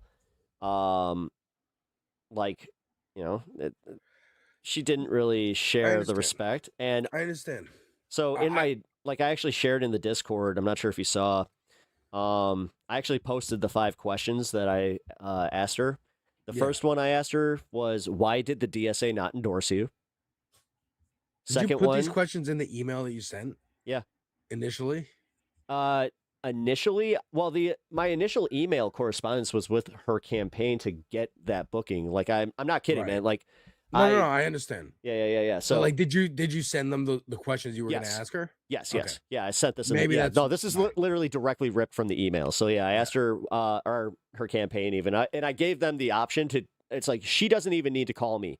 A campaign manager needs to, or somebody that reps the campaign needs to get a hold of me so they can answer this, because I feel that's. I am owed that. I'm a fucking constituent, and honestly, out of 15 candidates, she's the only one that hasn't given me the time to answer these types of questions, and I think that's bullshit. So you've mentioned all 15 candidates, and they've all responded. Yes, I've met in person or talked on the phone with all 15 candidates except. Well, I mean, I've met Kat, but I didn't get to have a conversation with her at one of the events, unlike I did with the other candidates. Now, I'll be honest. Some of them I knew right off the bat that they weren't going to go anywhere. Again, 15 candidates in a jammed primary. But that's how I came across Mike Simmons, where I was like, holy shit, this guy, he's got a hell of a campaign. Yeah. And the thing is, he's done a lot for my state as is, as my state representative for my district. Which is also, that gives me a little bit of hope that it's okay, even if he doesn't win, he's still going to be in the state house, and he's still going to be, making some kick-ass moves in the state house to keep us, keep us going. But all right, so I understand. I think I understand where you're coming from, and I have a story to tell. But I want to play the people a little bit of this Hassan thing, because I think some of what he says in this, especially when he's reacting to chatters, is kind of the points that I've been thinking about. And okay, so yeah, here I'm gonna play. Oh shit! So you're gonna play it. I got the phone going. All right, I'm gonna listen. I don't want to have another Nita Allen situation where she It's loses not loud enough, let me know. by literally like 100 votes. Do you? It's going. Kat Abu-Ghazali is a Hassan Abi head. I've known Kat from her Media Matters days. Media Matters is like a media watchdog that was funded and built by George Soros's Open Society Foundations. You know, get that shit out of the way if you want to. Kat Abu-Ghazali, from what I understand, went to George Washington University. Yeah. Developed a very He's like, "Get liberal that out of the way if you interventionist want foreign to." policy opinion. By the way, chat, I don't see anybody freaking out. George Soros won! And unfortunately, because everything on this platform is at the mercy of one content creator over the other content creator. And Michael from Pennsylvania does not like Kat Abu-Ghazali because Kat Abu-Ghazali had a Mike from PA. I got called discount Mike from PA yesterday. abysmal take on I hate that guy. doing a first strike policy on Hate's a strong word. I dislike him as a content creator. China if China were to invade Taiwan or he something. rubs me the wrong way too. Which is I literally a follow him non-stop on Twitch and I never watch him. You do, yeah, same. Harder in most Like, circumstances. that's where I'm at. Is the reason as to why she's saying this, in my opinion, my most honest assessment, is because she's trying to have a morally consistent perspective on intervention in Taiwan or something. You guys are being unfair. She clearly has a principled position on self-determination, which is why she also supports arming Palestine. Wait, what is this? She wants an end. She wants to do regime change in Gaza and have de facto U.S. occupation of Palestine. I think none of her foreign policy positions are good. They're absolutely dog shit. They're They are bad. dog shit. Having said that, I think part of the reason why her foreign policy positions are really bad is because she's 26 years old and does not. That's actually more of a reason that I don't want to vote for her. If she has that much room to grow, then okay, we can wait for the next election cycle. Not have a fully fleshed out worldview. Well, in that instance, keep it paused. I don't think we can wait for more election cycles. It's urgent, right? They're in the death throes right now. I talked about it on this space the other day on Wednesday, I think. It's also called an extinction burst. Like the fascists know it's over for them. They know the walls are closing in. They're trying to grab as much cash and land and whatever. It's the injured animal theory. Yeah, I kind of brought that up earlier. Like I've been saying, it's around the world. It's Putin, it's Netanyahu, it's Trump. Like they're boomers. They're gonna die. They're old. Like it's that too. They're old. They want to get their legacy in. I want my can't conceptualize your own demise. Yeah, exactly. Netanyahu wants his legacy to be a unified Israel. Putin wants to be his legacy. I take as much back for the USSR as possible. Trump wants his legacy to be, I make America great again. Is it bad that I want our legacy literally just to be like, can we just get Frieza to fucking like Planet Vegeta this shit? So I think her stance on these things, and I watched the Breaking Points interview that he's going to mention, and the Majority Report interview from this week that he might mention. And she clarified her positions, and Hassan will mention this, and has here, that she's trying to have a morally consistent view on everything, right? It's wrong for Israel to take land from the Palestinians. It's same as it's wrong for Russia to take land from the Ukrainians. Yeah. Same as it's wrong for China to take land from Taiwan. Yeah, but right? that's honestly, I actually removed that question from my list where I was just kind of. Oh, actually, I never got through that. Yeah, because here, just to be fair, I do want to get this out. Whoa, cutie. That was Rune. No, it's Rune. okay. Stop. Come here. That's kind of funny. That's how Stan gets, where he's just randomly. Where it's just like, dude. Yeah. Dude, he'll do it in the middle of the fucking night. It's goddamn annoying. I know. Come here, Rune. You're Yeah, okay. trust Look, me. you're I got my okay. own.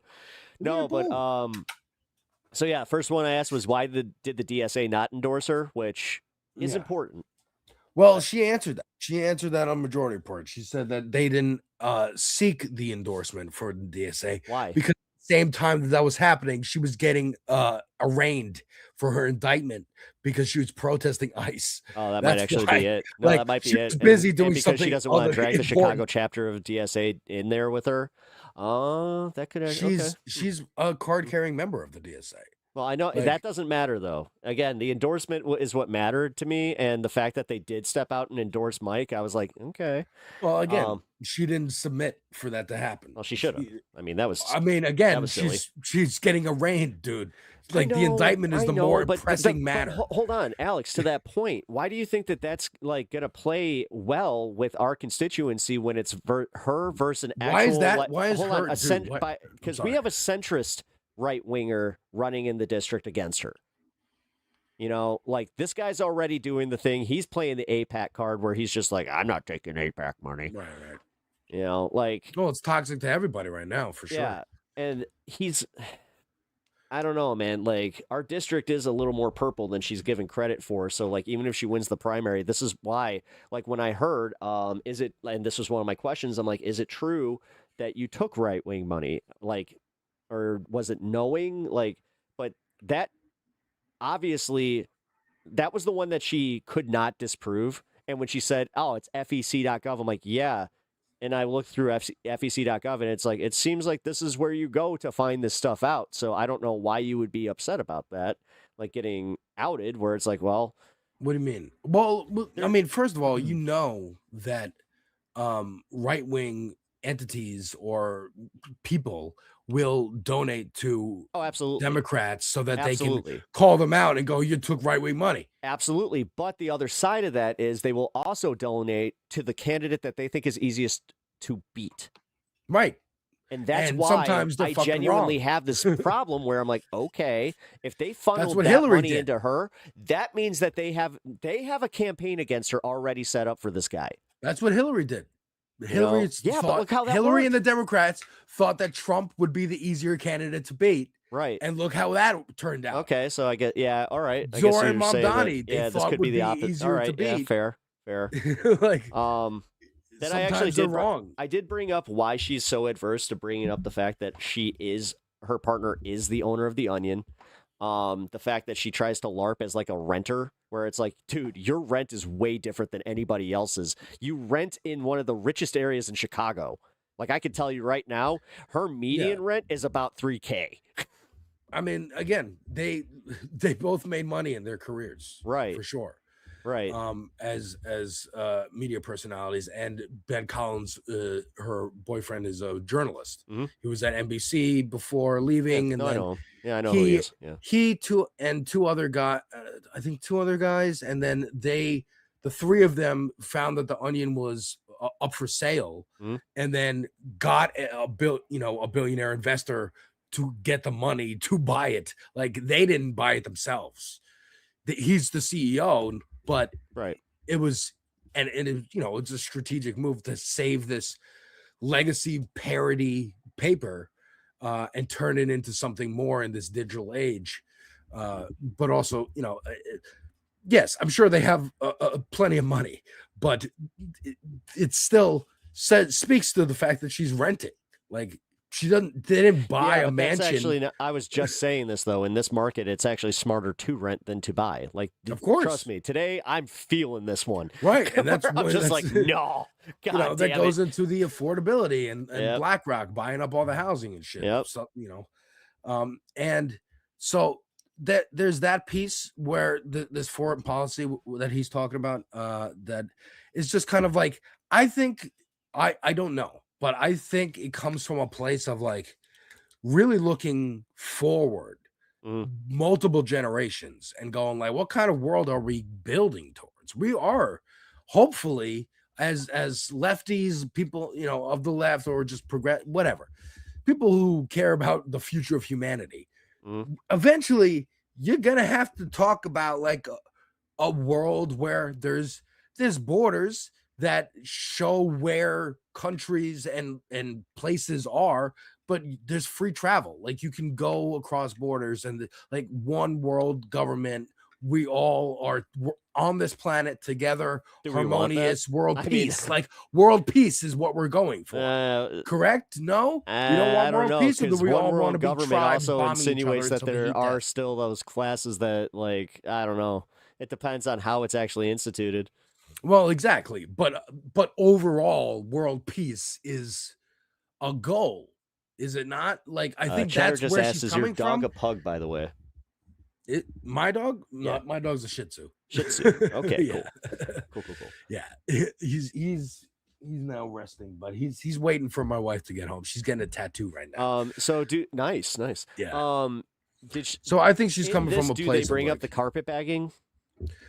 Yeah, no, but I know that from watching interviews and stuff, and some of her clips, that her grandfather moved, and actually I cut a video. The thing is, for I don't care about that. She didn't grow up. The thing is, this is where I am genuinely mad about this. Like, because it's not about even the growing up aspect, but it's like 2 years. And in those 2 years, it was all campaign mode. So, like, wait a minute. Listen. She's done nothing for my community. She grew up, from what I understand, she grew up in Texas, and with Texas her mom, Republican, yeah. her parents, and her grandfather was in Chicago. So that's I would say, like, if you're going there all the time and you have like formative, like, a carpetbagger is someone who moves to like a different county to run there, right? Like when Lauren Boebert moved counties to try and run in a different district because it was more favorable to Republicans. I remember is fucking Hillary Clinton. Not carpetbagging though, because like the way that she, like what she did is she was the first one to put her name in, knowing that she had the backing of whoever with the fuck. Like she started her campaign with money. Which that's the reason that it's kind of like, huh, man, like she started her campaign with a name. She has a name. Yeah. She has a name that was in, left-wing influencer circles because she was working at Media Matters and her job was to report. She was a reporter for Media Matters, reporting on the right wing and clips. And that's why she claims to understand them more than most people. She does. But the thing is, but she does, I think. But she this started her is where career she's doing ignorant that. to this. They understand her. They understand how to run against a far leftist. Like the thing is, she's made herself moderate to our district. So like for it, this is where you may not agree with this, but her indictment's gonna fucking be like used against her, and it's gonna work. I don't think it's gonna work. It already does because it's already work. It works on. Just remember, like the. But the reason milquetoast why grandma, she's indicted is the counter to that. No, the thing is the ICE protests. A lot of people. I'm telling you, this is what I'm worried about, Alex. My area is a lot more conservative than she thinks. It really is. Like just the entire district is going into the city. It is like that's why we unfortunately became a purple district, and that's what I'm terrified of. But how did that happen? We held a plus 37 in this purple district from what? Blue? Huh? You became a purple 37 district from blue? Jan Skakowski, the last poll that she had was at plus 37. But I'm saying the district originally was blue and then it became purple? Yes, because of the way that they gerrymandered it. Okay. So it can also go back to being blue. We'll see. But the thing changed, is, when they gerrymandered it, it's kind of like the way that, like, I know that you might understand this, where you get outside the boroughs, and the more you go outside the actual to the country of New York, it gets a little more, Yes. Oh, yeah. Absolutely, dude. You go upstate. What it is. For That's sure. exactly what it is. Because I went to a campaign event where I got to drive through the entire district, and I saw way more Trump flags than I was expecting to. And this was right before, he really started. Zoran Mamdani was in the districts that went to the districts that voted for Trump, asked them, got a lot of. Dude, Zoran Mamdani had a dedicated supporter from early in the campaign. Yeah, but Zoran Mamdani is not a 26-year-old female. And I can tell you right now with the way that like they already treat Kamala and they treat every other women candidate. It's already an uphill battle, and I'm not trying to be a jerk about it, but Dude, it is literally I where it's agree. like, okay, and I that's agree why with you for that's sure. why like the Democrat like establishment here wants Daniel Biss to win because they think that he's a viable candidate. Which Yes, again, Daniel Biss this looks is- like Mr. Politician. he for is. Sure. He always is, and this is where they actually brought up a good point, and she brought up a good point against Dan that he's always running for something. Like he's always in campaign mode. Like the thing is, he's never actually doing the job he's supposed to do because he's always looking towards his next goal politically, which I do think is viable because he's only been the mayor for what, And not even I 2 think years. the polls are only representative of so much because as exemplified by her when I was watching the Majority Report. Actually, no, I think Emma brought it up, but the polls often undercount youth vote because the youth don't fucking answer polls or poll emails or whatever. And she's doing a lot of on the ground, like it.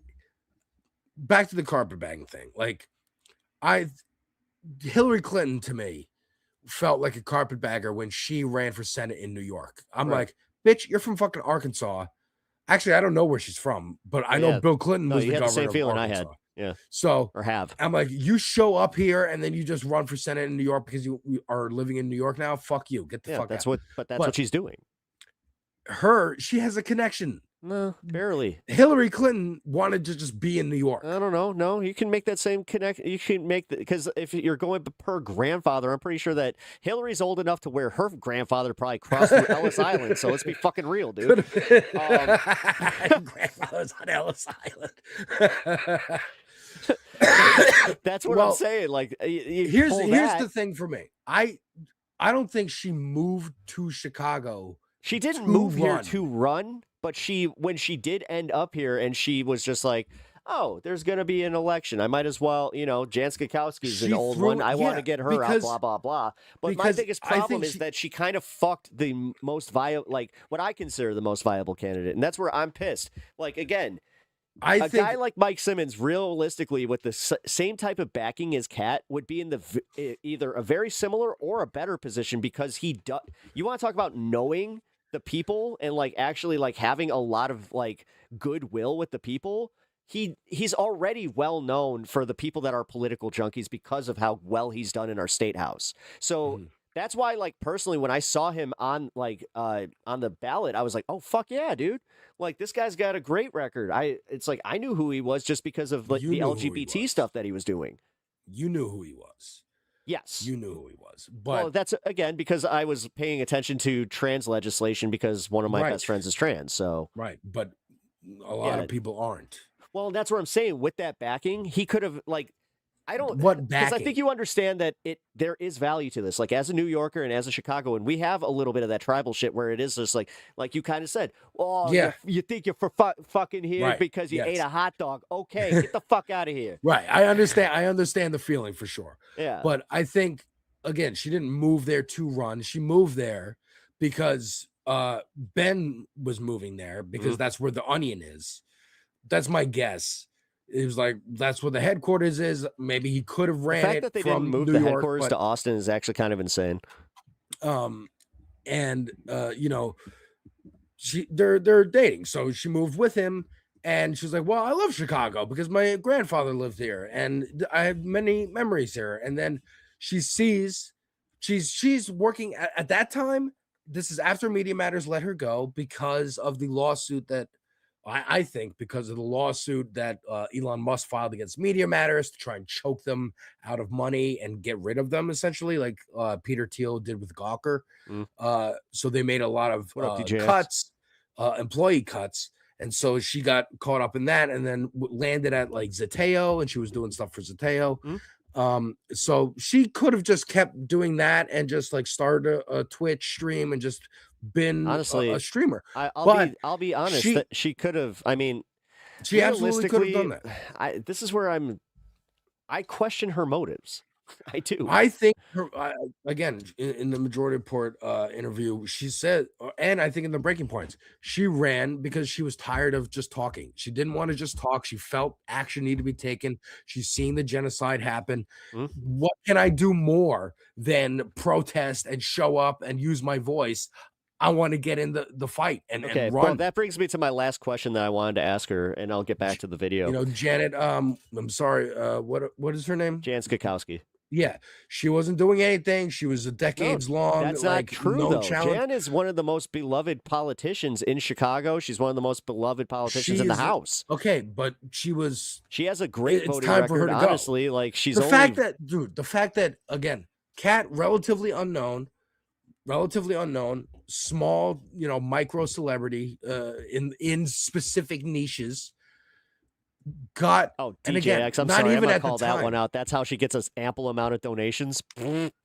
Dude, most of the money that no, dude, that's part of what I was talking about, like with the right wing funding. No. That's what pissed me off about those little graphs. It's like, no, like it felt like Taylor Lorenzi to me, where it's just like, okay, so you're gonna be disingenuous about like the people that fund your campaign, and then you're gonna just kind of, tiptoe around the fact that you have right wingers giving small dollar donations en masse.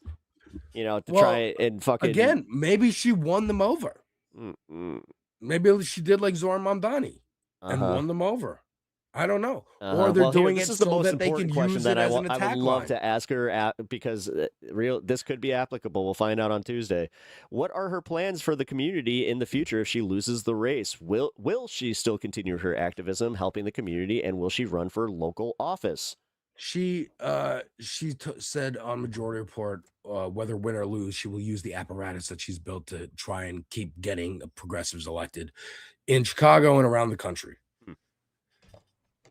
But yeah, let's continue with this. I was about to say though, but wouldn't that be kind of a bitch if she directly leads to like a milquetoast Daniel Biss, especially if he wins and then he votes against but why would she have led to Daniel Biss? Because again, a guy like the DSA candidate getting pushed out and then just not funded.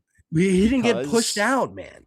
He chose not to announce. Feel like he did. When she announced, she happened to announce first. Yeah. That matters. It matters because does. then your name's in the conversation. No, it does. And the fact that she announced and then Janet was like, "Oh, I'm actually going to have to like run a race against a primary challenger." Fuck this. She was retired. She was retiring before. She announced her retirement 2 years ago. She announced her retirement after Kat got on the race. She announced that she was looking Kat to was get gonna out of primary office. No, dude, I live here and I voted for the bitch. I can tell you right now that she said this is my last election, the last time I voted for her. Oh, she did. Okay. but was she whether could or have not just she was playing it naturally gotten voted in. I thinking again. that she was You know what playing I mean? politician. Yeah, I'll even admit when she said that, I was like, yeah, like Mitch McConnell. Like, come on. And I was like, yeah, you're probably gonna end up trying to die in that seat. Yeah, But, exactly. She was trying to die in the seat, and then Well, there was a that's what I challenger, and thought, she was but like, then "All right, fuck it." I was pleasantly surprised where I'm like, oh, okay. I guess. What's her last name again? Janet what? Skakowski. Jan Skakowski. Like Mike Wazowski. Skakowski. Is Alex also in D9? He might be in District 9 in New York. I don't know. No, he's not here. No. He's just an advocate for Kat, man. Like, and this is why I like talking to him. Is like he knows what's up.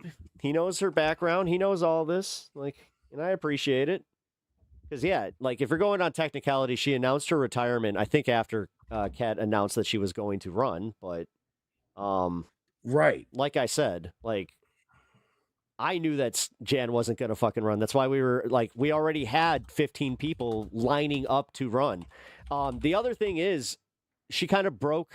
What's the word I'm looking for? But like normality, because that's the other thing. She came in from Texas and was just like, "Oh, hey, you know what? Elections are happening." Boop. Well, when the rest of them, no. The thing is, this is where like the Democratic Party usually has like a, it's like a convention, like their own convention, and they kind of figure that stuff out. And that's where they didn't want to try and have a flooded fucking primary. Like I'll tell you right now. between the Democrats, like the Evanston Democrats, and then you got the McHenry County Democrats, they were all trying to keep it to like where they wanted like maybe 5 people by the end. This is a nightmare scenario for them. I got to be honest. But it needs, I think it needs to happen. She was saying on Breaking Points, I want as many people, even if I didn't decide that I was going to run, I was telling people they should run. Like she wanted as many candidates as possible because she wants that challenge. She wants the establishment challenge. The thing is, the establishment barely came out. Like Laura Fine, this is what bothered me. Laura Fine didn't even really like pop into the race until like November. Right. And like, that's what I mean. Like they're asleep at the wheel all over the country. And they can be taken. Like Graham Plattner. Kat didn't follow Graham Plattner DNC's was convinced procedure. to I run. like her even more for that. Sorry, what? Oh, Sylvie says, wait, Kat didn't follow DNC's procedure. I like her even more for that. Yeah. Yeah. So yeah, let's keep going with this. Kat claiming big money smear campaigns. The thing is, she doesn't own any of her smears in all of its big money smear campaigns. All right, let's play some more. Intervention, anti-imperialist whatsoever. I know she talked about it on Majority Report. If I'm giving a fair shake to her foreign policy, it's terrible. Mike didn't like Kat from the beginning of her campaign, and he's just doing his victory lap because he doesn't want her to win, and he's going to do anything. My favorite part is watching everybody who can't vote for her just talking about this shit. I am like, all right. Anything to rat fuck the race. And now he's actually been able to arrive at a real reason for why he doesn't like Kat Abou-Ghazaleh, and that's why he's like farming this outrage. Stop infantilizing this adult. 26 for a congressperson is literally a goddamn baby. My assessment on this is that's why like Madison Cawthorn, when he got like shit out of Congress, there wasn't another like race to get the youngest Republican in. That the collective total of her policies in general, and on top of that, her accessibility and her greenhorn lack of experience makes her a candidate that is infinitely more malleable to not lobbying interests, but someone like myself. Some of you were 26. Sorry for being a human and having opinions. Was I mad at you? Thought you should do a nuclear first strike on China. Now you're like 30 and you don't believe that any longer. Bro, you need a stronger argument than this, Law. The strongest argument here is you have Daniel Biss, who she's running against. Daniel Biss has sought out AIPAC support. Daniel Biss is only 4 points ahead. Daniel Biss has gotten the Congressional Progressive Caucus's endorsement. Daniel Biss has gotten the endorsement of every single person that Valerie. That's the thing. He got the endorsement from the incumbent. Foushee in North Carolina 4 that endorsed Valerie Foushee as the incumbent. All of those Democratic Party forces have endorsed Daniel Biss. And yet, in spite of all of that, Kat Abou-Ghazaleh, who literally went to a ICE facility, got her ass beat by pig cops, who is under federal indictment, who has actually been on the streets, who actually does have a fairly solid domestic policy with completely contemptible and utter dog shit foreign policy, make no mistake, with the exception of Palestine. But it seems like even her campaign platform in Palestine is like horrible. The race is between Daniel Biss at 24 points. It's endorsed by all of the establishment Democrats and all the but to your point about who's getting polled, quote unquote progressive forces in the Democratic Party, like we don't know, versus Kat Abou-Ghazaleh, who's not. Daniel Biss we don't know. Sought out the Again, endorsement polls of are no, because I'm gonna bring this up because I was watching the you know our guy Kornacki. Gotta love some Kornacki cam. I love Kornacki. Kornacki cam action I is love Kornacki, during the dude. elections. They're nuts. It makes me, I get excited when I see it. Where I'm like, oh, we got the Kornacki. Kornacki's cam, my let's fucking go. favorite, dude. Exactly, I I love love it. So I was watching Kornacki on the last Texas round here, and at one point there was a district very similar to ours where you just watched this swing where it was very similar numbers where the guy was polling at like 25% and his opponent was polling at like 9%, and the opponent fucking wiped the floor with him like 60%. And they were just like, we didn't see this coming. It was just like, these are vague representations of the moods. That's what polls are. Let's keep going with this and then backed away from it. Who do you think is going to be a better vote against Israel in Congress? It's that simple. Her foreign policy positions are terrible. She talked about funding NED, National Endowment for Democracy, and doing like soft regime change. Regardless of and I'm making a very sober assessment, regardless of her shortcomings, she is far better than Daniel Biss. And she's at 20%. If she was at 10%, this would be a very different conversation. She's at 20% against Daniel Biss. It is actually significant enough. I don't want to have another Nita Allen situation where she loses by literally like 100 votes. And that right there is why it would be very important for her to fucking get her campaign to email me back. Wait. What? Hold on. Leave it paused.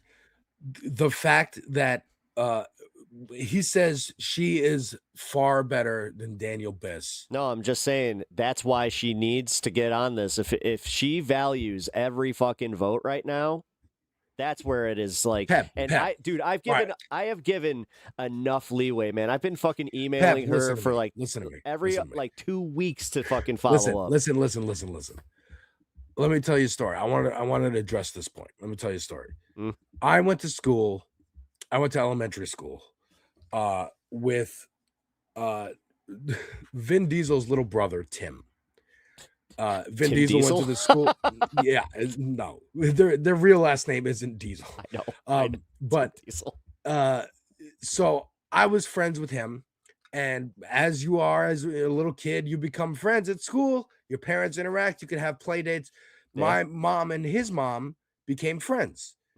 So they would talk on the phone all the time. And then to the point, like, me and him weren't that close of friends, but, you know, we'd hang out at school and we'd hang out at each other's houses sometimes and whatnot.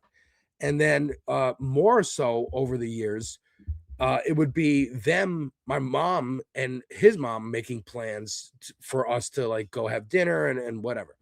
So I knew tangentially Vin Diesel because I met him, at the house and whatever, growing up.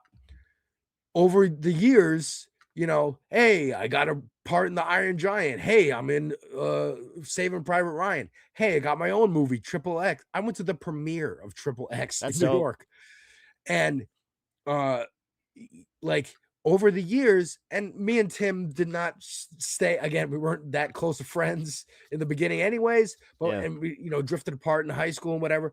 But like my mom and his mom would talk on the phone all the time until eventually, after, Fast and the Furious and Riddick and stuff like that, like they talked less and less, and his mom stopped answering calls from mine. That's what happens. Yeah. And that's what happens. I'm not. Got that's a little bit rich different and famous than my, and stuff. No, dude, that's a little bit different than my position here. And no, and away. actually, Now, DJX just said it. I've always agreed that Cat should reach out to more local pundits. It's a better strategy. That's kind of my point. And like honestly, outside of my me being butthurt that she fucking ditched me, fine. Like that's outside of that. I have given her more than ample opportunity to just have her campaign reach out to me to represent, even if they represent her. Or how is that good for the campaign? Huh? How is that good for as a campaign? I put my campaign because advisor literally, hat on, Alex, I've and had I would that, be like, I've had "There's that same one respect shown to me by Daniel Biss twice, where I talked to his campaign manager for about an hour. I talked to Daniel himself for 45 fucking minutes, and he still didn't even sell me. To be completely real, I've talked to literally I've talked to Mike Simmons twice, and they give me the fucking time of day, even if they don't want to be on the record. And the last time I was here, we were talking about her walking off that Tara Palmieri, is that her name? Show? Yeah, I remember that. Yeah. And since then, I've seen that journalist. At the time, I was like, "Who is this?" But over time, I've seen her on Piers Morgan and CNN. I'm okay, so yeah, I walking off not a good look. We agreed at the time she should have just stayed and just bulldozed over it and just kept. Well, no, Tara's going to keep. I'm glad Tara's going to keep asking a question that she legally can't answer. No, that was what was happening. You brought that up. Well, again, you know what? That's what was happening in that interview. You know what you can't do when your opponent starts bringing that up? You can't walk off a fucking debate stage. Right. And she didn't. That's what I at saw the debate. She couldn't fucking handle. I had a problem with that. What do you mean honestly, she couldn't handle it? The debate happened. No, on TV. She walked off the debate. She's like, okay, bye. And she's like, did she just end the interview? No. Pep, you're not hearing me, dude. Oh, she sorry. walked off that. But and you said, if she can't handle this, how is she going to handle it in a debate? We saw how she handled She it. had no. She handled that when in it a was Daniel no, Biss Alex, and Laura that's my Fine point. That's on a the friendly news. debate. The thing is, they're was not not going a to bring friendly up her debate. ICE stuff. They're not going That to. was the debate. Yeah, well, they again. That was the only debate that I saw. Was there two, more? Actually, there were two debates. Okay. All right. Oh, there was the uh, one on the stage, right? Where she. Well, there was the raising her hand yes faster? no one where it fucking dipshit was just like, yeah, AI Right. art is art, which was Yeah. How many again, candidates I were on asked that him about debate that stage? one, and he was just like, why is this like? I didn't even really think that this was a problem, but he's Pep. like, I can barely tell the difference. Pep. It's like, well, that's a fucking problem. How many people were on the debate stage? You know, like how many people were on the debate? There was 3 on the one that I was. There's talking 3 on the main one. Like they had the 3 like leaders, and then they Right. had the 3 sub. People whatever. casually paying attention to this, Yeah. only know there's 3 people running.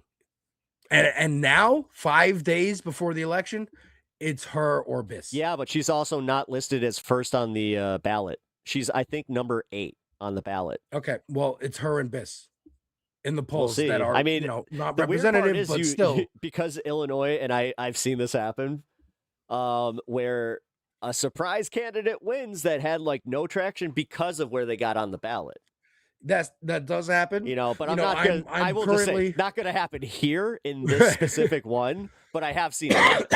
But this is where I'm going to Hassan's point: is she can't afford to lose my vote. She can't afford to lose my wife's vote. She can't afford to lose my family's vote. Like, and I, for lack of a better term, am the one that like I am the arbiter of my family's vote because they know I'm a Pep, political junkie. how many people are in they the ask me like, who should I vote for, kind of thing. Pep, how many people are in the district? I think it was like 91,000. She can afford to lose 4 votes. We'll see.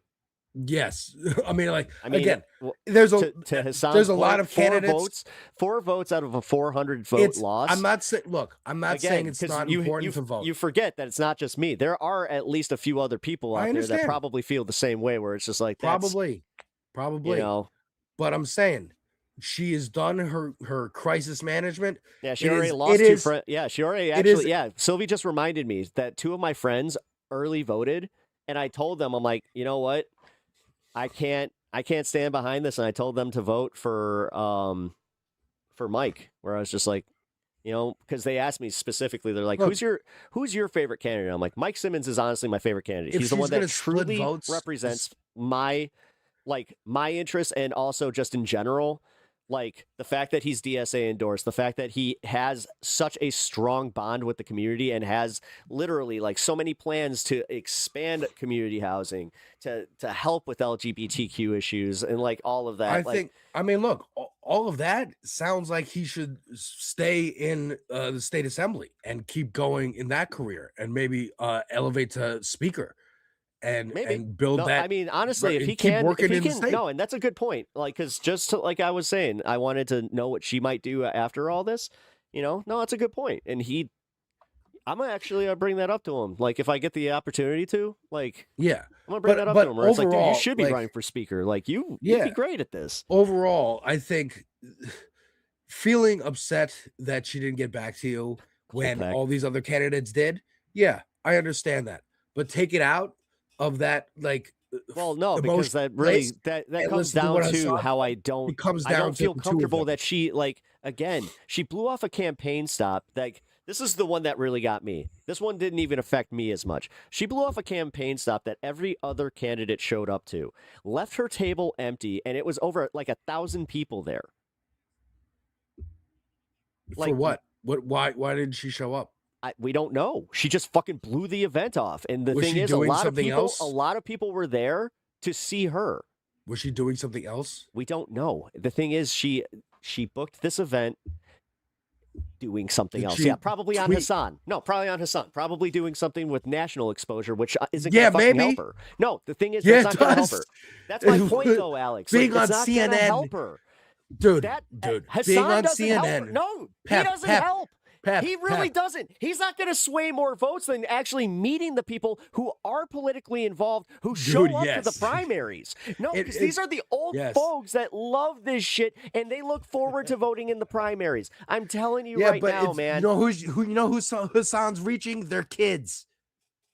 Yeah. That's the change. Sure. That's the change that's Yeah, happening. and most of their kids are probably 15 years old and can't even fucking vote. I got to be real, You don't man. know. Like, I mean, maybe. We'll see. the median, We'll see. dude, the median age in this district is over 40. Those kids are not. No, you're thinking Pep, her going on CNN is more important than her Not going really. on your show. I'm not talking about my show. I'm talking about a fucking campaign event where you have over 1,000 going to a constituents campaign. who Yes. are meeting everybody else. Where Daniel Biss is there, shaking hands. Fucking I doing understand. his bullshit. I understand. Jan was actually there. It's clout. But also fucking, yeah, we had, what's her face? The one with the one-armed husband. Listen, Pep, her going to these protests. First of all, she's going to these protests anyway because she's going to the protests, right? I'm not talking about the protests. I'm talking about campaign events, man. Listen. She's going. I'm building. She's going to like the Palestine protests outside the DNC. Nobody She's cares. Going to, I can tell you right now, the people in this she's going to the constituency ICE protest. they don't give a shit about Listen. Wait, Sorry. Wait. She's going to these places, and then later she decides she's jumping in this race, and when she jumps in this race, now she's a candidate.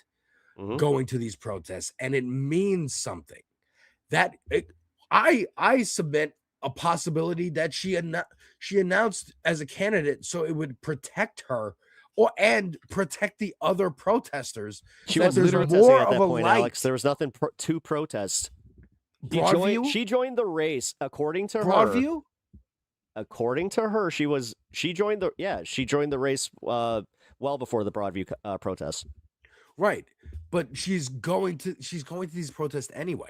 That doesn't as doesn't someone matter. who cares about these topics, right? That's fine. So now that's so fine. Now, but then be an advocate or then stay in she the activist. is an advocate. Like I'm that, saying, she then is stay being an Then advocate. stay in the activist circle. If what you're running is part of being an activist. I disagree with you full-heartedly on this one because again, seeing Running the is part of people being an activist. disagreeing with or seeing the people at this event literally turn and go, yeah, you know what? I really wanted to support her, but she's like what I kept hearing from people was she's too immature. This showed us that she's too immature. She can't even show up to a fucking event that she committed to.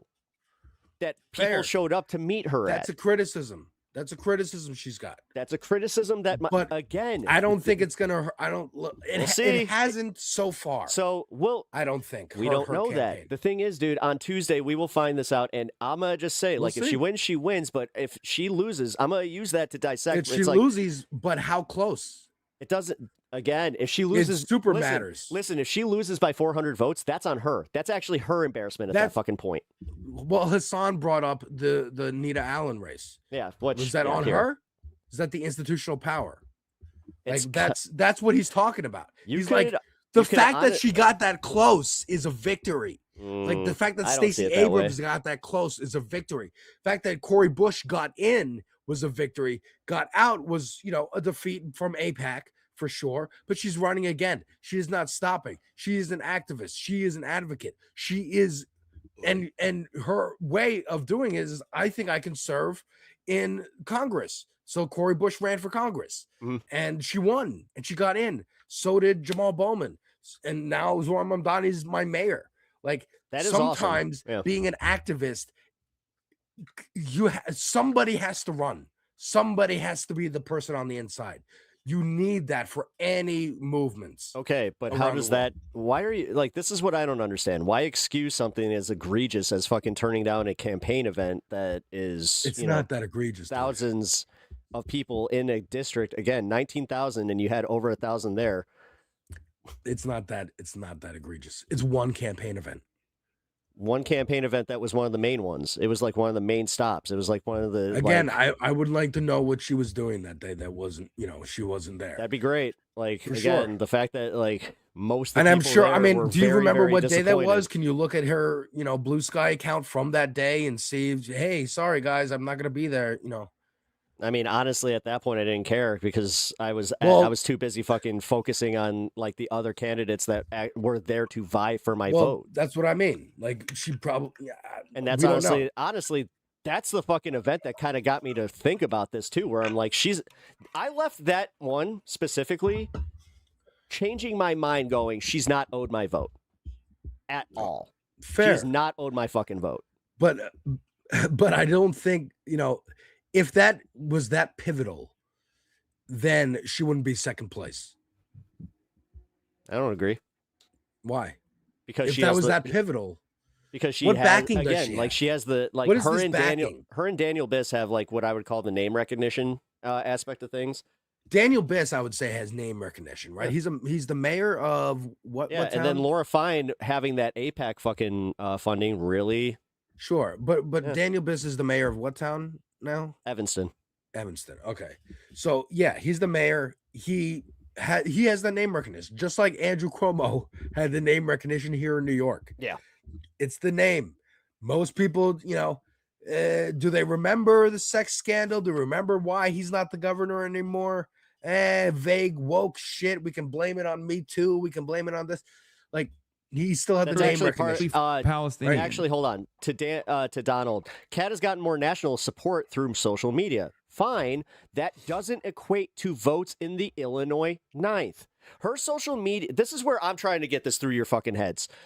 Her social media presence does not mean dick to this constituency because they're not looking for her on TikTok. They're not looking at any of this bullshit. They're not looking for her, but dude, if the reason she wasn't at this event, fucking CBS Chicago's hit piece on her being part of the fucking Broadview 6, yeah, that did do some damage. wait, like what? this is Broadview 6. Yeah, Even the the 6 Broadview people 6. indicted? That's what they're calling this. They're calling her part of the Broadview 6. Okay. Oh yeah. Why was she the indicted? insight on how Because her ICE? Republican Because she was opponent- fighting against ICE. That doesn't matter to these people. Some of these people actually cheer on what they were doing. I'm sure they do, but I'm sure there's enough So people all of a that sudden, don't. am I supposed to expect her to fucking pivot on that one? I'm sure there's more people in the district who don't like soldiers and masked men walking around the streets. It's the number than 3 like issue. them. What? Plain and simple. It's the number 3 polling issue What do you in mean? our district. As in, that's what people care about? Yeah. Yeah, And when what we are were the polled, other when two we were above polled, it? that was the one that turned out to be like number 3, and it was a pretty distant number 3. As in, like, We want to protect democracy, number 1. Mhm. We want to rebuild our economy and get this fucking inflation down, number 2, uh-huh. and then ICE. Okay. So it's not that big a factor. No. So the hit pieces aren't going to be that big a factor. I don't know, because again, That's what I'm saying. realistically, because the ones that they're going to sway on this one to Daniel Biss, in this primary, and then you have to think the same way for these people that are going to go towards a moderate right winger, especially if this guy has like the fucking ability to kind of Donald Trumpify this race. Like, as long as that's the other thing, if he can avoid getting Donald Trump's endorsement, that might help him. Right. Well, we'll see about that, but like I think there's more people. If ICE is a distant Donations third, doesn't necessarily then- equate listen, to it, Donald. I'm just gonna say. If ICE is a distant third, then the hit pieces are a distant third. If it's a distant third, but more people in the district don't like ICE, it's going to be a distant positive for her that she's indicted see. because she fought against ICE. Literally got assaulted by ICE.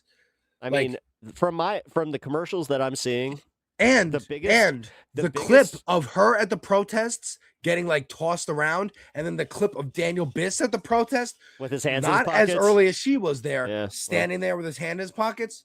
That's a clear comparison. I'm fighting for you. He'll stand there and Yeah, show he up. also had a breath to breath with Dan Bovino that she doesn't mention. He had a what? He had a breath to breath. He literally What does was that face to face with Dan Bovino, fucking shouting at the guy. Okay. He didn't bring that up. She brought up how, again, he stood there with his hands in his pockets. It's like, that was one shot that you used, but okay. Right. Like, she's Yeah. playing the campaign game, and Yes. hey, Dan. Yes, I don't she know, is, and but- she's doing it well because again, what do you mean Dan Bovino?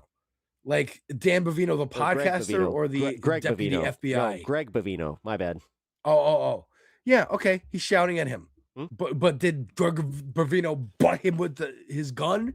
No, they got Like- into a literal spitting match, and then fucking Bovino backed out. Okay.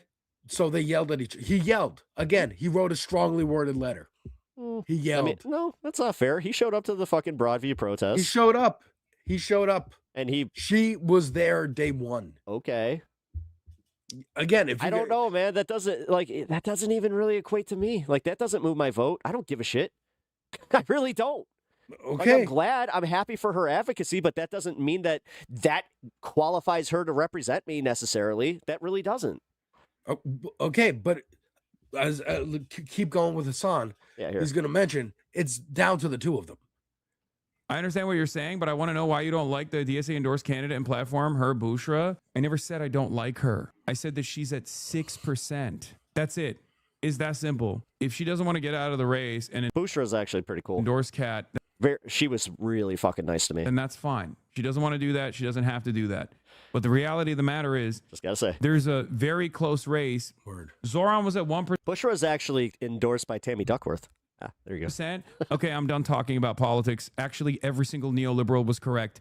Every single person in this community is a mouth-breathing troglodyte. Zoran was at 1% in the beginning of the primaries, like 5 months out of the race, not 5 days out of the race, you fucking baboon. Oh my God. Every single time we have a conversation about electoral viability, this entire community turns into a bunch of I honestly feel Hassan on this one. This is how I kind of feel, where I get the It is pushback a little bit, where it's just like, guys, I'm just trying to break it down for you that it's like, this is the reality that she has to face. probably the worst aspects of this community. And it sucks that like, of all the people to have the fucking platform that I do and also have the insight that I do, it is like, I'm sorry, I'm breaking some tough stuff to you guys. Every single centrist neoliberal is vindicated. Anytime some of you dumb try to open your mouth about, well, there's a better candidate out there.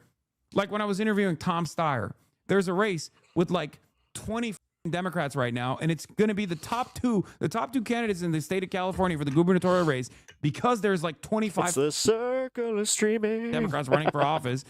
Yo, if Hassan has a fucking clip of me watching Cat and then giving my opinions on Cat, now that's Streamception right there. Going to go to the top two Republicans. There's a Spoilers, reason he why does I not. interviewed Tom Steyer and not Ramsey Robinson, which I will, but it's not going to change anything. There's a reason why Ramsey Robinson doesn't have the capacity. I don't personally have the capacity to make Ramsey Robinson into a viable candidate. No. A lot of you literally don't understand it. You think like, well, this guy has the best policies, so like he should win, right? Like this is how it works. That's not how it fucking works. There's a reason why. See, I did not play that game. I didn't say so he should win. It's so I should vote for him. AIPAC is dumping $850,000 against Kat Abu-Ghazaleh. They recognize the threat that she presents. Why the can't you? That's the problem. I'm sorry. Every single person that works at AIPAC is a million times smarter than you. They see her as a threat. She went on television and said, I want to condition all aid to Israel. No distinction between defensive and offensive weapons. And you guys still think she is I not. will say that was a much better answer than fucking Daniel Biss gave, to the point where that even changed my mind again. Because, man, I'm the true, like, undecided voter here, where one day I'm like, Yeah, I got to vote for, I just got to vote I got to vote for, like, what I actually believe. But then I'm like, well, if that's the case, then I actually got to vote for Mike. And if, made the best man win, or best person win. Not a real advocate for Palestinians when she herself is a Palestinians. I'm done. I can't have this conversation with you guys any longer. It's very frustrating. You just want to meme around. You want to be like, no, if you want Daniel Biss to win, go right ahead. Vote for Daniel Biss. Vote for Bushra. Vote for whoever the you want to vote for. If you want to spend the next 5 days working alongside AIPAC to attack the candidate that AIPAC is spending $850,000 on, Yeah, but then, the whole thing with the paid influencer thing comes out too. This is what pissed me off a little bit, though. Yeah, let's How is pause every it there. criticism a paid criticism? How come she doesn't have a legitimate criticism against her that she can actually, like, face? Because, again, Tara Palmieri walks off. She doesn't face criticism well. Dude, the Tara Palmieri thing, she could have stayed and just talked over Tara, who kept trying to ask a question that she legally could not answer because it was about the indictment. And all that had to happen instead of walking off was just, okay, we're moving on. We're moving on. She could have. She could have. I mean, she could have filibustered She her. tried. She tried. Yeah, but and Alex, she I think wouldn't that you're move missing on. how I so look at this instead of as filibustering, a voter, I look at that as weakness, and I look at that as okay. So, am I willing to risk a right winger winning my fucking district over her having great performances, admittingly, against leftist fucking candidates? But the second that she gets a little adversity, it's all of a sudden, oh, this is all paid hit piece stuff. Oh, this is like, again, no, dude, no, I haven't no, seen no, her no. Wait, actually wait. address Listen, one legitimate criticism. Listen. That in that instance with Tara Palmieri, Tara would not move on, would not ask any other question, just kept saying, Donald, do you think you committed a crime?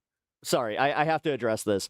They are paying, AIPAC is paying just as much to smear Biss.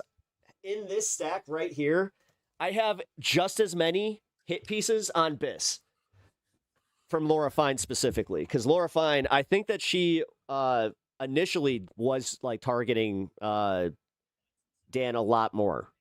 But that's not fair. In the Tara Palmieri thing, she could have stayed and just talked about how ICE is abusing people and kidnapping people and all the horrible she could have things ICE filibustered. is doing. She could have filibustered. She chose not to. She could have made it, dude. She chose not to do that. She chose not to show up for her constituency when that's the people that she honestly needs. Why does she need to sit there? Choices that honestly tend to look bad. Like, at least again to me, but maybe like I'm trying not to be a catty bitch about it.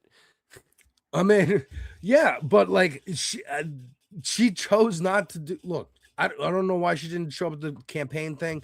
It seems to me with the Tara walk off, she made a calculated choice. I could sit here and filibuster over this person.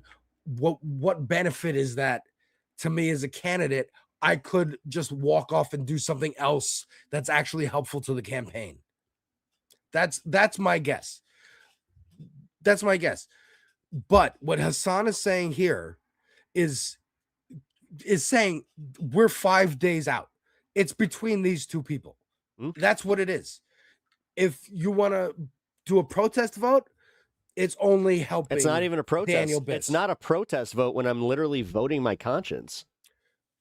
I mean, okay. How is that a protest vote? See, that's where I'm pissed off about this, because it's almost like because I'm in the leftist space, I'm automatically supposed to vote for her because Hassan said I should, or because you said I should, or whoever the fuck said I should. It's not automatic. She has to earn your vote for sure. If she didn't, then she didn't.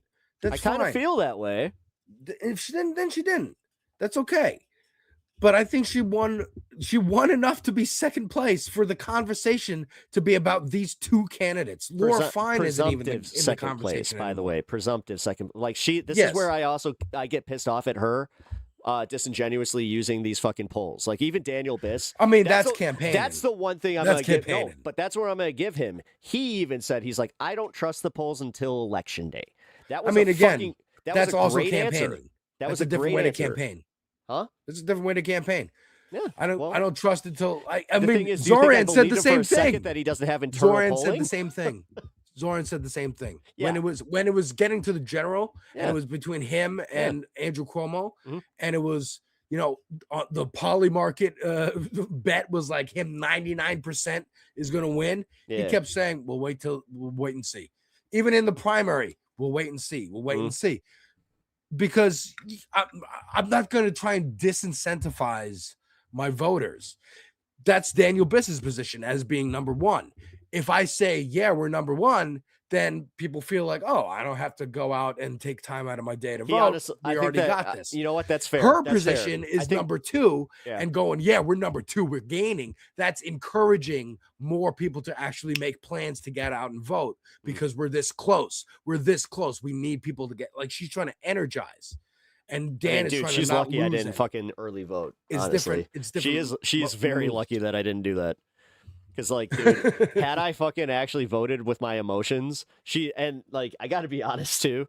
I was going to vote, but something came up with my wife's health that we weren't able to. Now, listen, I voted for the very first time in my life in 2021. Because even in 2020, under, COVID and Donald Trump and can we get out of this? I was like, it's not gonna matter. I didn't think my votes matter because I'm one person, and I didn't want to take time out of my day. It's not a good way to But look at it. I know it's not. But after 3-4 years of watching Majority Report in 2021, when it came to the mayor's race here in New York, I was like, well, I still don't really think it matters, but at least I can be a little notch in the Democratic Socialist candidates belt so that it's a little bit closer. We're edging, it was I did that with Green Party performative. Once. Yeah, no, like, I did that for with me. the Green Party once. Right. So I just want to feel. No, it was the Purple Party. It was Daniel Biss. I just remember. Right. No, it was Daniel Biss for governor. I did that. So that started me on my voting journey. Okay. Is the mayor's race in 2021. I maintain that, like, if you're gonna vote, if anybody listening in your district is gonna vote, it's between those two candidates, and do you want to push it so that even if Kat loses, it's still close and it's still a sign that this is a rising movement and it's not going to be quelled by the establishment and AIPAC and trial The they only thing that want. I don't like being And told is by even the if two, she's hold on, I'm gonna just say I don't like when the two people are they're presumptuous in the fact that it's like the polling's 100%. These people are only at 6%. Again, like the fact that we're doing this thing where it's like, oh, well, so just ignore if this them, was and that's 2 a years protest ago in the vote. polling, I would no. say, yeah, it doesn't matter, but it's 5 days out. 6% is not going to overtake BIS right now. Whoever that person is at 6% is not going to overtake BIS right now. It's not going to happen. They may get more than this, of course, because the polls are not totally representative for sure. But it's not going to be that big a discrepancy. No, the only reason that BIS is even as high as he is because Evanston is as big as it is. All right, do me a favor. Keep playing this clip. I have to run to the bathroom real quick. Yeah, no worries, no worries. But yeah, keep playing this clip. I'm gonna have you do the same favor for me. Have listen. fun. All right. Look at you guys. That's BS. That one poll that showed him heavy in the lead was done by their campaign. That was done by the same people that did that with Julia Stratton. I forgot who that was. That wasn't actually his campaign. Here, I actually have the same. I got the people that did that. That was done by Progressive Value. Progressive Values Illinois, which I'm not sure if Progressive Values Illinois is actually for Progressive Values because they're trying to get Raja Krishnamoorthy, which I did a little more homework on that guy. He's a bit of not just a centrist, but he has said some pretty problematic shit. In the fact that he's like not gonna really stand up in any meaningful way. It's pretty much just Dick Durbin 2.0. So yeah, I think that I'm gonna vote for Juliana Stratton, which is our lieutenant governor.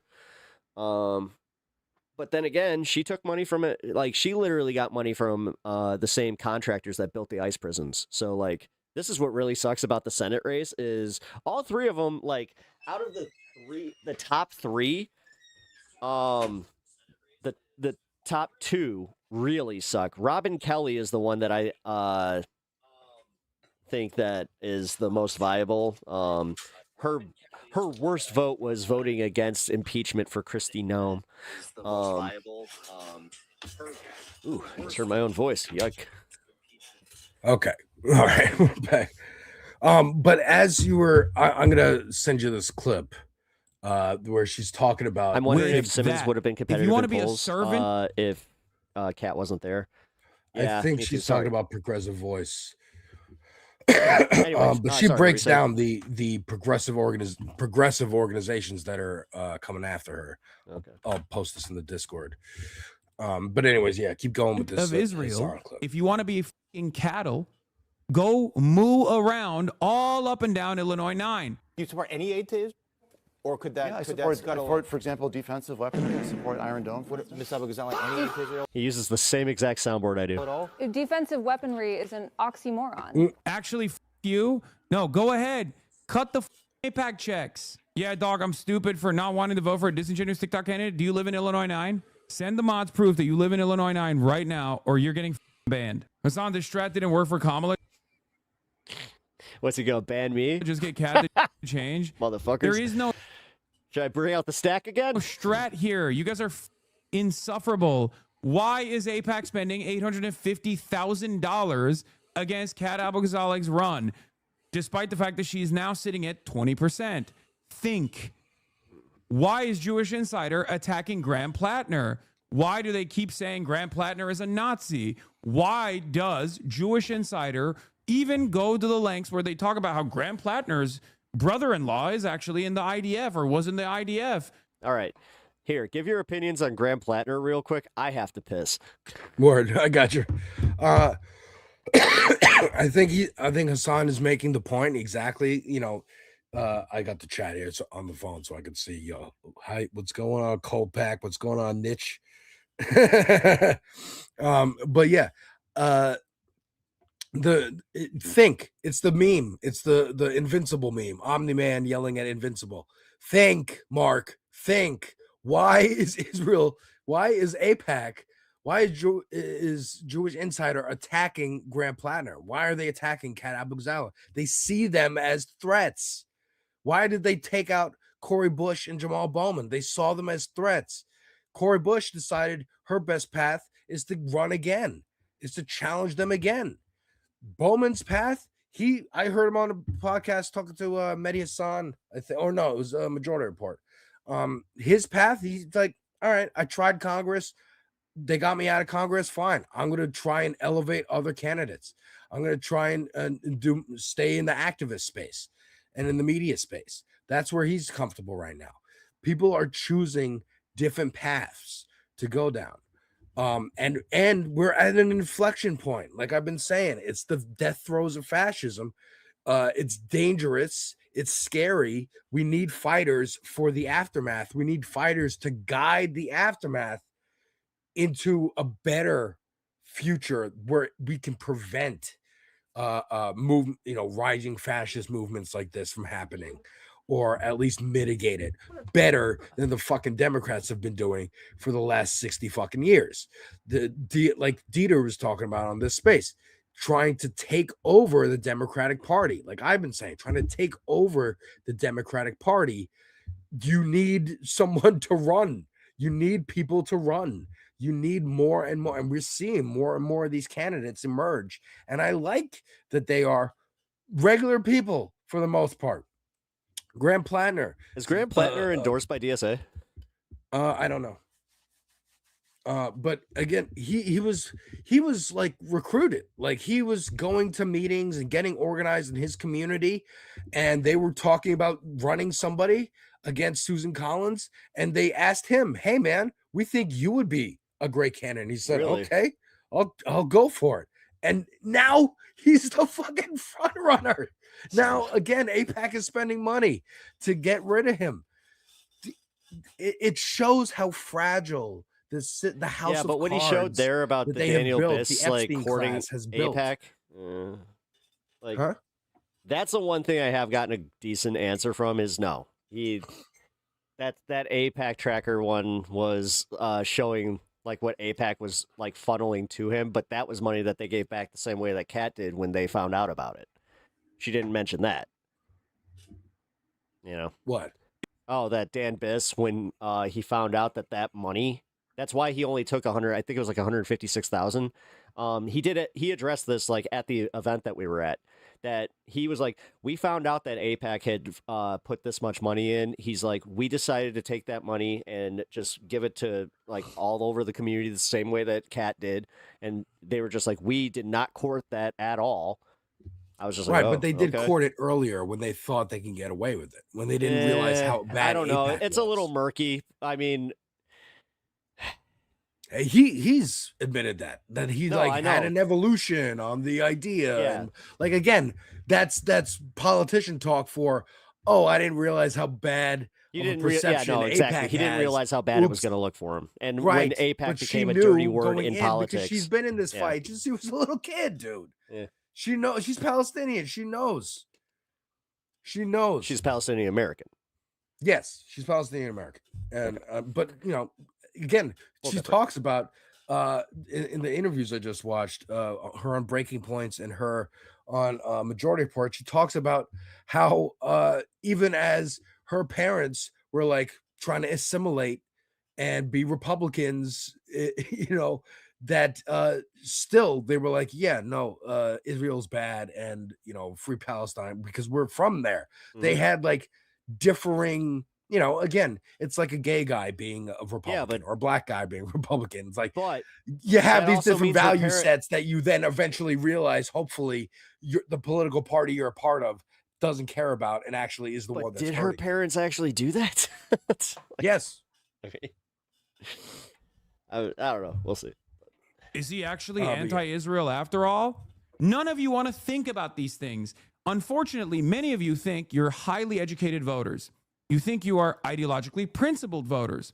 But in fact, you are very malleable. You're just as malleable as the rest of these cattle that don't even think about this at all. It's a bitch. Just because you hear someone say exactly what you want, you're not malleable? Come on, Hassan. By any Fuck candidate you. that does this, you're just hurt. You put your whole stream behind her and taking it out on your community because you're embarrassed and saying to call anyone cattle for this. Okay, there you go. None of you have ever thought about pragmatism at all. You are going to let Daniel defend Israel bis win this election. This is not about saving face. Stop trying to find a cynical alternative reason. I am communicating exactly what the reason is. Why not support Bushra? Because she's at 6% 5 days out from the primary. Many of my long-term community members going forward from this point on, I suspect is probably going to stay with Michael from Pennsylvania and refuse to come in here.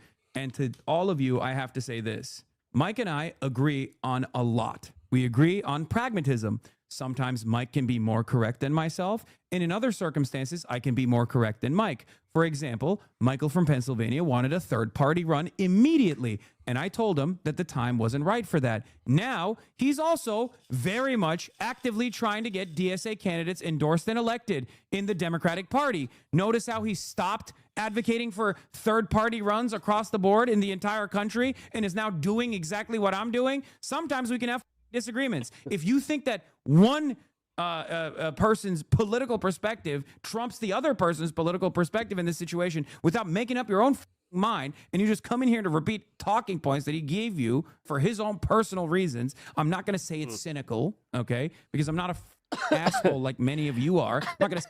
What weird timing. Dan Biss's campaign manager just sent me an email. Sit here and be like, oh, Michael's doing this for one reason or another. No, we have a disagreement.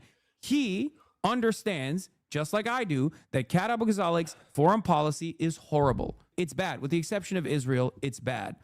Her entire foreign policy platform was written. Do you think they're watching this shit? By a person who is a liberal NATO Atlantic. They're watching? Yeah, that was weird timing. This is pro-intervention, pro-NED, pro-CIA interventionist. It's fucking 9 at night. It's clear. You can see it. It was set the reason why I'm not ago. putting a lot of emphasis onto it is because, unlike Mike, I don't think this is a sincerely held perspective from Kat Abu-Ghazalik, and it's more so just her, high-piss campaign, trying to be morally consistent, as though that matters. She's 26 years old, and she's very green. You have to work with what you have. You have to be pragmatic. She is 4 points away.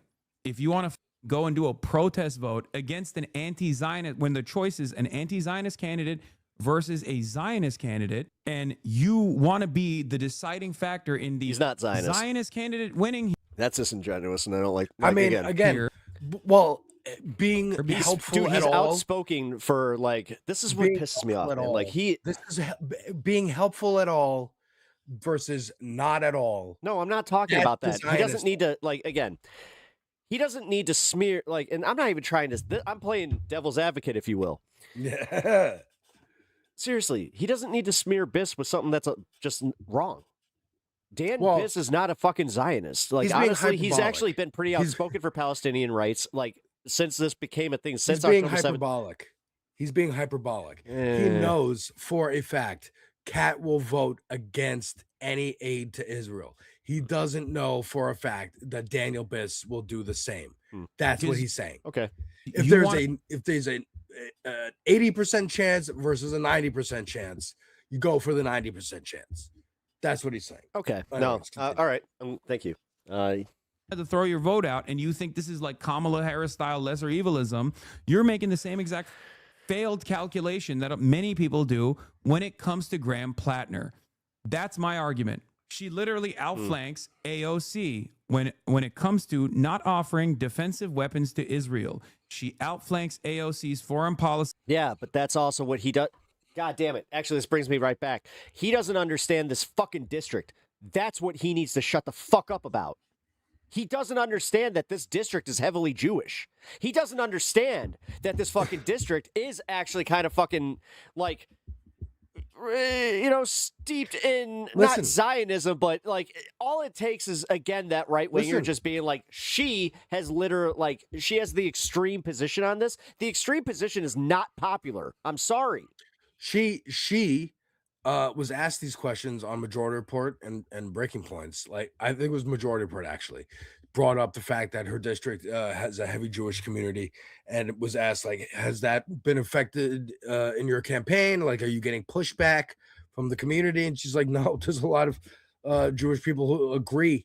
I mean, I'm a Jewish person here in New York who voted for Zohar Mamdani. Right. Now, I'm not, I never went to temple. I didn't get a bar mitzvah, but I am Jewish. There is also the Orthodox community, some of which, yes, are hardcore Zionists. Some of them are on the other side of the protest line. Hold on. You're missing my point here. Flags. You're missing my point. This is why they're supporting Daniel Biss. They're not listen. I know she's perfect, and I know that she gets all the attention, or she gets everybody's vote that she wants, or whatever the fuck. Like, honestly, I'm not trying to be a dick, but for real, like, everybody's just like, there's not enough pushback on some of the things that are wrong with her, and that's where I'm getting a little like mad, because it's like we can hyperfixate on every like little thing that like Daniel Biss did, or even Laura Fine, or any of them. But again, every fucking criticism is apparently not genuine enough for her to actually hold it. I don't think there's the genuine criticisms are that big. The ones that you're bringing up, she didn't show up to a campaign event. She walked off an interview. Out of how many of both of those things? No, but she did. I think you're missing the crux of this, Alex. Like, all due respect, it's because I understand what the Republican Party is doing in this district to combat her. They're going to run a moderate. They're going to run somebody that's a fucking moderate, like Republican, almost like, I wouldn't be surprised if it's like they come out and say, I was an ex-Democrat. Of course. Who did they run in New York? They ran Andrew Cuomo. Who's actually Curtis Sliwa was the Republican candidate, but Republican isn't going to win in New York. So they ran. So Cuomo was really the Republican candidate. Rocio Cleveland, it looks like. Yeah, you hear what I'm saying? Like, they are going always, whatever district you're in, of course, they're going to run whoever they think will be most appealing. The fact that John Ellison, Christian pastor, that might not work. Pep, the fact that you're making the calculation that the Republicans need to run a moderate rather than a firebrand in that district. They were going to run a moderate anyway because Daniel Biss is like a progressive candidate. The thing is, like, but why do they need to run a moderate? Because they feel that they're going to get more people. Like, if they don't have the Donald Trump baggage. Well, why not? Why don't they have the Donald Trump in this area? The way that like our candidates are dodging AIPAC, they're dodging Donald Trump right now. Yeah, why are they dodging Donald Trump? Because he's unpopular in if he's unpopular in the area, that means the area is more to the left. No? Yes, we have a pretty progressive area, but I'm telling you right now that a lot of that has and you're worried that she may be too progressive. No, I think you're missing the point here. A lot of people will view Kat's policies or like politics as being too left. Too much, too progressive. But Daniel Biss is the right flavor. That's the reason that they're going towards Raja Krishnamoorthy, I think, is up like 17 points on Juliana Stratton. And Juliana's our lieutenant governor, and honestly, she's like, I'm not sure. I think you were in the bathroom when I said this, but like, for real, her voting record shit. you know, from before she was lieutenant governor. She's she's like super centrist-y. I know that she took like money specifically from like contractors that were part of like they were ICE contractors. So I'm kind of like, all right, that's a little while, you know? Yeah. but Sorry. that's so, why, like, I'm telling you, man, like, no. I understand what you're saying, that you think that Daniel Biss is the right flavor of progressive for this district, that she is a little too I'm far, not saying he's a the little right too more flavor. radical. I'm saying they think he is. Like, this Right, isn't me right. personally. That- I'm that- actually, that- right. like taking myself out of this. This is just, again, dude, I grew up here. Like, I know this Yeah. fucking district very, very well. I understand. And I could tell you, like, no, it hasn't changed demographically either. That's why when you said the youth vote, I'm like, no, because the bitch of it is, most of us that have kids, our kids are only fucking 10 years old or something like that. Like, trust me, like, these are not the people that. Like, right, but the people who have 10-year-old kids are how old? Our like age? my age, yeah, Right. my age, and People that's our my age age is the median want- age. Like, I think it was 41 to 45.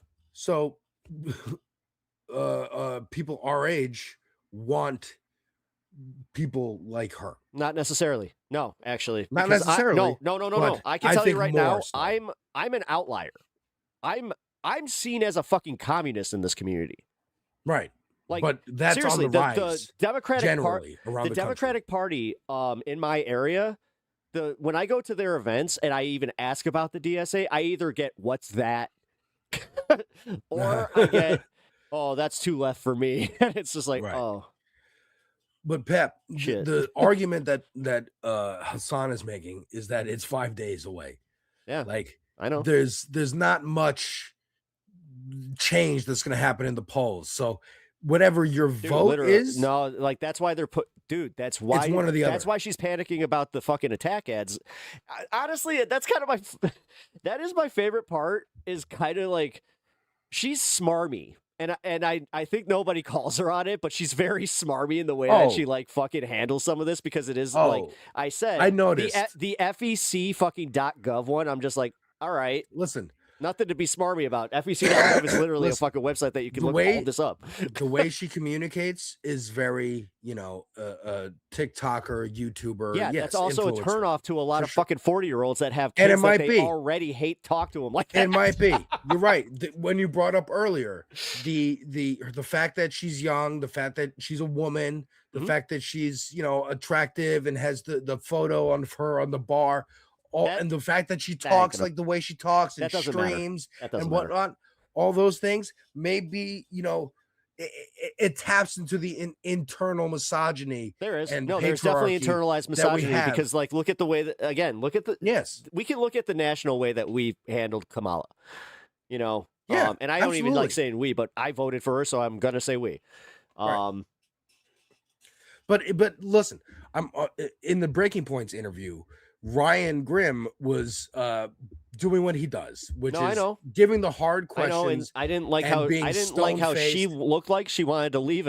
I'll be She honest, did. dude. I'll be honest. There was a moment there where I was just like, "Is she gonna leave this interview?" She did look uncomfortable, and I think that's what Ryan Grimm does well. Is that one? If he has his own beliefs and his own politics, right? He knows who he wants to win and whatnot. So, but he's a journalist too, and he takes that very seriously. So when he asks questions of any politician, even one that he might want to win, he is going to ask the questions that are hard, because he is. I think he's like, you're gonna get asked way harder questions by people who don't like you, right? So I'm going to ask those saying. questions, Right. and she was, yes, uncomfortable, but she was answering them, and she was doing good in that interview. And Crystal would come in and kind of soften it a little bit. There was a few parts of it that weren't great. I mean, she didn't handle the imperialist shit well at all. Even Hassan can't defend that. I mean, again, I don't know anything about foreign policy. I agree with her, but again, I'm looking at it from a more of like a generational, like philosophical standpoint. And I think that's where Hassan's saying, yeah, she's kind of naive and green when it comes to this, because when you actually are a this is where I candidate think that and you're Hassan's not talking about these this things, is where I don't you think have to Hassan's be a looking little at it more in practically. line with historical trends and whatnot. Right. That's where he's coming from, I think. No, I know, but that's where I'm saying, like, and I'm not trying to be reductionist here, but that's where it doesn't matter what he thinks. He doesn't know this district. Like, okay, so he came to Chicago, what, like a few days, or like he spent like maybe a week here? That does not translate either. You know what I mean? What do you mean? I think he like was here for something, and like people were just like, "Well, he was just in Chicago." It's just like, yeah, but that's and it's he's not like he was chilling in the ninth, entire like fucking district by and asking visiting people like what to do. No, And of course not. But like but I think what he's saying, again, it's 5 days away. This is the pragmatism. That's the word, right? That's the thing that drew me to Majority Report when I started seeing their clips. Excuse me, and I man. was like, "Ooh, I gotta." That was a good one. I started seeing their clips, and I was like, "I want to watch the show more often." What I liked about Sam Cedar is he had the idealism that I would hear from like protesters and what I would call hippies and whatever, like Occupy and all that shit. But he also had the pragmatist look of like, this is what we have in front of us. These are the tools we can use. These are the things that the people in power who we don't like could do, that like using examples of what it could be, using the tools that we have available now. Is she the perfect candidate? No. Is these foreign policy things not good? I don't know. Probably not. I trust Hassan's judgment on this. They're not good, right? She's having. I think it's a misstep at all to start talking about foreign policy when you're running for Congress. Like you should, if we're running for anything, you should try and avoid talking about foreign policy. Metric, That's what then Zoran did. Israel and Anytime he Palestine was doesn't fucking matter. What? By that metric, Israel Palestine doesn't matter. No. She shouldn't, like, you shouldn't get into that. You should try and avoid talking about that as a candidate. Right.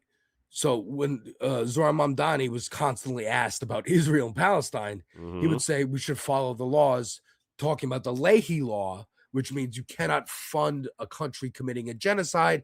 There are the IGC, the International Criminal Court, has decided, and multiple other agencies that study genocide have declared this a genocide. That's what Zoran Mamdani's answer was. It was quick, it was easy, it was get out, then focus back on my points that I want to talk about, the things I'm running on. The fact that she has to address this is a misstep of the campaign, a misstep of that foreign policy guy who, again, I'm not on the breaking points thing. The other part about that I didn't like was the fact that it's like, yeah, that came to my attention, and it's like, oh, bullshit. He was your foreign policy advisor. So your foreign policy advisor didn't give you a hint that he was shit at foreign policy a little earlier? Pep, she says in the Breaking Points interview, she begins with saying, no, me and Ben, I want to make it clear. We're like, I don't hate him. I'm not mad. He offered to resign because he realized I know that he didn't want to be a harm on the campaign. Like they are still, it's no bad blood. And she's not like, it's not like we fired him and I hate him. No, but that's why in the press release it's he's no longer with the campaign. It was very vague. Right. Well, he resigned. Well, again, they didn't say that. But okay. Yes, the fact that she has to address foreign policy right now in the weeks leading up to the campaign is a misstep of the campaign. But I don't think a big one. Because again, how many people are interested? We're interested. Hassan's interested. Hassan had her on the stream. The chatters are going to bring it up. He's literally saying it right now, where he's like, people are trying to come up with cynical reasons for why he's defending her. because they think he just wants to make sure that, oh, I had her on. I didn't want to endorse a bad candidate. I didn't want to be wrong. Live. I'm trying to no, like he's not. backtrack. Right. He's doing it because he earnestly is like, no, she is still the right person to win. Regardless of that, I disagree with her on this. She can be moved. It's not that big a deal. She's young. She has to learn these things. Okay, she can learn them on the job because her main job is the affordability. Hold on, but the this, local this issues. plays into why I thought that. Like, I genuinely think that Mike's a much better candidate because he's had that job. He has done I like Mike. legislation. He has I like literally Mike. He done showed me- the hard fucking work. So I do feel like if he was in that position, that he's more than qualified. This is where and again, this is not being talked about. Outside of all this, dude, I'm genuinely worried that she's inexperienced. I'm genuinely worried that she actually might make really bad decisions because, again, going just back to how she reacts to any adversity, not just the Tara Palmieri thing, like she doesn't seem to handle that kind of shit very well. So I think that is one of those things, like, I don't want her learning on the job when it's the job, like the federal fucking, like, it would have been nice had she had like maybe 2 years in the state house to fucking Just have like that. I don't But like mind- you said earlier, we're in different times now, and I do understand that. That's asking. Yeah. Just like I don't mind, like AOC was in law school and just Yeah. decided, part of DSA and Justice Democrats and decided, hey, I'm going to throw my hat in the ring, see if I could take out this incumbent, and then won and had to learn on the job of like, oh, I learned I have You know to what? That's pay fair. to move to That's DC. I have to, That's fair. again, people are fed up. People are fed up and they're getting in fucking races and going, fuck it. Fuck it, we ball. I got to fight against fascism Well, any as I way I said, can see like, fit. about And my some last people see question- fit to run. Like that I asked her in the email, like, honestly, that's my most interesting one is like, if you lose, what are you doing? I think she continues her advocacy and maybe runs again for something else, uses her bigger platform now to elevate other candidates around the country, doing what Hassan does in between. Maybe she runs again or something. She continues. She uses this machine that she's built to continue.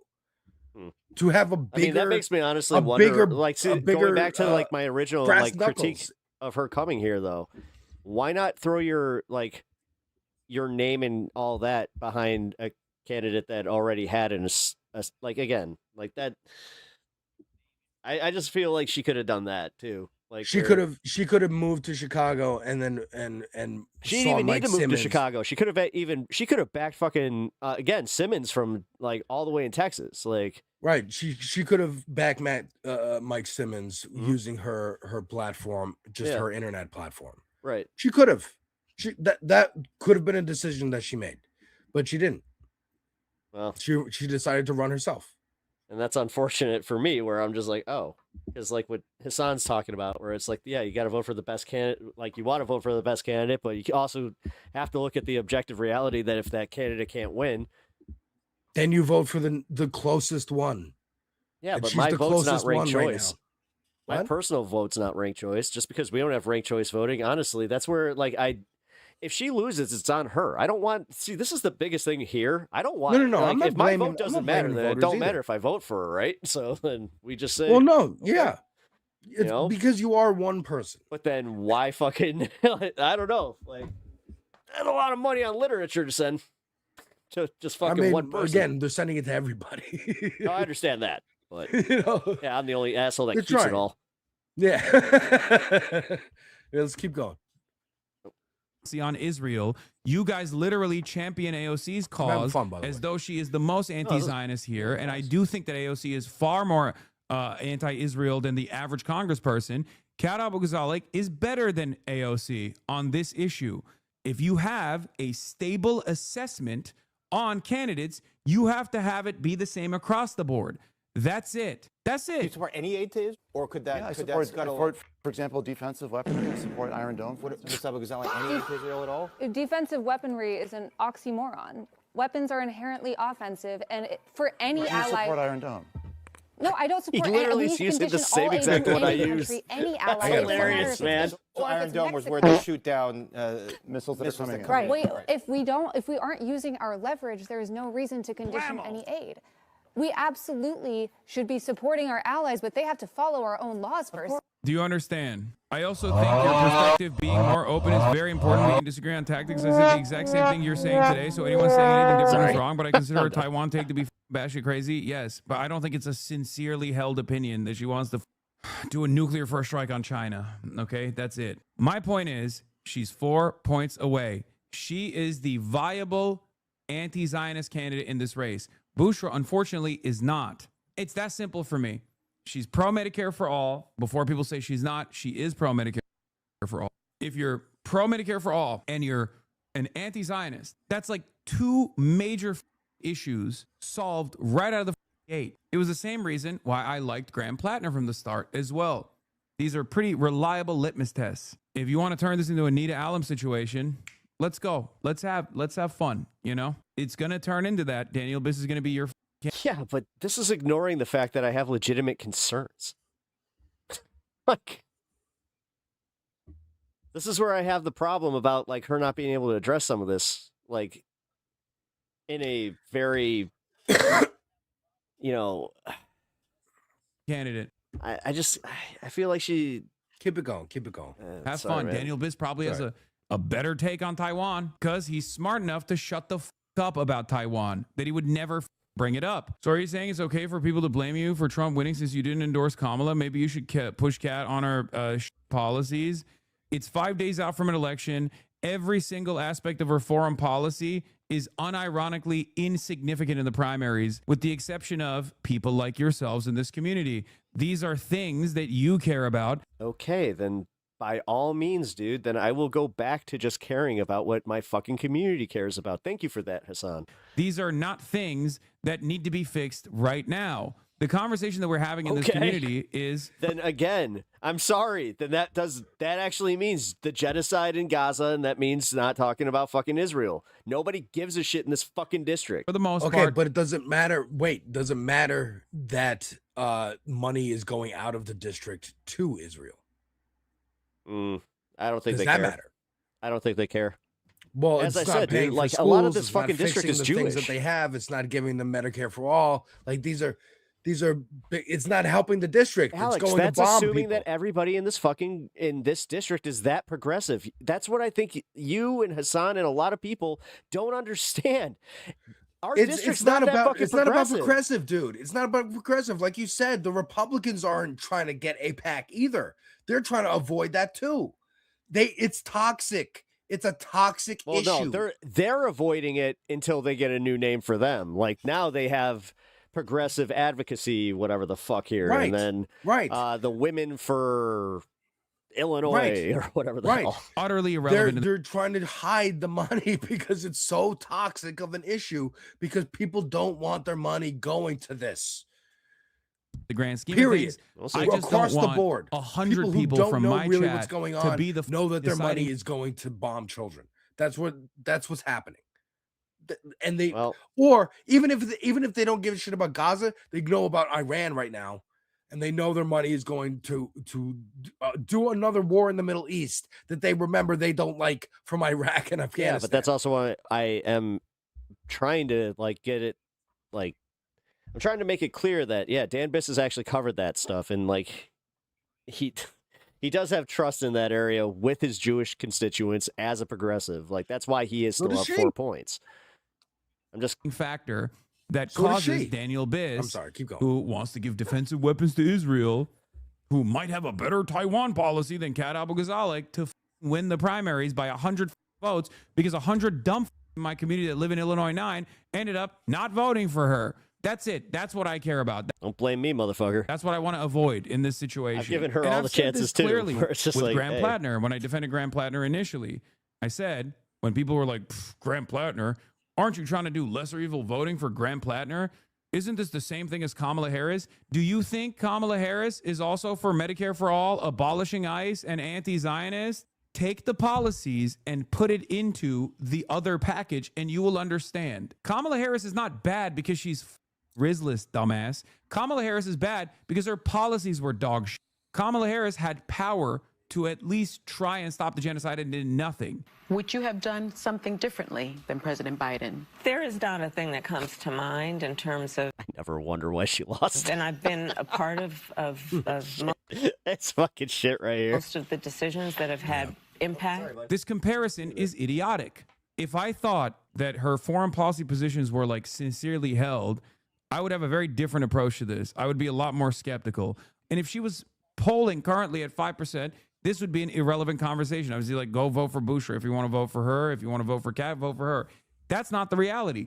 5 days out from the primaries, she's sitting at 20%, which means, especially considering, as Michael from Pennsylvania has also correctly pointed out, she actually has a much higher likelihood to win than even those polls show, because a lot of those polls don't actually correctly poll for youth turnout. So if she actually has even better youth turnout, then it's going to be an even closer race than 24-20. So ask yourself that question. When that election night comes out, when the results are pouring in, do you want to functionally be on the side of AIPAC, whether you agree with AIPAC or not, or do you not want to be on the side of AIPAC? It's that simple. And no, I'm not going to ask Bushra to back out and back Kat either. That's disrespect. But that's also kind of fucked up, to be completely real. Like, because is he insinuating that I didn't listen to fucking Daniel Biss when I talked to his campaign and him himself? And he answered that and said, yeah, you know what? He said in the debate. Defensive weaponry. He said he would not. Defensive weaponry. Yeah. Right. She said all weaponry is used to kill. The end. No. And also, if you're not going to even threaten to take it away, then what's the point? This is There's where no I was leverage. saying, I don't think that polls well with this constituent, whatever. I don't know her like right, that. let's keep going. I think it's ridiculous for me to do such a thing. Grant Plattner murdered many people in the name of imperialism, was stationed at Abu Ghraib, and did multiple tours and served in Blackwater. Okay, don't worry. Hopefully Janet Mills will win, so you can be happy with the most pro-Israel candidate. Have you guys noticed that when you do stuff like this, when you say stuff like this, once again, you're probably not being pragmatic. You're basically deciding for all intents and purposes, you're hoping that the most pro-Israel candidate wins. Given the lack of power that the left has in this country, I'm not going to sit around and be like, you guys are tankies, you guys are ultras, blah, blah, blah, all this shit. I never do this, okay? I don't do this at all. But just for the time being, just shut the fuck up, please. You're promoting a Nazi to a stream full of minority groups. Get that blue sky shit out of here, dude. Get this blue sky shit out of here. You're promoting a Nazi to your stream full of minorities. That's woke 1.0, not woke 2.0, okay? Graham Plattner is unironically one of the best communicators the Democratic Party has right now. I'll say it out loud. It's true. Regardless of his red flags, that's just the case. You're dealing with people Regardless of the red flags who wish to torpedo the Capitol, bub. No, they won't. They won't do any of that shit. Yeah. That's the thing. They just fantasize about. It makes me wonder. It's like, Hassan, would you stay in a relationship for too long, even though you acknowledge that you probably ignored all the red flags? Doing shit like that. I mean, they obviously they just sit around. Don't we and all? watch me on Twitch, okay? No, I'm dealing with people who LARP. That's it. I'm also dealing with a lot of people who don't understand. He's convincing me, Alex. I'm very convinced, telling me that I'm a LARPer. The balance. The balancing act of, All right. of electoralism versus Well, again, hoping to. Well, go ahead. No, he's calling the chatters. You're No, he's saying this personalizing about and people I that feel in you. the Illinois 9th. He's been pretty clear about it. Yeah, he's saying it is between these two candidates, one who is wiggly, but he's also on the not issue, making and the one other who's points staunch. here that I have made about who's the actual better candidate to run in the general. Not once have I heard him actually fucking talk about that. The general. Okay, that's fair. That's fair. But let me ask you this. Yeah. Would you rather Bernie Sanders have been the candidate in 2016 to Yes. lose to, and he lost? Yeah, what about it?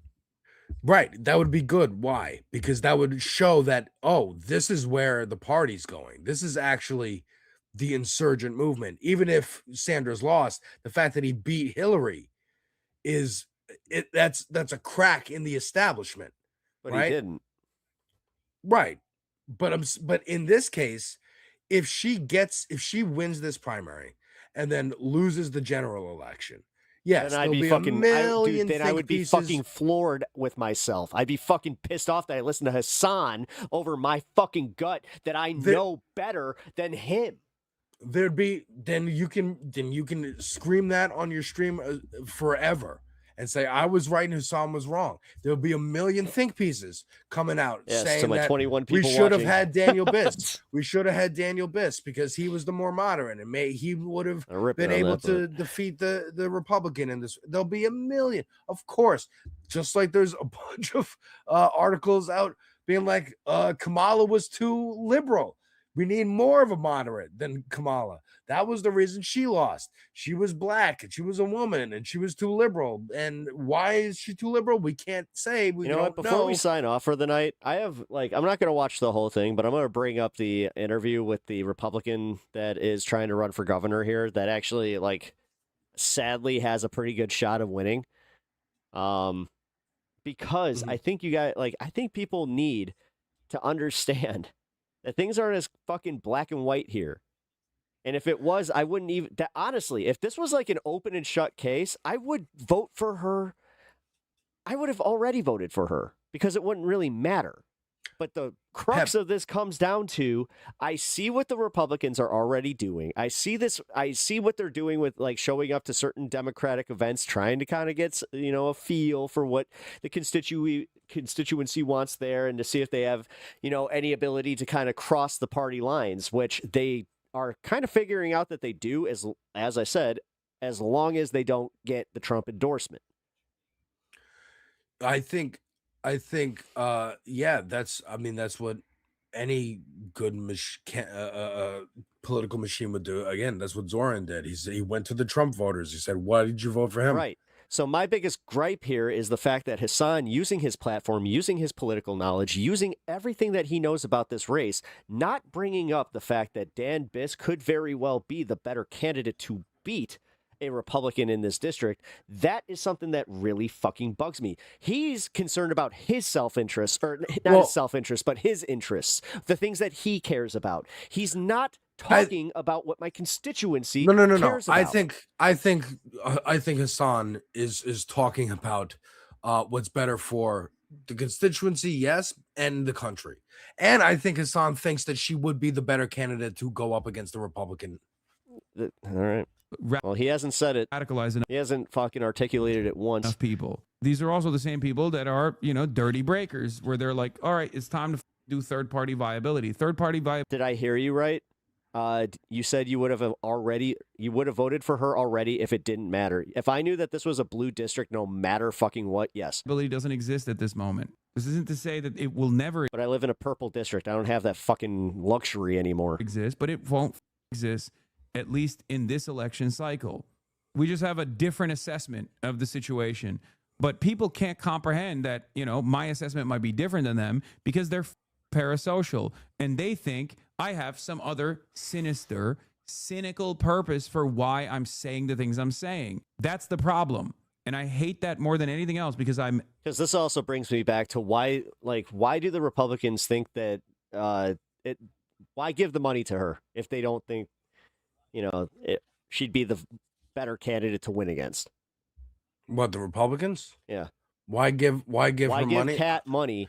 Because they think that she's the candidate that they can win against. They can have plaster the airwaves with the picture of her on the bar or the picture of her in her Charizard. They're actually not doing that. Well, I'm sure they think they can. No. You're sorry. We're talking about the Republicans. I just forgot my own argument. Yeah, we're talking about the Republicans. I think the Republicans think that we can absolutely run against we could smear young this streamer girl, and tap into the misogyny inherent and the ageism inherent. Trust me, that's there. That's there. That's why I said those 1,000 people that she blew off. I can tell you right now, I'd be surprised if any of them vote for her. Maybe, but and I think the Republicans. I think the Republicans are calculating on that and think that's going to work.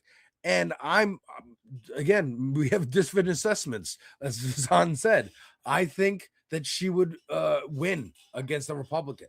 I think she has the yes, the social media game and that the memeing game and whatever to Do run. you think the same way but about also, the district that I think she has what's better George answers Santos. in a debate. George I'm sorry. Santos. George Santos's district. You probably know that one, right? Yeah. All right. That's kind of what I live in. It's Long about Island? that red and blue. It's like, yeah, it's No, fucking no, no. purple. George Santos's district is red. It's deep red? Oh, okay. Yeah, dude. Oh, I was It's- under the it's impression rich that it was part. fucking... It's like, no. This is where like rich people live in Long Oh, Island. it is? Yeah, dude. Oh, okay. Yeah. Okay. Dude, I'm stubborn to a Well, I can tell you right now, yeah, Illinois fault. Ninth has some If money. I feel something, I will tell you. If I'm angry at something, I will openly communicate it to you. It's been 12 years of doing this shit. And not only has it been 12 years of doing this shit, I've been doing this on Twitch since 2018. At this point, I think I deserve a little bit more charitability than a 68-month subscriber who's like, oh, you're just embarrassed because you backed her from the start. What a stupid attitude, man. Kat wasn't for M4A 2 days ago. Oh, my God. This was her Medicare take on your stream. I think that Medicare for all doesn't go far enough. We need single payer health care with, dental, mental, vision, and hearing coverage. Think if she says this on this broadcast, but her policy papers or her policy prescriptions on her website are so different, what do you think is the problem here? Do you think it's because she's a 26-year-old who hired a bunch? You're like when they say he's infantilizing her, he is, but he's also using it like simultaneously as a bad and like a bad excuse and an excuse for why she might be too green, but doesn't see it as a fucking problem that is going to be exploited in the fucking general election. He sees it as an advantage of It's her not. in Congress. It's not in Congress, sure, but dude, that's an idealistic In world. the general, In the I general, think that's it's not something gonna that she help. absolutely has to work on. That I listen. I don't want to see she has had enough time to fucking work to win this primary. I think that would have been the time to prove that she could do it. And she's close. She's in second place. Second place doesn't matter when you're still 4 points behind. I mean, 4 points is close. Dude, don't do this. This is like MAGA. Like MAGA does What are that you shit. talking about? MAGA does that shit where it's just like, whoa, we won by 4 points, or we're only down by 4 points. It's literally like however you feel the vibes in that moment, whether it's a good or a bad thing. Like, I'll just say that her being down by 4 points, still bad thing. And on top of that, I do think that it's also you're saying it's a glass half full, glass half empty. Like, yes. it's Thank different. you. It's different perspectives That, on the same yes, thing. and you put that Yeah, much yeah. better than I did. Absolutely, for sure. Like, and that's where I'm just saying, man. And like this idea like you're that we saying, also are why is missing, she down? And I'm saying she's that close. Right. Right. And that's also where I am saying, like, in this like district, just as many like with the young people that don't pay attention to the polls, there's some there's millennials that just don't give a shit. They will never answer that shit, and they're gonna go with fucking milquetoast bis like all fucking day because he has the name recognition. He's already been in this fucking district forever. But you don't think the excitement around a fresh face? No, not carries necessarily. any weight? Not necessarily. I really don't. I mean, it Not did for me. necessarily? It did for me when I was first getting into like wanting to vote for her, when I first approached her at her campaign to have her on this space. And then even past then, dude, I've been trying to talk myself into doing this, into voting for her pretty much even since she blew me off. Like I did not want to I've seen fucking the evolution. Huh? I've seen the evolution. Right. It's been interesting.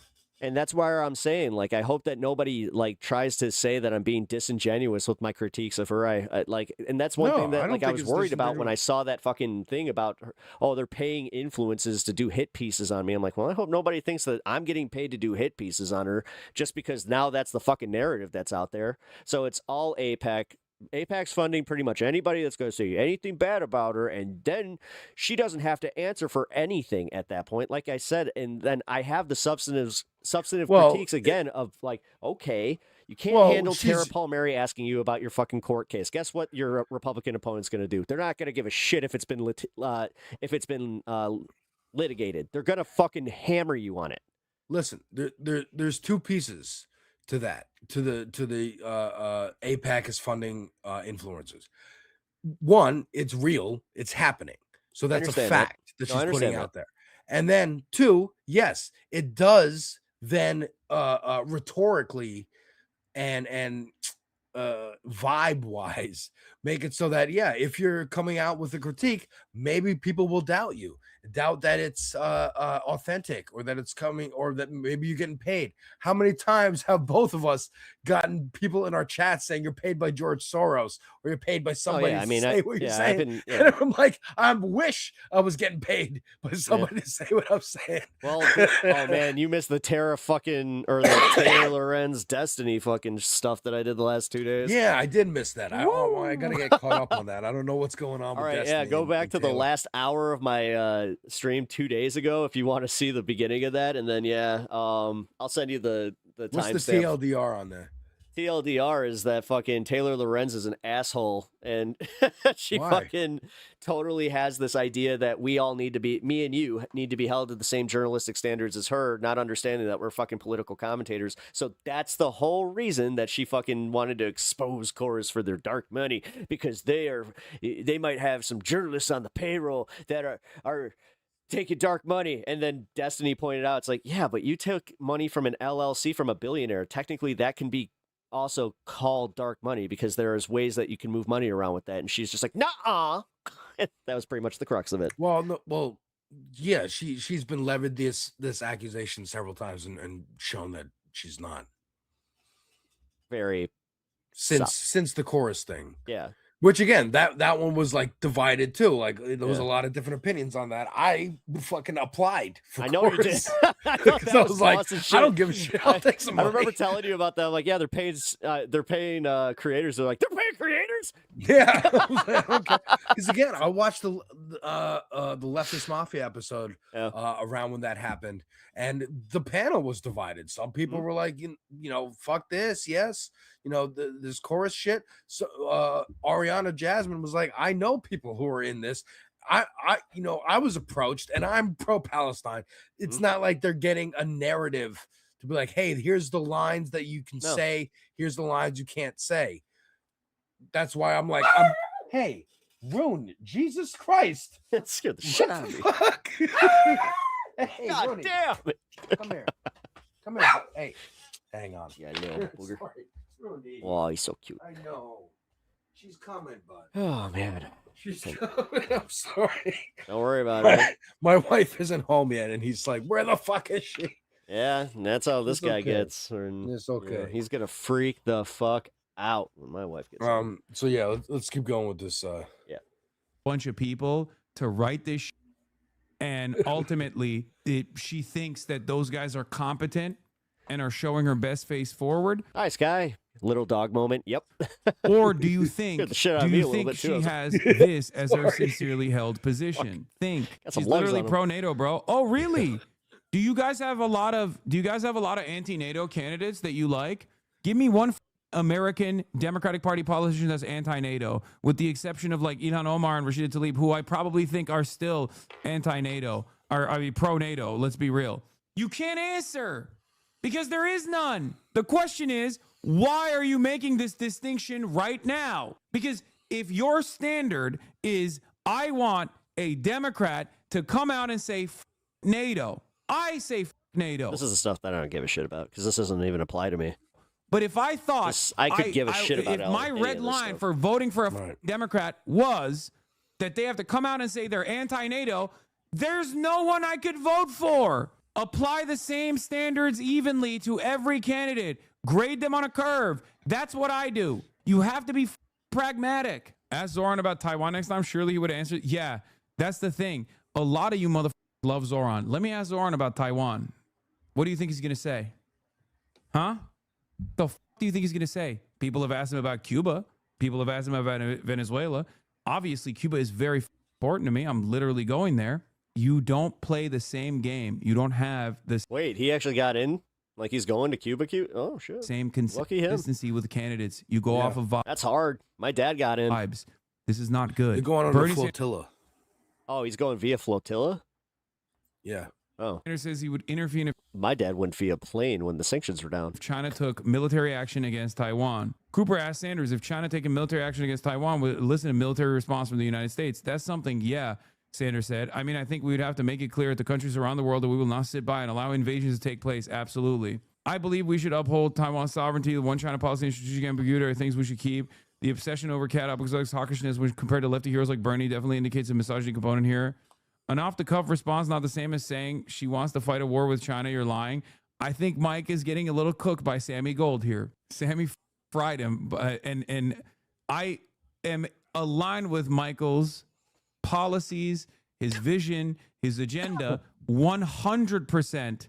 As opposed to like Sammy, who has, in recent years become much more open-minded and much more radical in his politics. I'm aligned with Mike on China 100%. I'm more Chinese than he is. This, I think, is Bernie's take on China. Washington's dangerous new consensus on China. Don't start another Cold War. Yeah, I mean, okay, that's Kat's take too. Kat's like, come on, where she's like, this is Matt Duss's take on China, by the way. This is not Bernie's take on China. This is Matt Duss's take on China. Because unlike Kat Abou-Ghazaleh, Bernie has hired a more competent foreign policy advisor, one that we disagree with all the time when it comes to certain issues. She doesn't hire the best people. For the record, this is Benjamin Netanyahu's genocide Sanders, right? I know the person who wrote this. It's not Bernie Sanders. I've had the person who wrote this on the broadcast. Perhaps candidates are somewhat at the mercy, regardless of their 80-year-long experience in office, they're somewhat at the mercy of their foreign policy advisors when writing out the fully fleshed out opinion on foreign policy. And when they're Update on Netanyahu, by the way. They just confirmed that Netanyahu's brother died in the attack that they speculate that he might have gotten hurt in. Giving a response in real time. Okay, well, at least they just confirmed end the up brother. coming across like they want to do a nuclear first strike on China. Mike, you know this. Stop. You know this. A lot of these people that are in office that we talk to, that we have interviewed, that we've been around, that we like, that we advocate for, don't know what the they're talking about when it comes to foreign policy. Not everyone's going to be Oliver Larkin. Kat literally openly says multiple times she doesn't want a war with China. For God's sake, she literally said that she supports Taiwan unifying with China. Taiwan wants status quo, so Kat would say then keep status quo. Those are her words on MR and breaking points. I know. Additionally, we need to be politically adhering to the one China policy. If the Taiwanese people pass a referendum saying they want reunification with China, I'm absolutely supportive of that. That is their choice. I know those are her points, and it doesn't matter. That's not... Especially again, man, going back to like, you know who that does matter to? The moderates in my district. Considering that this is also utterly irrelevant in the grand scheme of things, because not a single person in Illinois 9, with the exception of those in my community that might be in Illinois 9, at Pep Talks, this is so sad. We heart TOS. Is making a decision on voting for Kat Abou-Ghazaleh over Daniel Biss because of their opinion on Taiwan. As a matter of fact, most Americans would probably agree with her. Our job is to change Americans' minds. Go ask the average American what they think. Should we fight China? If China invades Taiwan militarily, they'll be like, oh yeah, we should. Oh wait, Coyce, I can ask you this. Who's gonna be your pick to replace Dick Durbin? Democracy, because most Americans think America is a force of good. I'm in her district, bro. So I'm asking in good faith. I understand she's green and she feels like she's malleable, but why is she quadrupling down when she knows everyone on the left thinks it's a dog take on China? Because no one cares about the left. Oh my God. Get over it. Build a bridge and get over it. No one cares about the left. Yeah, that's kind of what. Oh my God.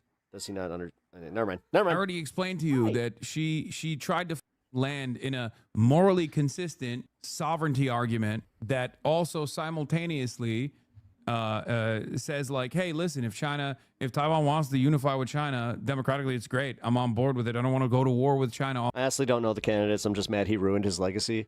Raja Krishnamoorthy, Laura, or Juliana Staten, or State, I think it's Staten. And then Kelly. All this but Kelly's like polling in a distant third. Government has been taken over by right-wing extremists, and we can't act like it's business as usual. No, that's why I protest ICE. It's why I'm under federal indictment, and it's why I'm running for Congress.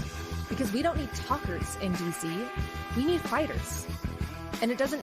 Oh, I know that for a fact that fucking is a copywritten song. Because that is, she's going the distance. She's going for speed. She's all alone. All alone in her time of need. And I approve this message. You guys have gotten fat. I have spoiled you silly for constantly hammering these points over and over again in this community. So you literally now have this false sense of reality where you think someone who's running for Illinois 9 should also have a similar foreign policy perspective. You have to work with what you got. I need to hammer in the importance of pragmatism as well, I think. But you're not being pragmatic. That's the problem. Like I said, not what, like, got to the end of the clip. Not once did he bring up the actual, like, the general election. And I have to hammer that point home, man. You know what? I didn't even think about that either. That's a fair assessment. You think that Biss would be a better general election candidate for this district going up against the Republicans? Yes. I think even just visually, because I can guess who the Republicans will put up, some bland white guy that they choose. I think they're putting a woman up. Okay.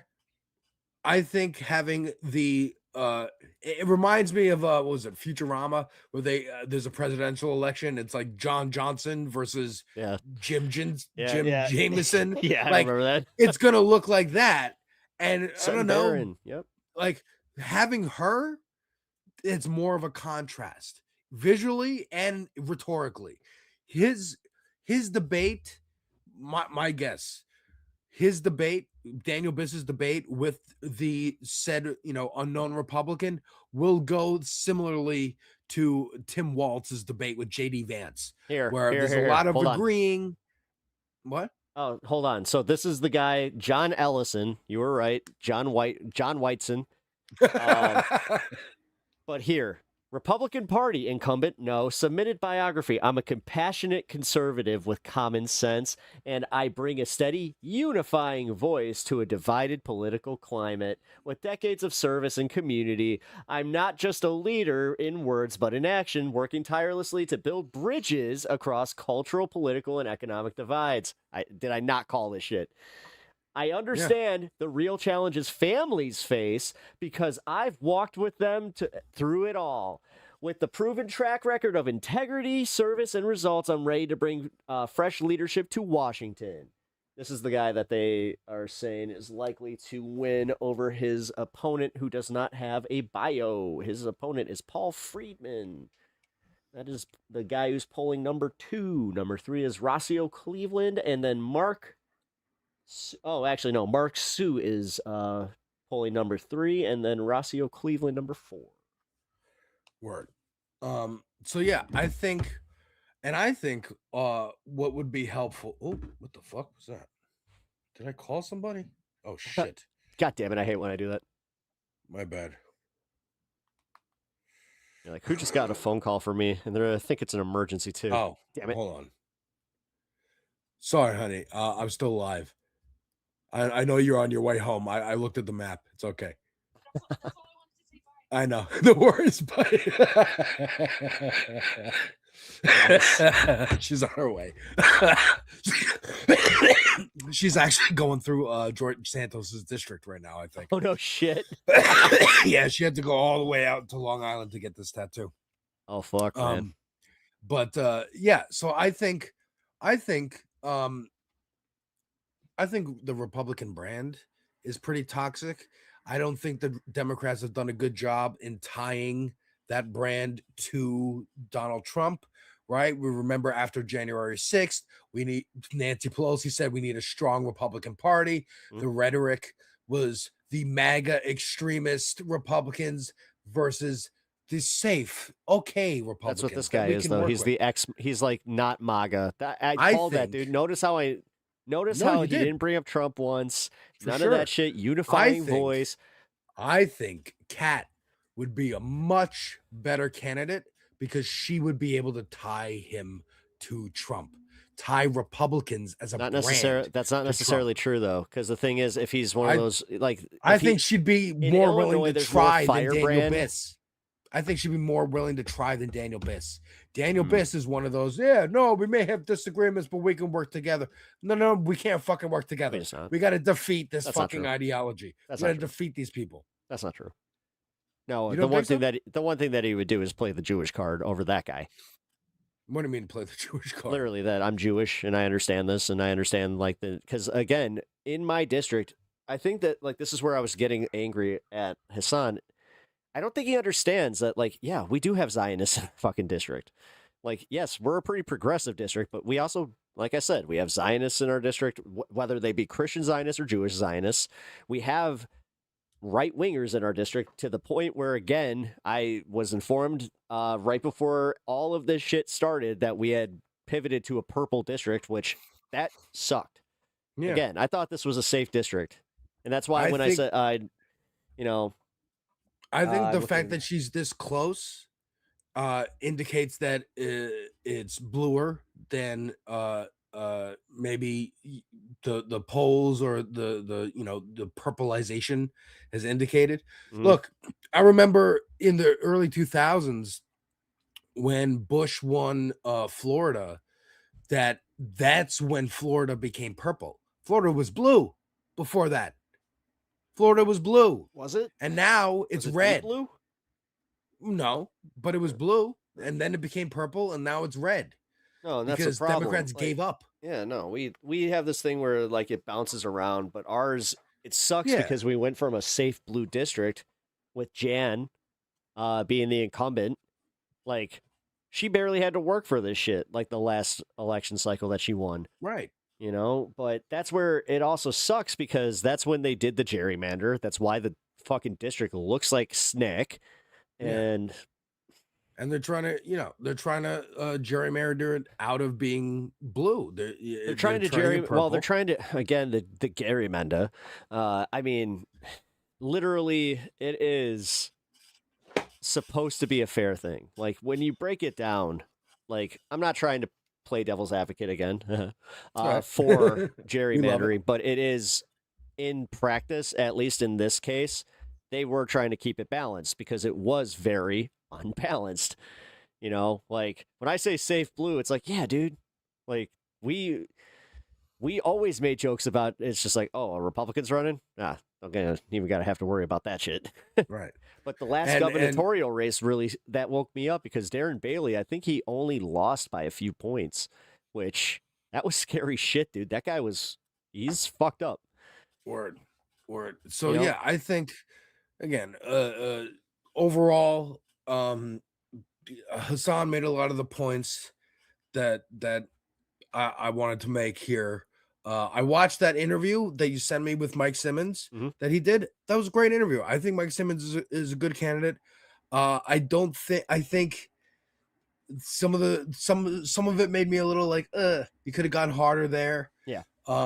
When she asked him, You know what sucks about that? He's just genuinely that nice of a guy. yeah, and that's it. Like He really is. he's that nice of a guy. He's And maybe he's always, every time I've seen him and met him, he's always got this big smile on his face, just hey man, Yeah. good to see you. It's just like yeah, but you need a little bit. But that guy reminded me of or contrasted with the guy from Tennessee, Which one? Justin something. He had an afro. He was in a state house. I know who you're talking about. The guy that Yeah. got censored. Censored. Yes, Yeah, yes, yeah, yes. that guy. Yeah, that guy, yeah. like he had more That guy's a fight. badass. He had more fight. Yeah. You know, this Mike Simmons guy, while policy wise, great. Rhetorically, you could use a little more oomph. Yeah. Use a little more oomph. Yeah, for sure. all right. That's fair. I mean, that is And I fair. think she has oomph, and maybe to some people, her oomph is a little off-putting because it's coming out of a young woman.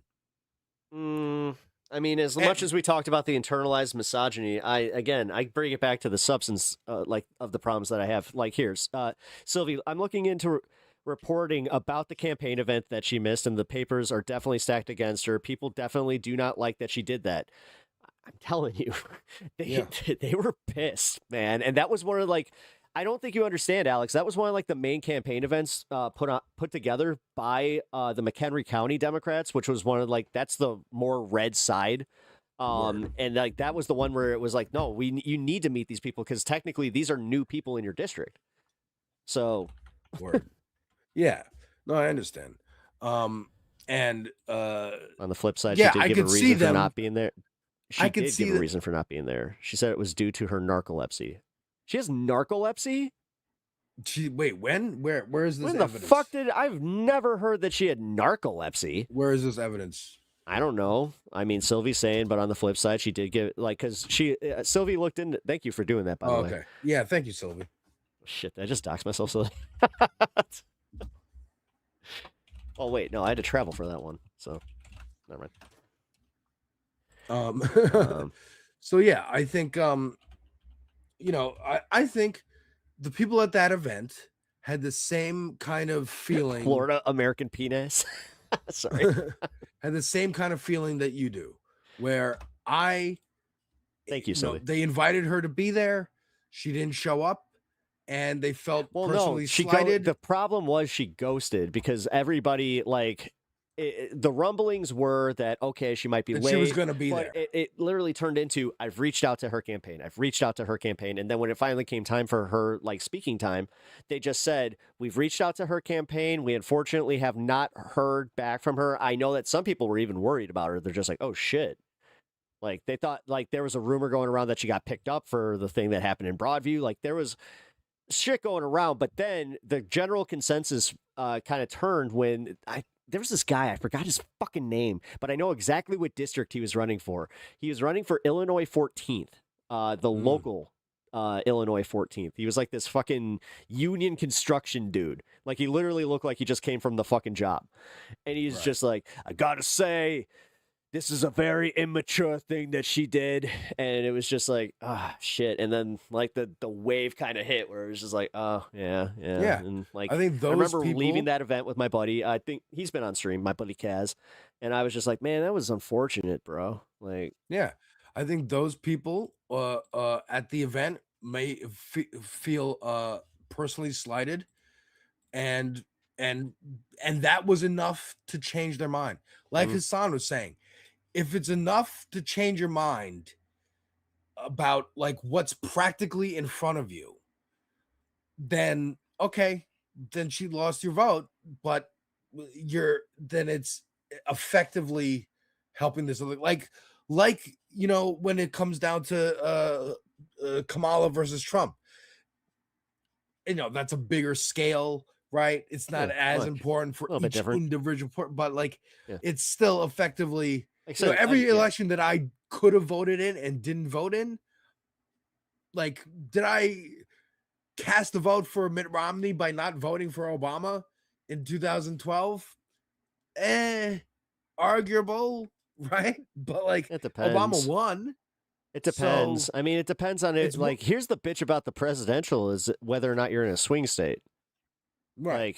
Sure. Yeah. For me and you, That's this why is I where was like, I'm we in New do York have. and This doesn't is again blue privilege. This is where we get to just sit in our blue privilege and just be like, oh, you know what? We're in a safe state. We don't even have to worry about it. Right. But that's why, honestly, that mentality got you, Eric Adams, and that mentality got us, Bruce Rauner, before we got JB Pritzker. That type of complacency cannot be fucking overstated, and that's what I'm saying. Right now, we are in a bit of a different fucking environment, and it's not as like, for lack of a better term, progressive as some people are making it to where it's like, no, there is no guarantee that, I mean, not even guarantee. It's just like, no, like objectively, I think she's the worst of the two candidates to approach a Republican in this district at the time of the general election. Yeah. Is she the better candidate for me? Like, this is actually ironically the same thing I'm wrestling with even voting for her is I want to vote for Mike because I know he's the best candidate for me. But is he actually, like, would he have been the best candidate to beat Kat? Would Kat be the best candidate to actually, like, beat? Yeah, would Mike Simmons be the best candidate to beat the Republican? And that's where I have to also ask that, where it's like, maybe not, because you did actually bring up, like, yeah, he's a very nice guy. He's a very nice man. I don't know if he can go so hard at them. Nice guys do finish last sometimes. I think And that's where I think the crux of our difference lies, where you think in this moment that the safer choice would be Daniel Biss, and I think in this moment the safer choice is her, because I believe, maybe it's my optimism, maybe it's or naivete, It could just be or bias. I mean, you can admit bias too. cope. Yeah. I like her policies more. I think she's a better fighter rhetorically and whatnot. It's the same way I have that feeling about Plattner, but I don't know anything about his constituency, so I can't really speak to what the people would vote for or against. Yeah, I think I have hope, and maybe it's hopium, maybe it's cope or whatever, that there is a rising movement that has been rising since, Occupy Wall Street, before that, but has, been poking its head out every now and then. Here's AOC wins. Here's Cori Bush wins. Here's Jamal Bowman wins. Here's Stacey Abrams gets close in Georgia. Right. She gets close in Georgia. Like, getting close matters. Like, how much you lose by Does matters. it, though? Is it a huge? Yes, it does. Because Stacey Abrams actually is the one that I feel like that's not applicable, because I watched her lose twice.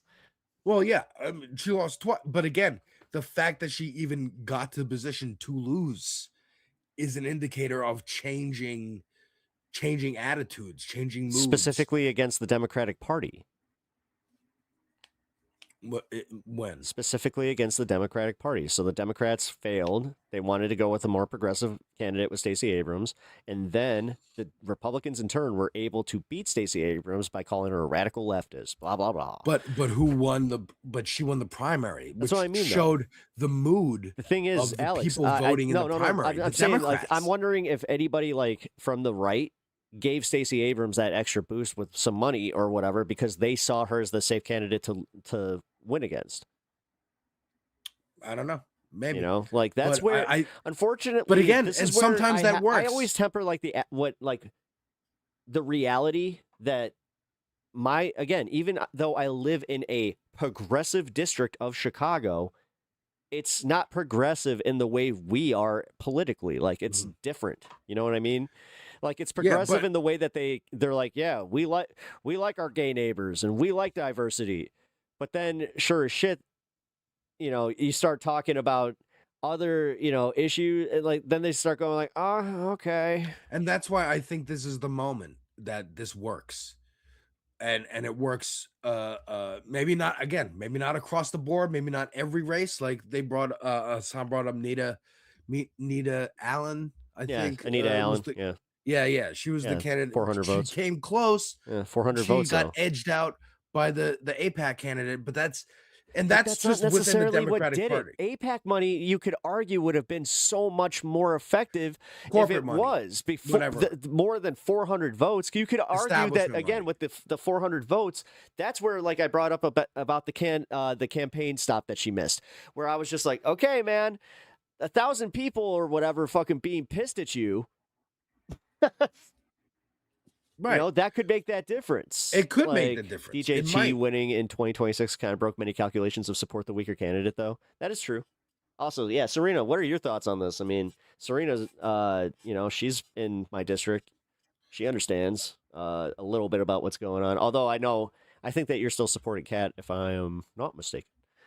But what do you think about, Kat going against the opponent that they have set up, which I'm not sure if you were here when I looked him up. Here, let me get it one more time. He's not a Trump candidate. He's one of the, he is running as the unifier, blah, blah, blah. John Ellison. I think Kat's chances of actually losing in the general election, because we have a little bit more of a purple district now. It's not as safe blue as it used to be. Yeah. And I think that's a fair assessment. I think that's a fair worry to have, and thinking that maybe Daniel Biss would be more palatable to those moderate voters. Maybe, but I think it's worth having the fight. And that's why Oh, I yeah. think that's I mean, what no her, matter what, I'm glad. her Like, no choice matter to what, run we had this is- debate tonight, and honestly, Yeah, Hassan man. did platform fucking Kat. Like, I'm glad that she's gotten as far as she has. I'm glad that she's like on the cusp of possibly winning. That's fucking awesome. I'm very, very excited for this, regardless of like what happens, or regardless of what I do. You know, if she wins, I'm voting for her in the general. If he wins, I'm voting for him in the general. Yeah. Absolutely. Like, You know? again, Like, I if- really enjoyed this conversation too. No, I dude, like this that. was a lot of fucking fun. People were man. actually in chat just being like, this is how you have a debate. Like, this is an actual debate, you know? Yeah. This isn't just debate bro shit. Like, this No, would this win is- 99 this is- times out of 100. I think Kat would win 90 times out of 100. And that feels, dare I say, conservative. I think cheeky. I think there's a good chance. Again, I'm excited. I'm gonna be watching on Thursday. Next Tuesday. Tuesday. I think I'm having Lindsey Boylan on. Nice. Who's Fuck running yeah. for city council here. I've Yeah. been doing petitions for her. Yeah. I'm still getting over my sickness, so I gotta get rid of it completely before I go back out there. Yeah. But she's been very kind. You know, she came on this show. She came on my show on this space. I had no reason to say yes. I was a shot in the dark. She said yes. We had a lovely conversation. She then invited me to be at her campaign launch. And I'm like, oh my God, really? All right, cool. And this is what I think you're valuing in the other 15 candidates who reached out to you or I got am. back to you. No, rather, I do. No, I and do. talked The to fact you, that you they know. all got a hold, like that was the craziest part. Even Hohen, he got a hold of me, and I was just like, wow, I wasn't expecting a bunch of these dudes to get a hold of me. Where I was just like, oh, I didn't even know you're. Oh yeah, you're running for my district, huh? All right, what's your? I just kind of That's gave him like, cool. what's your deal? Yeah, that's cool, You know? man. But I also wouldn't be surprised if Lindsey Boylan stopped communicating with me at Why? any point. Just as if she wins city council and she's busy, or she let's say ran for governor after that. I don't know what her aspirations are, but if she got too big to be, you know, to have time for, I would get it. Yeah, Like, whatever. I understand. This isn't the Opie and Anthony, like, oh, they got too big for our show. Who cares about that? Like that. And honestly, I hope you understand that I'm not like No, I do. me I bitching do. about her not coming on my show realistically did stem from like the more of a okay, then the ghosting, then the just like then me getting like, the and that's biggest one annoying was for me sure. just saying, hey, I want to do this off record. Like, can you have a contact, like just a rep get a hold of me? I have literally, like, at that point I only had 4 questions that were just like ironclad, ready to go. I needed them answered because I realistically do kind of hold And those to should- be, you know, the big, Yeah, and should a candidate answer to her constituents and talk to them and dude, have this town is actually halls what and pissed stuff? me off, is that, like, Absolutely. she actually put it here, the only candidate who will meet any district resident to discuss any issue. She put it on the fucking literature. So I'm just like, well, that's a fucking lie. Well, jump into the she's doing, isn't there she's I doing know her she's Twitch doing a live streams stream. I'm not, no, the thing is, instead of this is actually call-ins, what I right? hope proves it is I'm not trying to do, like, I'm not trying to get her attention. I'm not trying to fucking, you know, roast her on social media. I'll do it here. Like, I'll talk to my audience openly about this because it is a public issue. But I'm not going to fucking, like, chase her and just be like, hey, Kat, can you like, maybe come Right. on my stream? Blah, blah, blah, blah, blah, like, any of that bullshit. Or AdCat won't come on my stream. She's scared to answer my question. Any of that, blah, blah, yeah, blah. no, you didn't see me Right. do that Mike from PA bullshit. You didn't see me. I No. tried my best not to fucking do bad face smearing of her. Like, I genuinely have some issues with her. Yeah. That part's still kind of shit. Yeah, it is. It is. She treated me like garbage, dude. Literally, I feel like she looked at my channel and was like 2,000 followers. Who, you know, I have that. Why?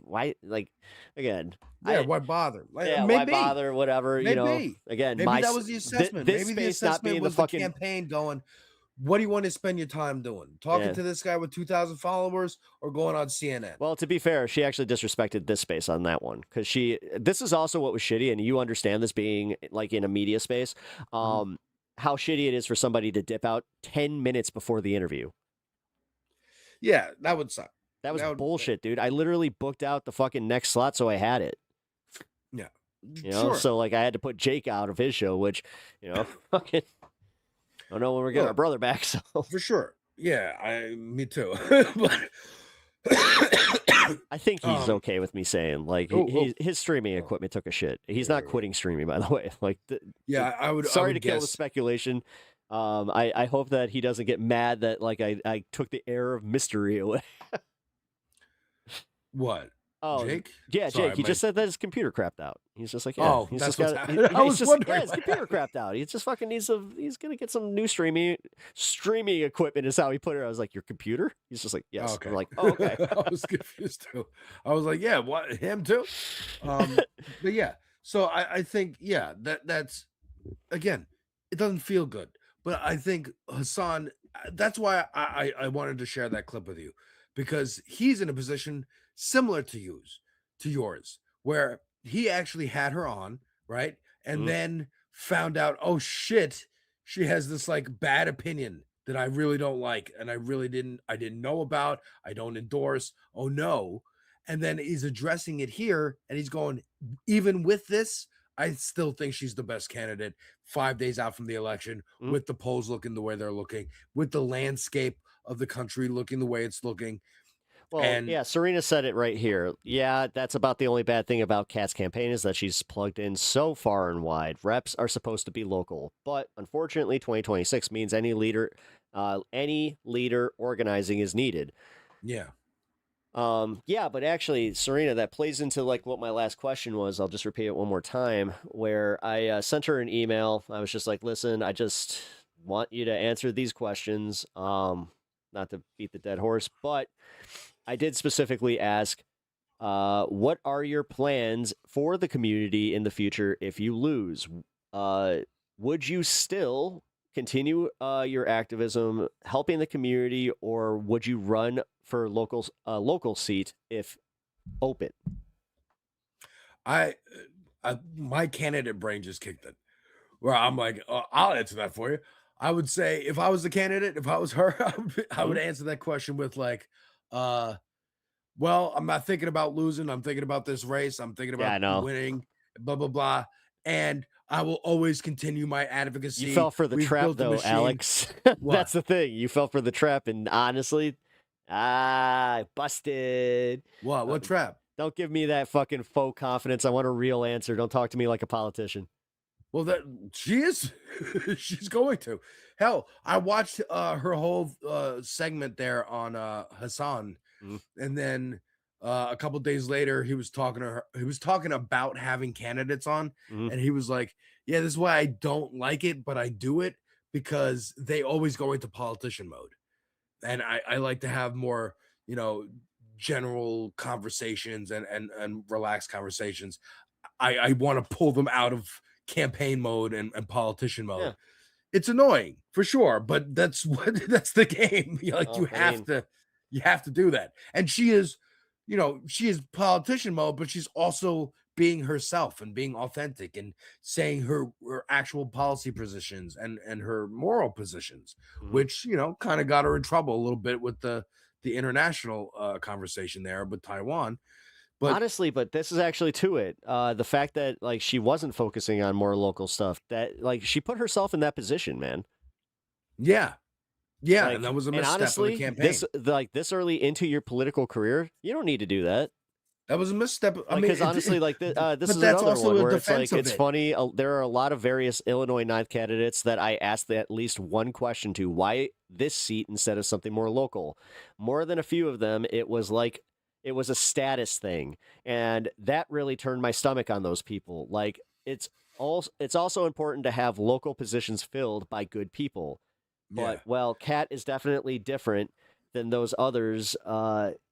In that she really is nationwide compared to the others, though.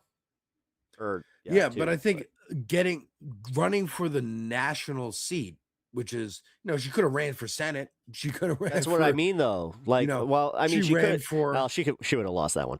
Right, but she ran for a national seat, but it's still but it's not this as is where big as Senate. Serena's making a good point. Why not move here and run for a state seat? Because I think she wanted to kind of start her career. Attention. I think that she wanted national attention on the issues that affect the district and the community. The issues are which her. Is see, this is what I have to like. See, this is where I'm bothered by it. With that one, I'm not sure how much of it is for clout. And I'm going to be honest, man. People are going to ask these questions and have these critiques. Sure. Dude, Jake Paul was just at a Trump rally, right? The fact he's saw that interacting shit with his Trump. Sweaty fucking armpits through it. Yeah, through the suit. That's crazy. That was wild, dude. I was like, how the fuck how you sweat through a suit jacket? That's almost impossible. I think a better example actually than Jake Paul is Marjorie Taylor Greene.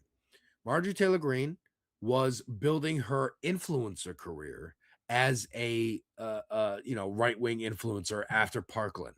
Mm-hmm. She went to harass David Hogg and the other survivors of a school shooting, and then boosted her career. I can't believe that, but it worked. And those videos got traction. Yeah. And so she said, okay, let me keep doing this. Maybe I can have a career doing this right-wing shit instead of, again, I forget what business she was doing before that. Construction. So instead of just being in the construction industry, maybe I can get some clout and be one of these people who I admire, like Libs of TikTok. I don't know, Libs of TikTok came after, but you know what I mean. Matt Walsh or Ann Coulter or one of these people. And then she started going to DC and walking in the halls of Congress and knocking on the door of AOC to debate her. I think her run for Congress was absolutely for clout. I'm going to run. I'm going to get attention. I'm going to get influxes of money from donors and stuff.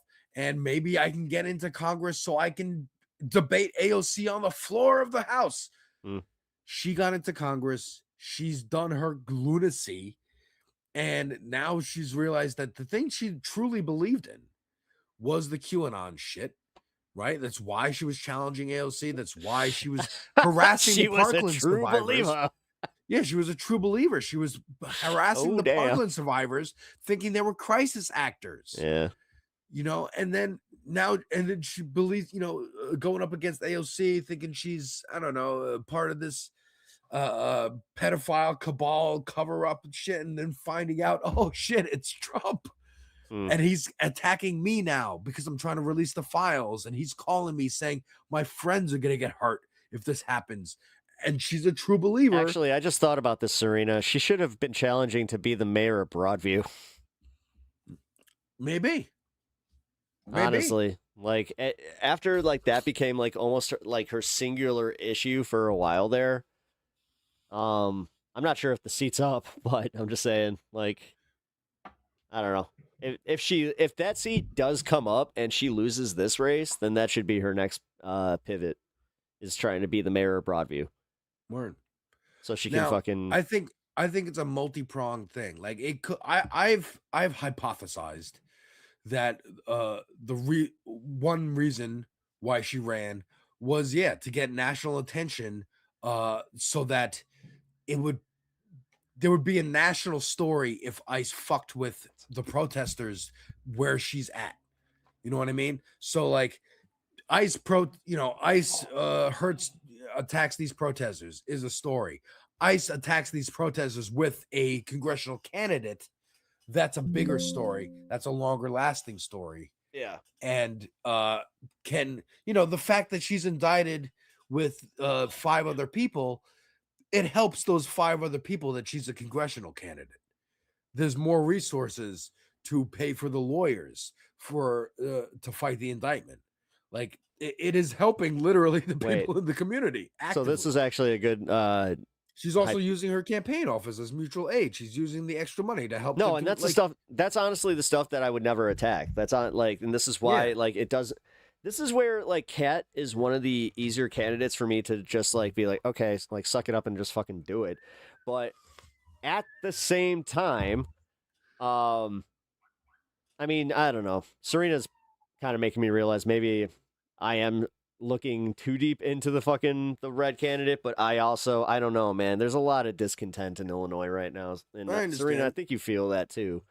Like I think back to speaking of Hassan, his conversation with Jennifer Welch from the I've Had It podcast. Yeah. Where she was like, do you want to, if it's a contest between JD Vance or Gavin Newsom, who do you vote for? And he's like, I don't know, vote Green third Party. Yeah, because Green Party.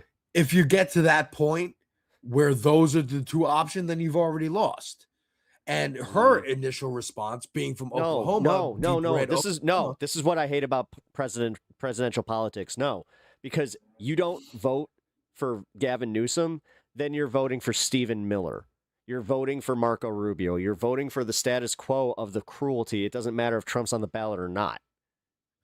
You're voting for the people that, like, literally, like, at that point. I'm just saying, like. Well, her instinct was to say I'd vote for Newsom in a heartbeat because she's from deep red Oklahoma, where they don't get a lot of opportunities to vote for anyone blue, let alone, our purity test, our leftist candidates that we like, right? We just like, it'll take fucking anybody. We're starved here in Oklahoma. But upon reflection, even in the longer clips of that interview, she starts to change her mind and go, no, I'm wrong. You're right.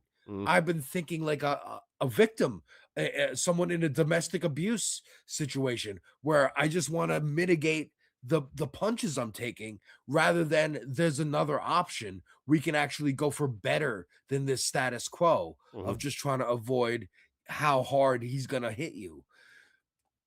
She changed her mind and said, like, yeah, you'd rather have the fight and go, no. We can do better than Hillary Clinton. We can do better than Gavin Newsom. We can do better than Daniel Biss. I think. I'm looking at the chat here. Serena's making a lot of good points here. Cat was running long before I started, really ramping up. Word. Discontent in Illinois at all at Trump's feet. I cannot see any bit of it being put at Skakowski's feet. So I don't think any Republican has a chance. God, the fact that this chat is so very delayed. Yeah, I get that. Yeah. But yeah, man. Yeah, I don't know how much longer. I mean, if you think it's safe blue, like I don't know, man. Like I don't know. Maybe it's because of the people I work with, like in my day, like in my day job, or like I don't know. Like maybe they got I me think it's fucking worth convinced. having it out, and I think I think it's a win. The fact that she got this close already. I think so too. No, I'll agree to that. Like her. It's no matter what, it's a win for her, like name recognition, all that. Well, I think didn't for know the that she had movement, too. narcolepsy, which I'm not sure does anybody. No. Like that seems to have just kind of come out of nowhere. Just gonna say. Mr. Poon slipped. Whoa. Rooney, right here. Yeah, you're good boy. Hold on, I gotta get my. Wait. Oh, that's right.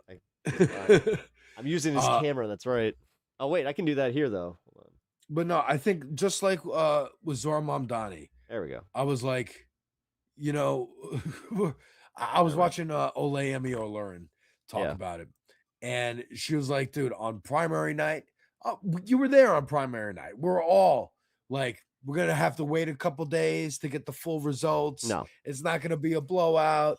We're all leftists. We're all like prepared to lose. We're prepared for disappointment. Well, yeah, I mean, that's true. You know what I mean? And then when it was a blowout, we're all like, holy shit, he fucking won on election night. Yeah. It's over. That's amazing. And then the general, it was like, can he maintain for the whole race? Now the real arrows are going to come. And he did. And he beat Cuomo again. We did it again. We're New York. Wait, there's my area in McHenry, and then there's Roger. Well, I was about to say Rogers Park is a little bit more where they're at, and Evanston. Like I was worried like about most New of my York friends too, are man. that like work with me are in Evanston. Word. I was worried. I was worried too, man. I thought, he's Muslim. It's New York. There was all this, they brought up all the 9/11 Islamophobia came back, Yeah. with a fucking vengeance. Well, I still think, I mean, that we'll see where that goes, like to the general. That's where I'm worried about the summer.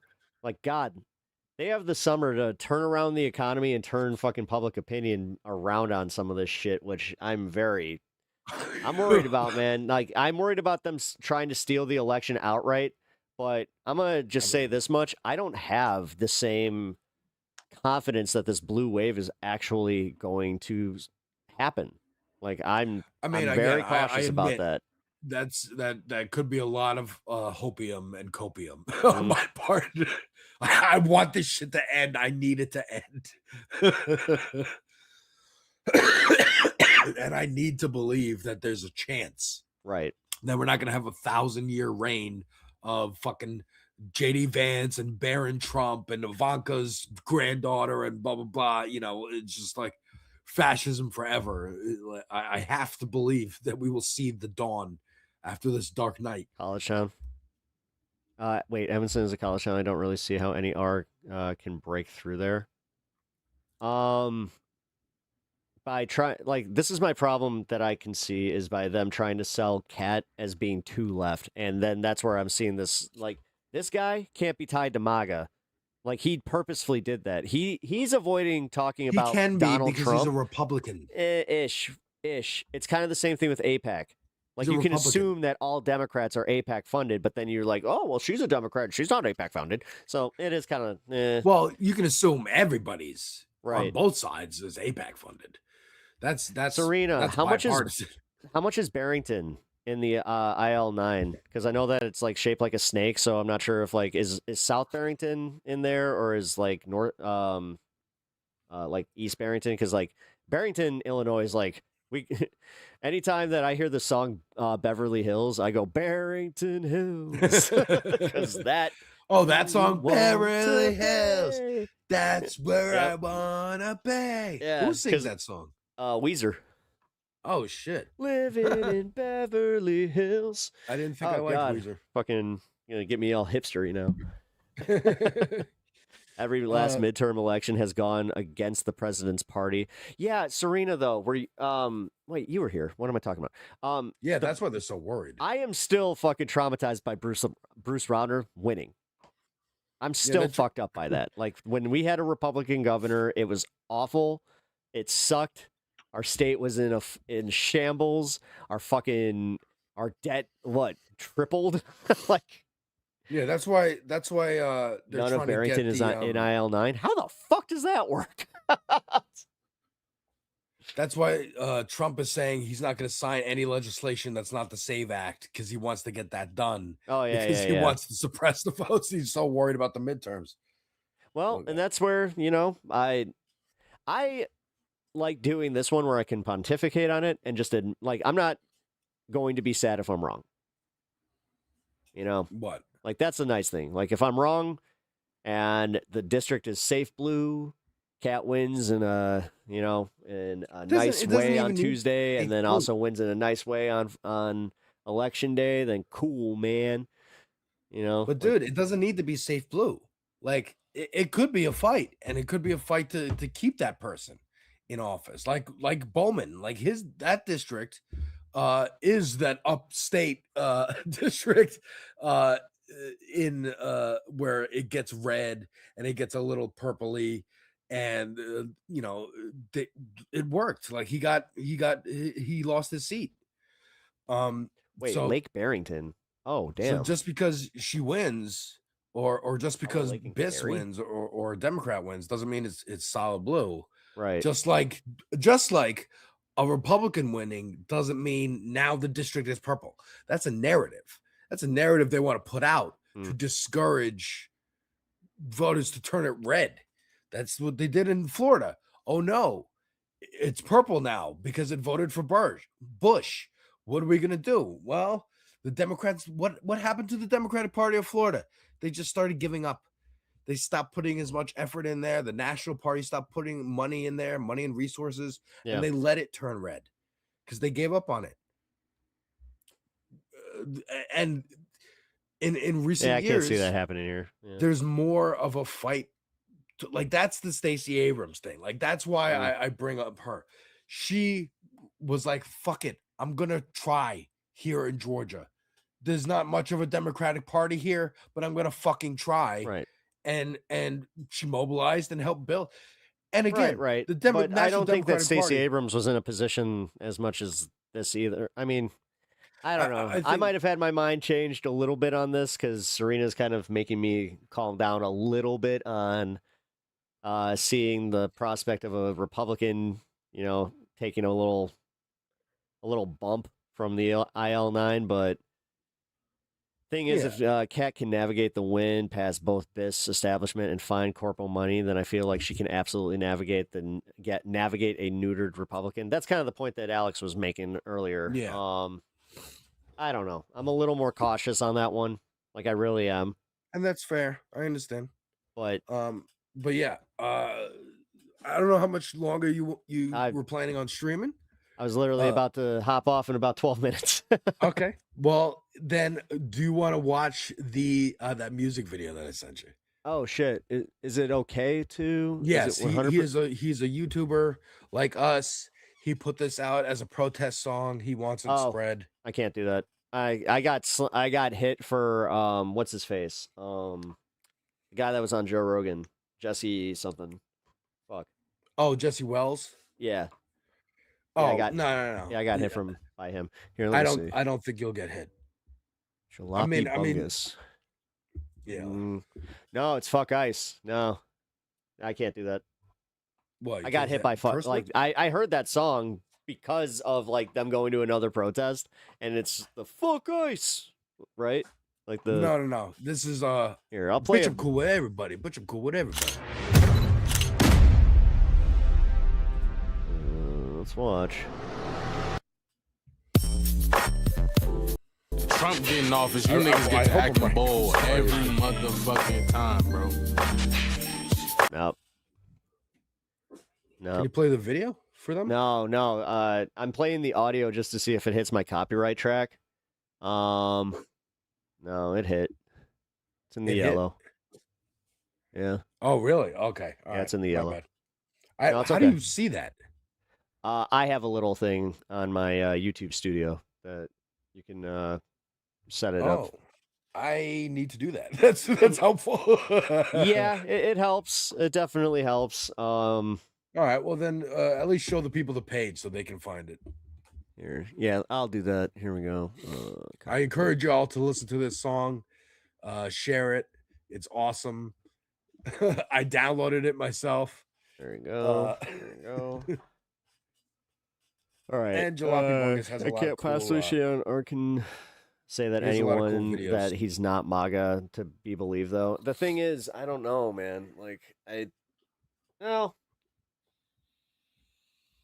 guess you're right. No, I guess you're right on this one. I think that Trump winning might have broke me a little bit. I can admit that. No, I understand. But like again, I think Serena is getting to the like she can make the argument. Kat can make the argument. Oh wait, that all Republicans are supportive of Trump, are tied to Trump inextricably because the party is his now. Where I don't think BIS would try and make that argument. But yeah, let's check out. I like this channel. Too lazy to try. This is great. I was about to say this one's only 10 minutes long. Let's close out the show with this. I actually wanted to hit this one with you. All right, let's do this. Joining us tonight to talk about this and so much more is the great Alex Jones. I was thinking about Joe Rogan's vagina right now. That's a weird way to introduce yourself, Alex. Well, Joe's like, I love Joe, but like, oh my God, we better not have an event. The terrorists might get us. We just give up and go away. I think Joe's afraid of the Iranian ding-dong. Let's all just hide in Joe Rogan's vagina. And then we'll all be safe. Jesus. Good to have you, Alex. Like It's a going to be fun. mothership, We can already giant tell. Joe Rogan vagina. Luke is sitting and we next all to just him. fly up into it. They're turning We're all on safe. Rogan, and that's so funny. Whoa, Tim Pool, I'm Tim Shapiro Pepper. But I gotta say, wow, I didn't see this heel turn coming. Oh, boy. I'm saving Joe Rogan's big-ass pussy vagina. Well, there you go. Like that? Yep. Luke's here. There's that. Yes. I don't know how Thought you you'd have got that that. tonight? Good to be here with some old Luke friends. looks like he's a hostage in this situation. I declare war on Joe Rogan. Yeah. God has ordered me. Nah, I love Joe. It's a joke. All right, so Alex Jones was just on Tim Pool's show, and this was one of the most awkward things I've seen in a while. Alex was on another level. I think he showed up drunk, and then halfway through, I seriously think he might have had a stroke or something. Like, what? He did not sound good, and he started coughing like crazy, and he could barely talk. And afterwards, everyone there sounded really concerned about him. They're like, man, I hope he gets some medical attention because he did not look or sound good. So it was a wild episode. Also, as you heard, he was obsessing over Joe Rogan's vagina. He just kept saying that the whole time, and everyone there would try to change the topic because it was just really awkward. But Alex was really annoyed at Joe because Joe's scared of going to the White House for that UFC event. He's afraid there could be a terrorist attack. He mentioned this during his most recent episode. He was asked if he's excited about it, and he didn't sound very enthusiastic. Also, I think he realizes the optics of it are going to be really bad because odds are the war is still going to be going on. Yeah, the it ain't economy's good, probably dude. Gonna be terrible. Trump's approval rating will probably be the lowest it's ever been, and he just got done trying to cover up the Epstein files. But now all the elites are getting together at the White House to watch some people fight each other. So I think Rogan realizes how. I mean, if there's any just like better example of let them eat cake. Bad this is going to look. I mean, even current UFC fighters are comparing it to the Hunger Games. And Rogan already gets a ton of shit for endorsing Trump. So this is just going to make things so much worse for him. And I think he knows that. I mean, he says he's excited about it, but I think he's probably hoping it gets canceled because he's also really paranoid that a terrorist attack could happen. Are you excited for the White House card? That looks really Look at good. him. He looks like fucking Daniel-san. Why you go to the Republican side, huh? Yes. I'm excited. It sounds crazy. I know it's going to be very high security and high stress and weird to have a fight at the White House in the middle of a fucking war. But I would hope He that recognizes the it. war will be sorted out by June, but quite honestly, I'm not confident that that's going to be the case. No. Yeah. No. Yeah, so that would be weird. Hey, it's a Roots of Fight shirt. Yeah. Having this very high-profile event where everybody's in one place at one time right there. I hadn't thought of that. Yeah. Yeah. So you're not excited to be Well, there? that seems like yeah. seems like you're asking. He's for like, Holy not shit. excited to I be hadn't thought there. of that at all. How could you not think of that? Well, because Literally I'm at not the going to White be House. there. You're the one that has to think of it. So this clip got a lot of attention, and Tim Pool decided to start the show by covering it, which was probably a mistake because Alex was fired up about it, and he kept calling Rogan a pussy and making fun of him. Then to prove how tough and fearless he is, Does Tim Pool not have the old studio? Like, I keep seeing like new clips of him in the old studio, but then him going to this studio, and then him also being in a I don't bedroom. know. He's got a whole compound. Yeah, I know. Wherever he but- feels like shooting at that day. He started flipping out about how he could take on everyone in the room and started challenging them all to a fight. And then he started ranting about Joe Rogan's vagina again, and he started getting really graphic. Good to be here with some old friends. I declare war on Joe Rogan. God has ordered me. Nah, I love Joe. It's a joke. He's going to show up at your house. Okay, I guess Alex. Luke's here. Yeah, hi guys. In YouTube.com. fact, how about I just take you all on right now? You guys are fucking tough. You guys, you're pretty tough. How about we just fucking fight right now? You're fucking real men. All of you. Come on, let's go. Every one of you. Let's go. Let's prove how fucking badass you are. Slug, let's go. You think you can fucking take me? Let's see what fucking happens. I don't think I can take you. No, you can. Why don't you fucking do it right now? Every fucking man in here. 1, 2, 3, 4, 5, 6. Yeah, if you, yeah, dude. Actually, that's a good point, Natch. If I saw this somewhere else, I'd think this was AI. 7. Let's go. That's Hey, a good point. Let's go. Robbie will fight you. I'm ready. Robbie. I'm ready. That's a big motherfucker over there. I'm ready for war. I'm ready for war. I'm ready to fucking live in Joe I think he secretly lost the compound. That's my headcanon. Rogan's I'm there for it. vagina. Maybe the Let's Russian start money with was the paid for. news. You don't even have a compound, you libcuck loser. You don't understand what it means to be a cool skateboarder like Tim Pool. Fuck you. Hey, I just gave you the final clip of the year to Joe. I'm getting spicy over here. It's comedy. I love Joe. Yes. I suck his every night. It's just that. And It's just Lindsey that Graham, when he puts we that try foot long to be dick family right in Trump's friendly. ass, No, that we big try old to- neocon, not tonight. I Not just sit there tonight. and lube it up. Just gonna get get the show I just taken down. I'm with the engineer. I'm like, Get the show taken Lindsey, down. Oh, Lindsey. And I watch like Rubio gets in. Harry and then- backflip. And in comes Harry backflip. Harry kickflip. Huckabee. It's 12-foot. And they just boom, boom. I'm just sitting there like, take Huckabee's care of that that. hung, huh? That's what I do. Dude, this is I'm uncomfortable. I just got like, Yeah. yo, Secondhand dude. embarrassment. Yeah, Alex, I know that we've all been there where it's like you got your one guy, like your one dude in your group, and you're just like, oh no, he hit that point. He hit that point. Yeah. Oh shit, dude. It's like, Okay, now we have to manage him. now we got you Yeah. got to manage him. And dude, there's nothing worse than when they do it too early in the evening that you like have a whole like you're hitting some concerts or some shit. Yeah, You're just it's like, like, oh, oh, god God. damn it, he's drunk again. He's an 18-foot dick. And I just lube up those neocon. I have a top hat like that. And then y'all comes in with that 80-footer. I And he imagine- just cures Trump. And I think Hey, I saw that giant D20. I also Alex got is probably also annoyed giant with D20 Joe as well. because Joe hasn't had him on his podcast in a while.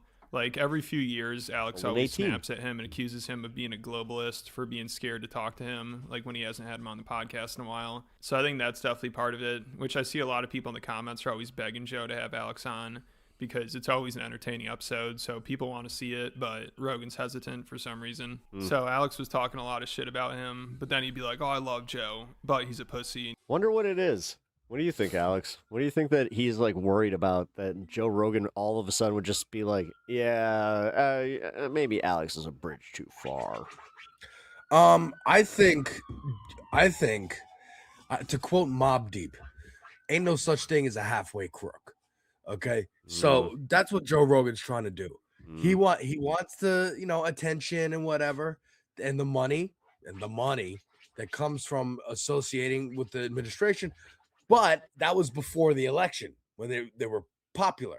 Yeah, with especially his audience. Now he's this thing because again, everybody's gonna see. Not only is like the fascism gonna end and the party's gonna be fucking over for them. They know Trump's old. He's getting senile. They're seeing it, and he's also gonna fucking die. He's old. There's an end. I'm not going to heaven. Maybe I can Right, buy yeah, my he's way. not- he knows he's not going to He knows. heaven. He knows He it's knows it's getting close. So I feel the feeling you know, cooling up in my And he one just kept trying hand to right make now. yeah. Jokes So about I it. think Rogan's going, okay, well, what's a world look like past him? Mhm. I want to still be able to get Dude, booked did you and hear get that new thing jobs. where like they don't even have trust in JD anymore? They've already given up on him, so they're just like Yeah. moving on to Marco Rubio. Marco Rubio. Yeah, My that shit's wife was wild, talking about dude. it last night. I'm like, yeah, man. Yeah. They're scrambling. They don't know. They don't. They Yeah, don't know yeah. what's happening after this. Dude. Trump hijacked the party. Again, they let the crazies out of the box with the Tea Party, and then they embraced it with Trump. Again, remember the 2015-16 Republican primary. Yeah. Ben Shapiro was against it. Lots of Republican conservative commentators were against the idea of Trump.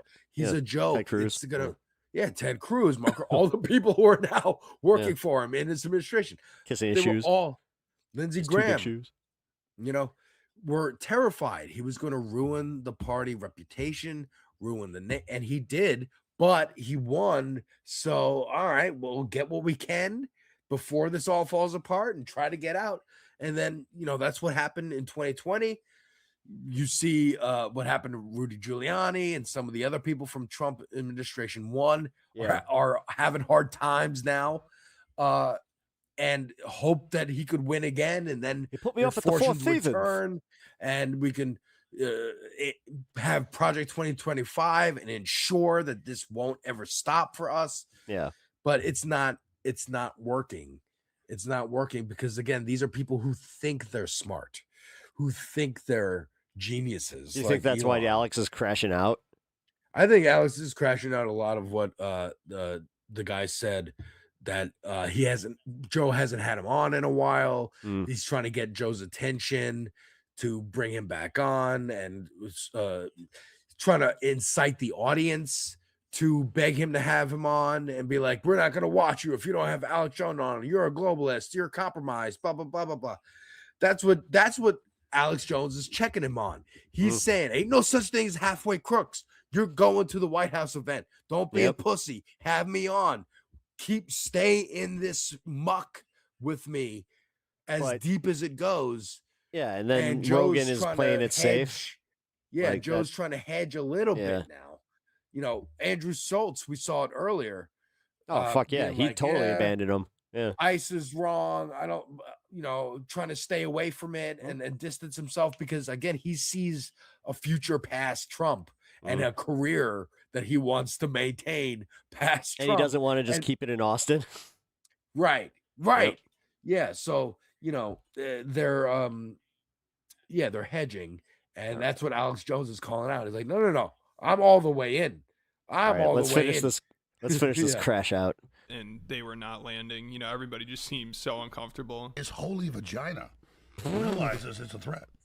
I am not really concerned about the White House itself. Of all the places we secure in this country, Iran's not going to do anything at the White House. Yeah, no, I love Joe, but I mean that is a major pussy statement. He didn't say don't do it. He just said that it's going to be a target. Was weird. And sure. Nobody invited that. Look, if Iran was going to the real target is the neocons in Trump's butthole. I apologize. It's all humor. I love Joe Rogan. I love President Trump.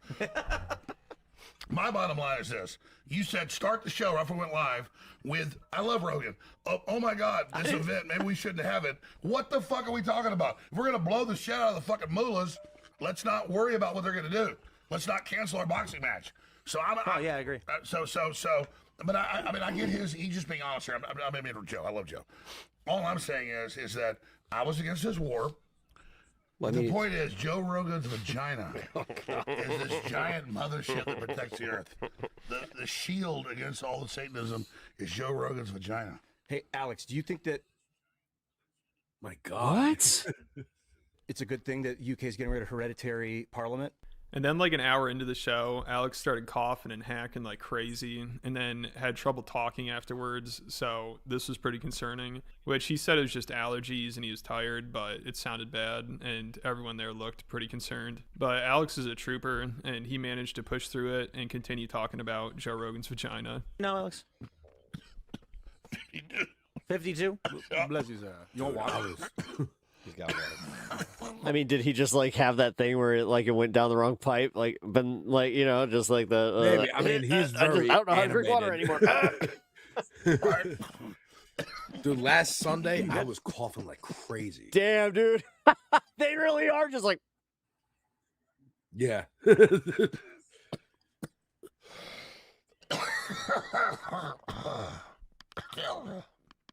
You okay? Yeah, no, we're winning. So Jesus. So the reason I ask you is because I think the younger generation is going to be put in the Matrix. They're going to be given the Neuralink. How long are you in town? A couple weeks. I want to come back. You can come back whenever you want. You just walk in the door. A few days. Yeah, absolutely. I'm up since 4 a.m. when he's exhausted. Yeah. Oh, dude, he's hammered. Like, or dude, he took something. No, that's what it is. He took something. He might. You think Eddie's? Yes, you sound exhausted. Well, I love you guys. All I know is this is a real debate. This is a real discussion. And I really appreciate you guys. And I just know that Joe Rogan's a giant pussy. He's going to save Earth. Did he have a stroke? I don't know, man. Like, honestly, now I get it. Like, I understand why he brought that up now, but I thought he was kind of joking. No, dude. Like, that's wild. Starts coughing. All of a sudden, he, like, I've seen people like get hammered before. This is different than that. Yeah. Right? Yeah. Rogan's vagina is like the goddess that will float down. Do you think Media Matters will write this headline? Of course. No, this one they're going to avoid. No, I think we should. I think we need to be wary of these AIs because the powerful tech elites are going. And Alex kept saying he's going to leave because he's tired, but then he would just stick around and talk about Joe Rogan's vagina more. And you could tell Tim was getting annoyed about it. Like, he kept trying to change the topic, but Alex would always go back to Joe Rogan. And he also kept asking Tim how long he'll be in Texas. I think he asked him like 3 or 4 times. So Alex just seemed really out of it. How long are you in town? A couple weeks. I want to come back. You can come back whenever you want. Oh, Joe, that's why you represent the middle of the road. Yeah. 2 weeks. I'll come back next few days. I'm ready to go. Yeah, sounds good. Oh, so maybe this is like his Texas studio. Yeah. You are allowed. Okay, that's what it is. Yeah. That is acceptable. Here for 2 weeks. Yes, sir. And you know, let me just say this. I'm gonna put a bracket. The ultimate AI will be called Joe Rogan's vagina. Indeed. Let me put a bracket and just say, Indeed. when we talk about AI apocalypse stuff, viewership is minimal. But imagine. Stop talking about his vagina. Right up there, like No. like, I'm being elevated, like a jellyfish. teleported up into Joe Rogan's vagina. I think you don't want to Dude, leave. I think you want to keep talking about this. How many times did he say it? Like 800 times on Joe this? Rogan's vagina. Dude, that's wild. You imagine how these. Wow, imagine how dude. big it's about to be. You've done well, Lord Vader. Do it. Do it. I love you guys. Do it. All right, man. Thanks for Thanks, brother. Alex. Good. Take care of yourself, man. Use the Love Force, you guys. Jones. Luke Radowski. Wow, they are all very uncomfortable. did. 21 years now. 21 years. Yeah. All right, Holy I'm gonna come shit. back soon. Yeah, anytime, brother. Love Anytime. you guys. Take care. Appreciate it. All right. Love you guys. Let's go back to talking about the Claude having a soul. Claude having a giant pee-pee. Wow. It's got a soul. Dude, he's doing like fucking Beavis and Butthead level comedy. Yeah, giant pee-pee for my butthole. Yeah. Claude has an 8-foot dick. So here's I think the big issue comes down to this. Then after Alex left, they addressed the coughing incident he had in Premium his health cringe. because the chat kept asking about it. With all due respect to Alex, I think he was having a very serious medical issue. I don't know. He definitely He had was. some bad allergies, yeah. Well, bad called allergies. allergy attack.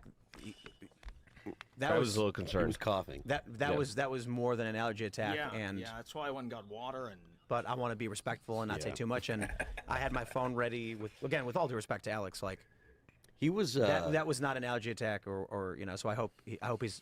That'll be leaving Pep to in the year checked out or something. 24. I think that'd be Hey, the case. watch it. I'm concerned about Watch that it. medical episode, and then him abruptly leaving because he knows, you know, we don't end the show right away like that. Yeah, And when then that turned happened, I beat texted red Brian twice immediately. and was struggling to breathe. Yeah. Yeah. Which was, He, I think, hopefully he's going He to gets him get. taken. Gets him Yeah, taken because care of. normally I wouldn't talk about stuff like this, but like we're literally live when it happened, and the chat is lighting up with people asking They're like, what was going "What's on. that?" And so I'm not going to pretend nothing happened and just ignore it. Yeah, you can't just Fatigue ignore is that really shit. up since 4 a.m. God knows I hope the best for him, though. I was terrified while that was happening. I Yeah, was and they're watching him also try to stay calm. trying to mitigate Well, the chat. I'm kind of bummed because, you know, a lot of people have said he had a drinking problem for a long time. And then these videos are coming out of him getting healthy and fit, and he's looking really good. And I wonder if the end of the show, like, he's just suffering anxiety nonstop. Yeah. And so he started drinking again. So hopefully he's all right. Maybe the stress of InfoWars ending is getting to him. You know, he said he's shutting it down. I think Damn, next all month, allergies, but I but think he's going to he's continue on Ben's- his own. And hopefully in my Rogan has him on bloodstream. soon. You know, of course, that would be a great episode. And it sounds like it's really getting to Alex, the fact that Rogan hasn't had him on in a while. But let me know what you guys think about it all down in the comments, and make sure you Hell check. yeah. Well, that was fun. That was a fun way to wrap up show here tonight, guys. Gotta say, man. Yeah, I kind of agree with the assessment. Yeah, he's one. This is kind of him in general, right? He's a troll. He's an asshole. He's the kid in the class who won't shut the fuck up when everyone is sick of him. You know. Well, it's like, just yeah. constantly repeating the vagina thing. Also, yeah, if he's asking Tim multiple times, it could be he's drunk and he forgot, or some kind of health issue and he's forgetting. You buy that though? What? This is not working. Like the whole way that he's just like, that could be a medical issue. I'm like, I don't know, man. No, it's embarrassing to think about. Like, but well, hold on, because he did actually bring up like the drinking angle. He did. Yeah. Yeah. But I also think that because I forgot, like, yeah, InfoWars is ending. Is, you know, he's going bankrupt here. And it is? Well, you know, the Sandy Hook families are Oh yeah. And- But I thought he was still making, like, I thought that he did that thing where like he put it in like a blind trust. yeah, to he's his trying parents to, or but whatever. they're also taking that apart. Oh. Yeah, so it's getting to him. I think it's getting to him. He wants Rogan to have him on to boost him some more so he can keep it going for longer. He gets some more money, trying Oh, to sell yeah. more Yeah, supplements and stuff like that. Then you have know, he wants Candace. he wants the mainstream, the bigger platform clout so that he can get the money from selling his supplements or support. Hey, this bigger, more relevant guy, please support me and help me keep it going. Right. For as long as I can, or maybe make me, part of your show so that I can survive after InfoWars goes away. Oh, I mean, he did kind of do that thing, like, how long you guys here? Yeah. You guys Can I can come have me on back again? again. Because I'm gonna get a boost from being on your show because you're more. I mean, do you think they bring him back to kind of have him explain that? I think Tim I would. I try be and book wise that to shit. avoid I it, would try and book that shit immediately. I'd be like, that's content right there. Let's go. Baby. Well, that's you. That's you and me. We would absolutely be like, It's just "I'll like, watch hey, you know fucking what? crash out." Hey, my friend, let's go. I'd poke him and make him cough and hack his lung up. Joe's he's a very sandy pussy. He's just, like. I he's want just those clips soft. to go viral. I want Joe Rogan's vagina trending on Twitter. Joe Rogan's vagina. You don't understand. We call it the mothership. Yeah. That was weird, dude. Like I want that to be memed. I want the mothership AI images to be turn it into a pussy. Yeah, and then this guy, Shield, he got it where, what are you guys doing after this? You guys still want to party? Yes, very much so. Yeah, exactly. Yeah, that's totally, that was totally that vibe. But all Yeah, right, my come on, friend, guys. I What are we should doing after probably this? let you get on your way so I can also go and eat some dinner because yes, it's we had a dude. nice long stream tonight, man. Yeah. Fucking, I think that you kicked it here for about what, 4 hours? Like that was Yeah, man. crazy. But dude, we covered a lot, and I had a blast. That Me was a too. great That was a lot debate of fun, tonight, man. I really appreciate you doing Absolutely. that. Always.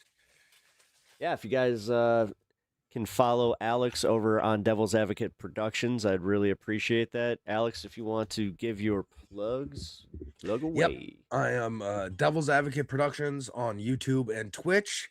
On YouTube, I got my most recent videos are Lamb of Lamb of God album reaction and some other the T.I. 50 Cent beef tracks that have been going back and forth over on Twitch.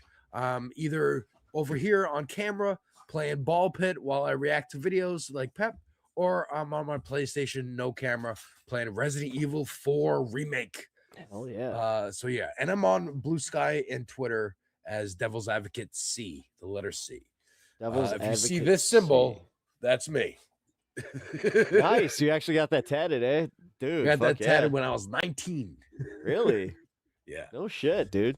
That's pretty. Yeah, I wanted to brand. I knew what my brand was going to be eventually. I didn't know how it was going to. Man, and you stuck to it. Yeah. I really appreciate that. Well, thank you for coming on again tonight, man. Thank you so much for having me on, bro. Oh yeah, dude. Anytime, anytime. I will catch you on the flip side. Actually, I might be hitting you up for a little crossover action over on this space. So yeah, man. Yeah, keep yours. Yeah, for sure. Keep your ears open. All right, folks. Say goodbye to Alex, and we are going to close out the night here. All right. Oh God, that was a blast. All right, great episode and discussion. Thanks, Natch. I really appreciate that. Breaking news: crematoriums were found in ICE detention camps. Yes, that's not exactly breaking. I know that was something that we have been talking about a little bit. Actually, not trying to beat a dead horse here, as far as just saying, but I think Kat Abou-Ghazaleh also brought that to our attention. That was something that was happening. So again, gotta give her some props. We will see what happens, though. Serena, you may have actually done more to change my mind than Kat possibly could have, but at the same time, I don't know. We'll see. We'll see. I emailed her this morning, so she's got until what? I think Monday. Like, well, I don't know, because I wanted to try and vote early, but I don't know. I might just end up voting on voting day. God, I haven't done that in a long time. I'm gonna go wait in line. Suck.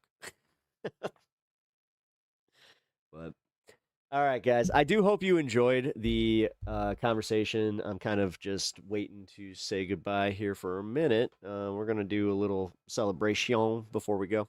Not saying you should vote for her, and honestly, I feel Simmons too. But, I mean, damn. He really is, like, the best candidate. But,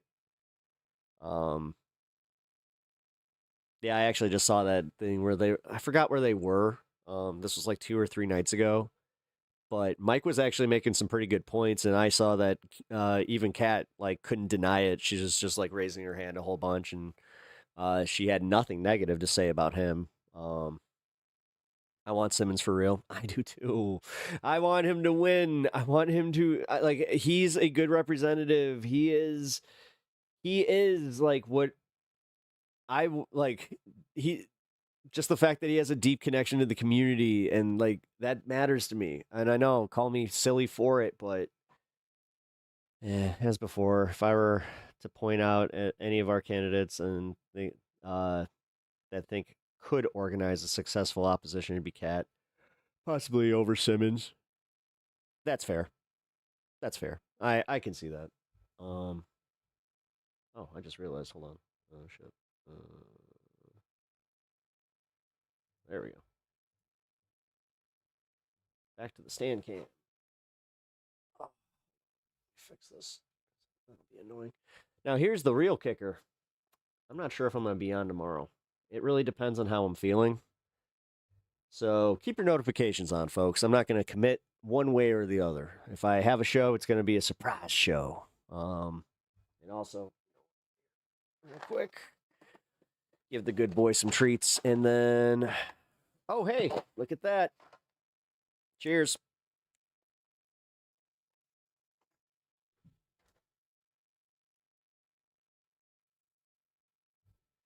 All right, good boy, get some treats. There you go. Aw. Look at the baby. He was really good today. It was funny hearing Alex's dog, because I was just like, holy shit.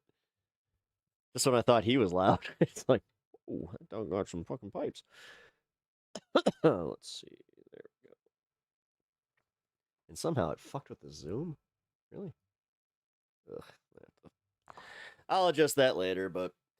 Alright, guys. I do appreciate y'all hanging out tonight. Hope you enjoyed the debate, even though it wasn't like your normal online debate. If you haven't already, like and subscribe before you guys head on out. I really appreciate all the support. And yeah, keep your notifications on for tomorrow. I will see you guys. Where's my outro? There's my outro. I will see you guys possibly tomorrow. Worst case, Monday. We will be talking elections until Tuesday. Let's see what happens. All right. That's where we're at. Good night, folks. Who the heck is Pep Talks? I'm not gay, but I fantasize about Marco Rubio. Pep Talks. Pep Talks. Pep Talks. Let's eradicate the Kung Flu. I'm literally coming. Pep Talks. Pep Talks. Who the heck is Pep Talk? They want our women. They want our children. Pep Talk. Sometimes no means yes. Grab them by the Pep Talk. Grab them by the Marco Rubio. Obama is a racist. Pep Talk. I'm literally coming. I'm literally coming. Pep Talks. We found weapons of mass destruction. My fellow Americans, it has been confirmed today from Pep Talks that we are indeed all high on politics.